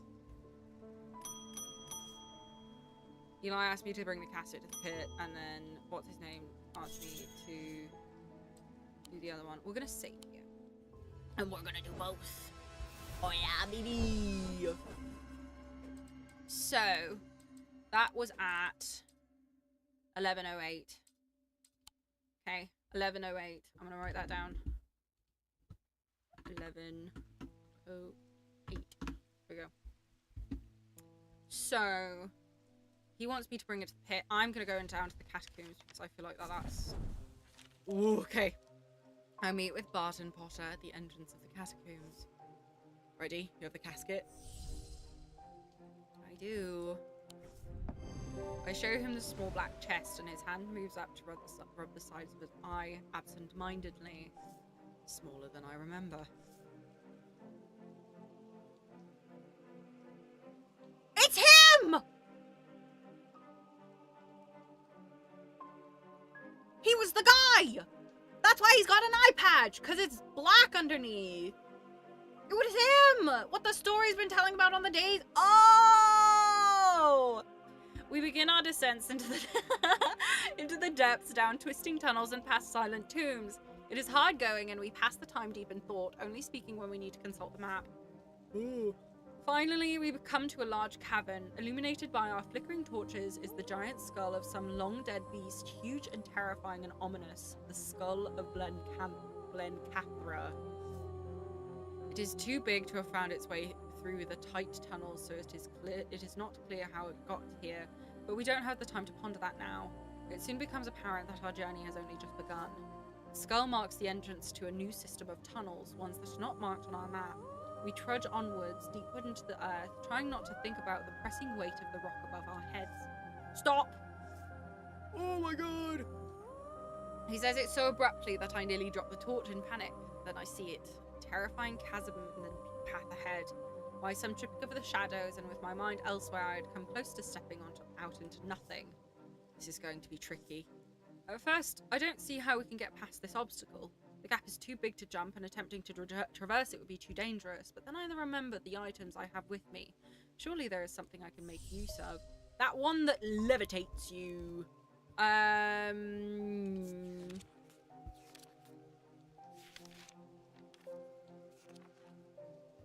Daedalus link.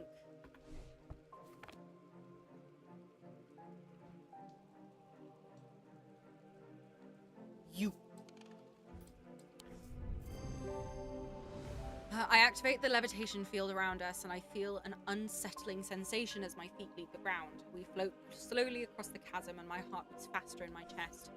It is tempting to race across to the other side and feel solid rock beneath our feet again, but a Daedalus link requires a delicate balancing act and must be used slowly and carefully. We reach the other side with great relief and continue on our way down the narrow corridor. Have I made a bad decision coming with him? Because he's got the spooky eye. I'm the first one to spot the next obstacle. As we approach a bend in the tunnel, I see flickering orange light sending shadows dancing across the hall. Peering around the corner, I am confronted by a bright light that my eyes struggle to adjust to. A wall of intense flame fills the passage from floor to ceiling, an impossible bright yellow-orange fire swirling and billowing and roaring in a place where it should not be. I watch mesmerized for a moment, trying to work out where the fire is coming from before being forced to retreat from the heat. What is it? I explain our hopeless predicament, and as I do, I realize that perhaps it is not so hopeless after all. Perhaps there is a way through. That one that protects against burns, right?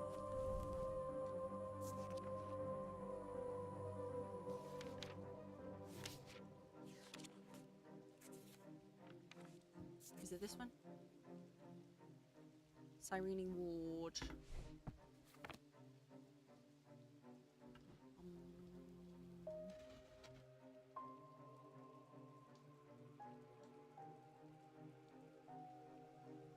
I'm just scanning over them really quickly, I'm sorry.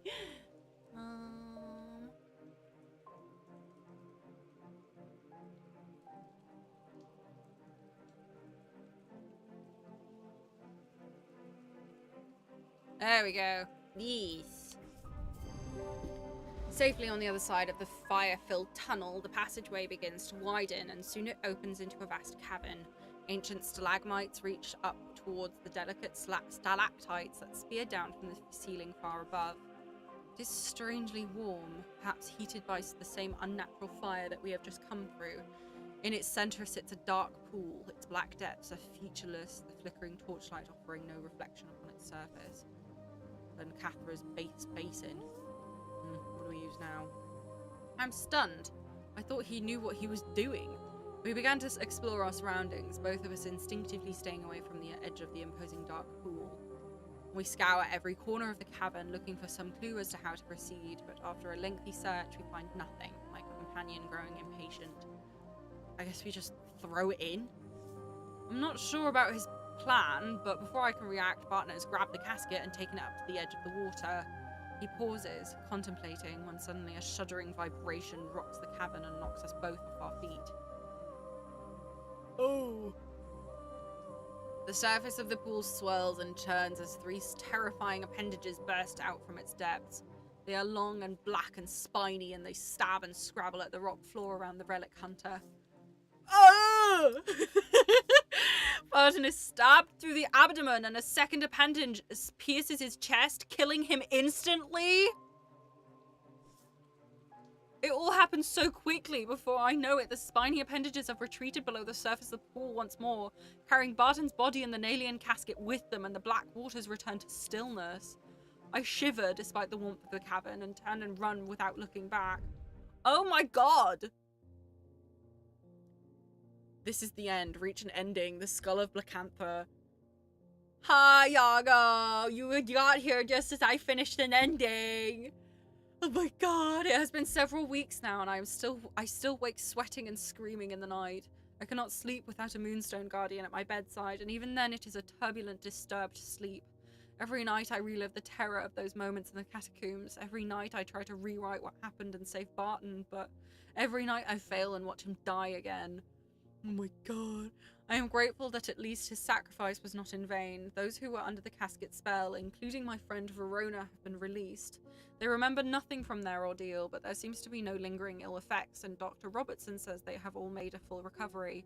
and yet something feels unresolved. I cannot shake the feeling that whatever took the casket was not the recipient we intended. I push these thoughts from my mind, but at night my resolve is weaker and the fear takes hold. I can only hope that time will help, but something tells me that these wounds will never fully heal. Oh, this is the traumatized ending. Oh, okay, so Eli is angry that you didn't do as he asked, given she was saved by, able to paint again, enjoying quiet life, killed by some, yeah. Yeah, she got killed. Insane. Her thoughts are scattered after being sliced with the diverging hook. Oh, he is... Jack Hungerford. He never recovered after falling deeper into the trance. His mind is forever broken. Rescued! Ah! Oh my god.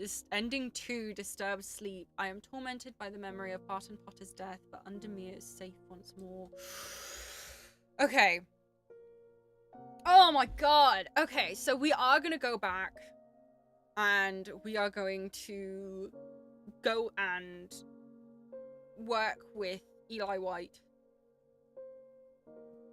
Yeah. I forget how, like, small the team is in comparison to other games. Like, that's it. Kudos to them. I love their games. Oh my goodness. Oh, and we can replay it. Cool, cool, cool, cool, cool. So... Oh. What? My father is suffering from Morgan's insanity. His doctors have given up on him, but Dr. Robertson told me to come here. There might be a way to save him.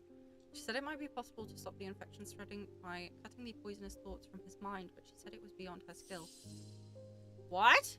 The game is continuing? What?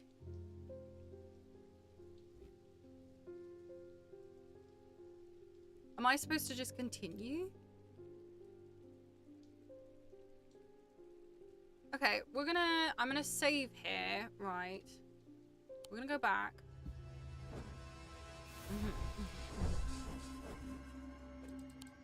And we're gonna go with, it was 11:08. Oh, did it overwrite? Damn. You still didn't figure that out. He's gonna be like, come with me, we're gonna go to the pit. And then we needed...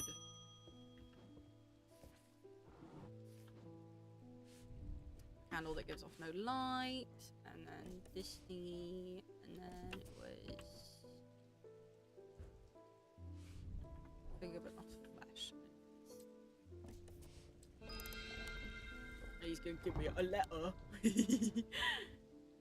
And then it needed to be, I think it was like this, isn't this? No, I'm stupid, my fault.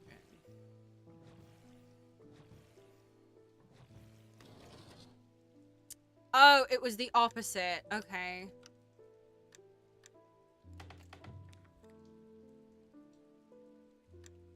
Never mind, it wasn't the opposite.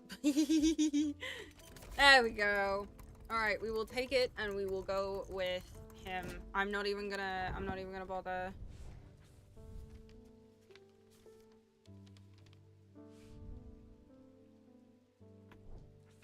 And this one was... we go like, whoa, and then we click that. And then that gives us things, right? So he wants to go to the pit. And we are just gonna go to the pit. Okay. The sun is low in the sky as we arrive at the pit, casting a warm light across the treetops and the open fields. A solitary raven cries out from the tree line, and I look to the skies, but they are empty. The pit itself is an ominous sight that the otherwise serene atmosphere can do nothing to diminish.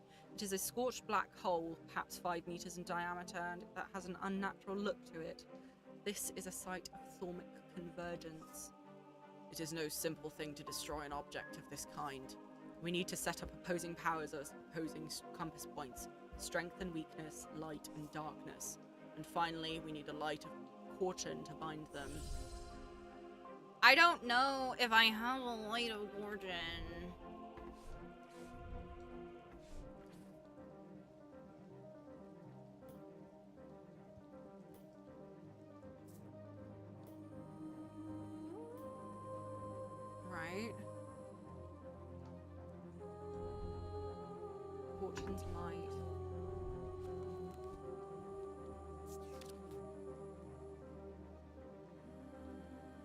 So...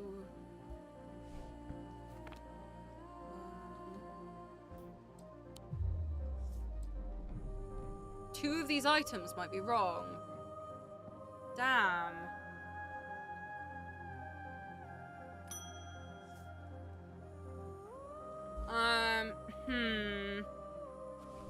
Well, she was the one that has snakes, right? So it might be that. Two of them were still wrong. No. We know what that is. That's not it. It's not that. Has an imposing aura.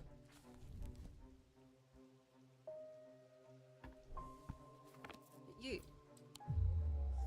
Ah! Okay, hint.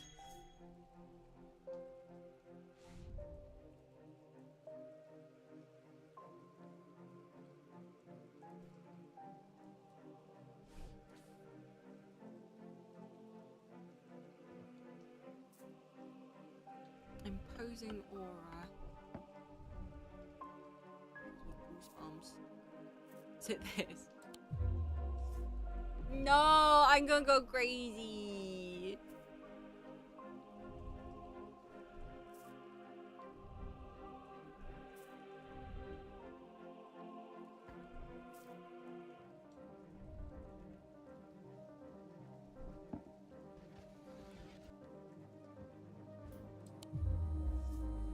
Oh, damn. Am I stupid?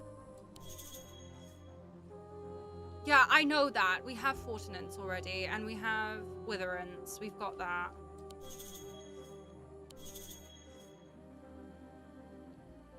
One that creates light, which is the Sun Bond, right?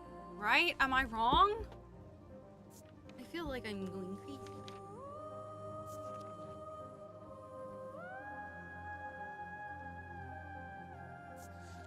Right.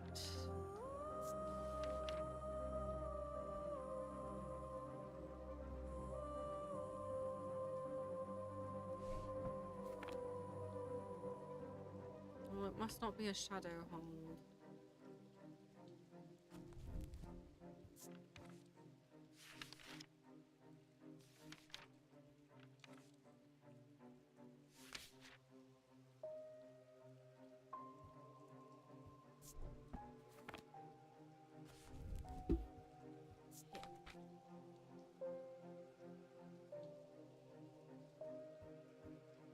No.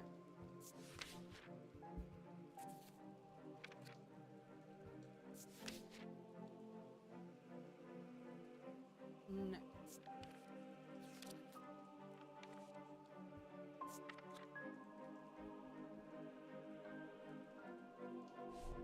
Tenebrand cloak, then.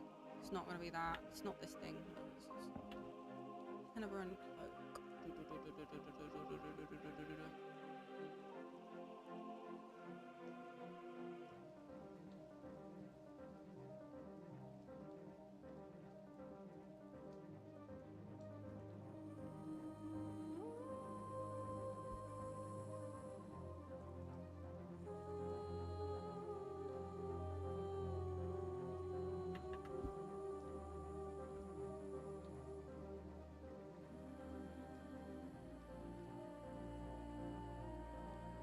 What?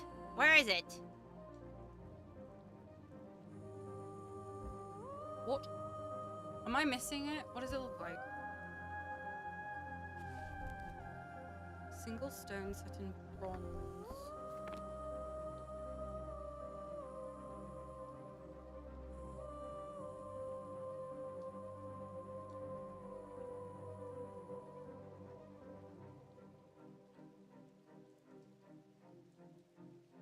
Am I blind? I'm so sorry. Tenebrand cloak. Yeah. Light of fortune. I don't know if I have a light of fortune though. Oh, I'm stupid. Despite appearances, these Noctic items have no connection to the League of Emphyseum Heart. They are objects of considerable power that can turn darkness to light, fear to joy. Noctic. Okay, I apologize for a little bit of a a hiccup.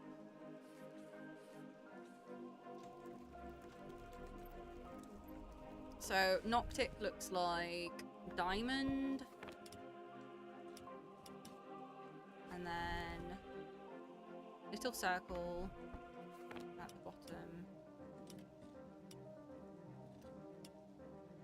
So it looks like that. It's the swirly in a clockwise direction.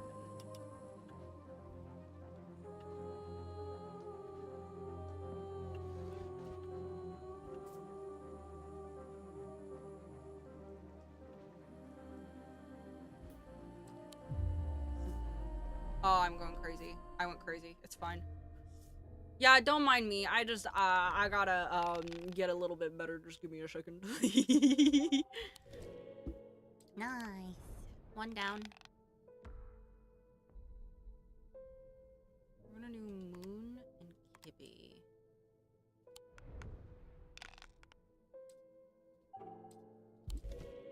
Yeah, that'll work. Double sun, and I'll grab the moon anyways. No. That'll pick. Yes. Moth.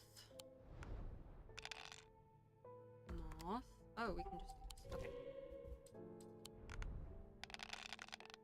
So it was it was clockwise, right? Only these. Ow!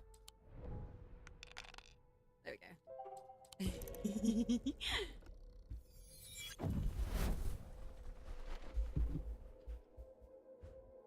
Okay, after this ending, I am gonna go ahead and we're gonna end stream for today.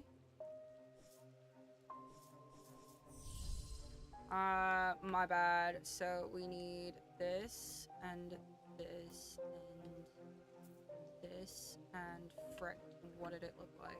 Oh my god.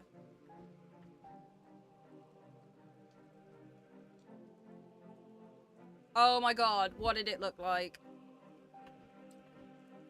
This thing. And then it had a...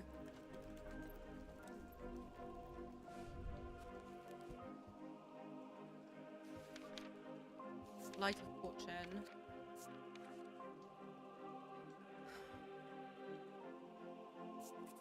So, Amphibian Heart.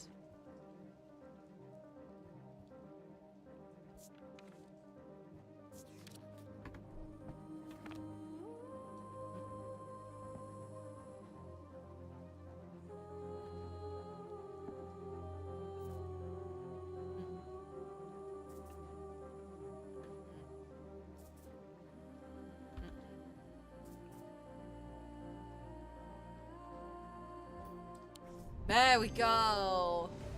Eli inspects my work. His face shows little emotion, but he seems satisfied. By now the sun has finished setting and only a hint of red afterglow remains in the darkening sky. The raven croaks his mournful cry once again, but this time there is a reply, and then another. I look up and see several dark shapes circling above. Quickly now, they're here. I spin around to follow Eli's gaze, and my pulse quickens as I look out across the field. A large group of shadowy figures is walking steadily towards us. We can't see their faces at this distance, but in the low light, but I'd be willing to bet that every one of them has pools of midnight and 4 eyes. In the sky above, the ravens continue to grow in number, and their caws and cries get louder and louder. Hi, Adrian!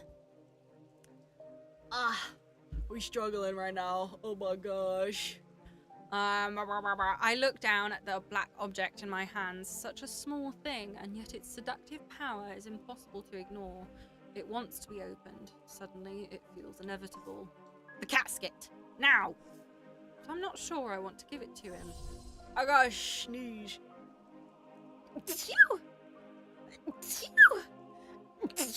Oh my goodness! Oh! Interesting. So the Wixit cord. What would that do? If I were to give that to him?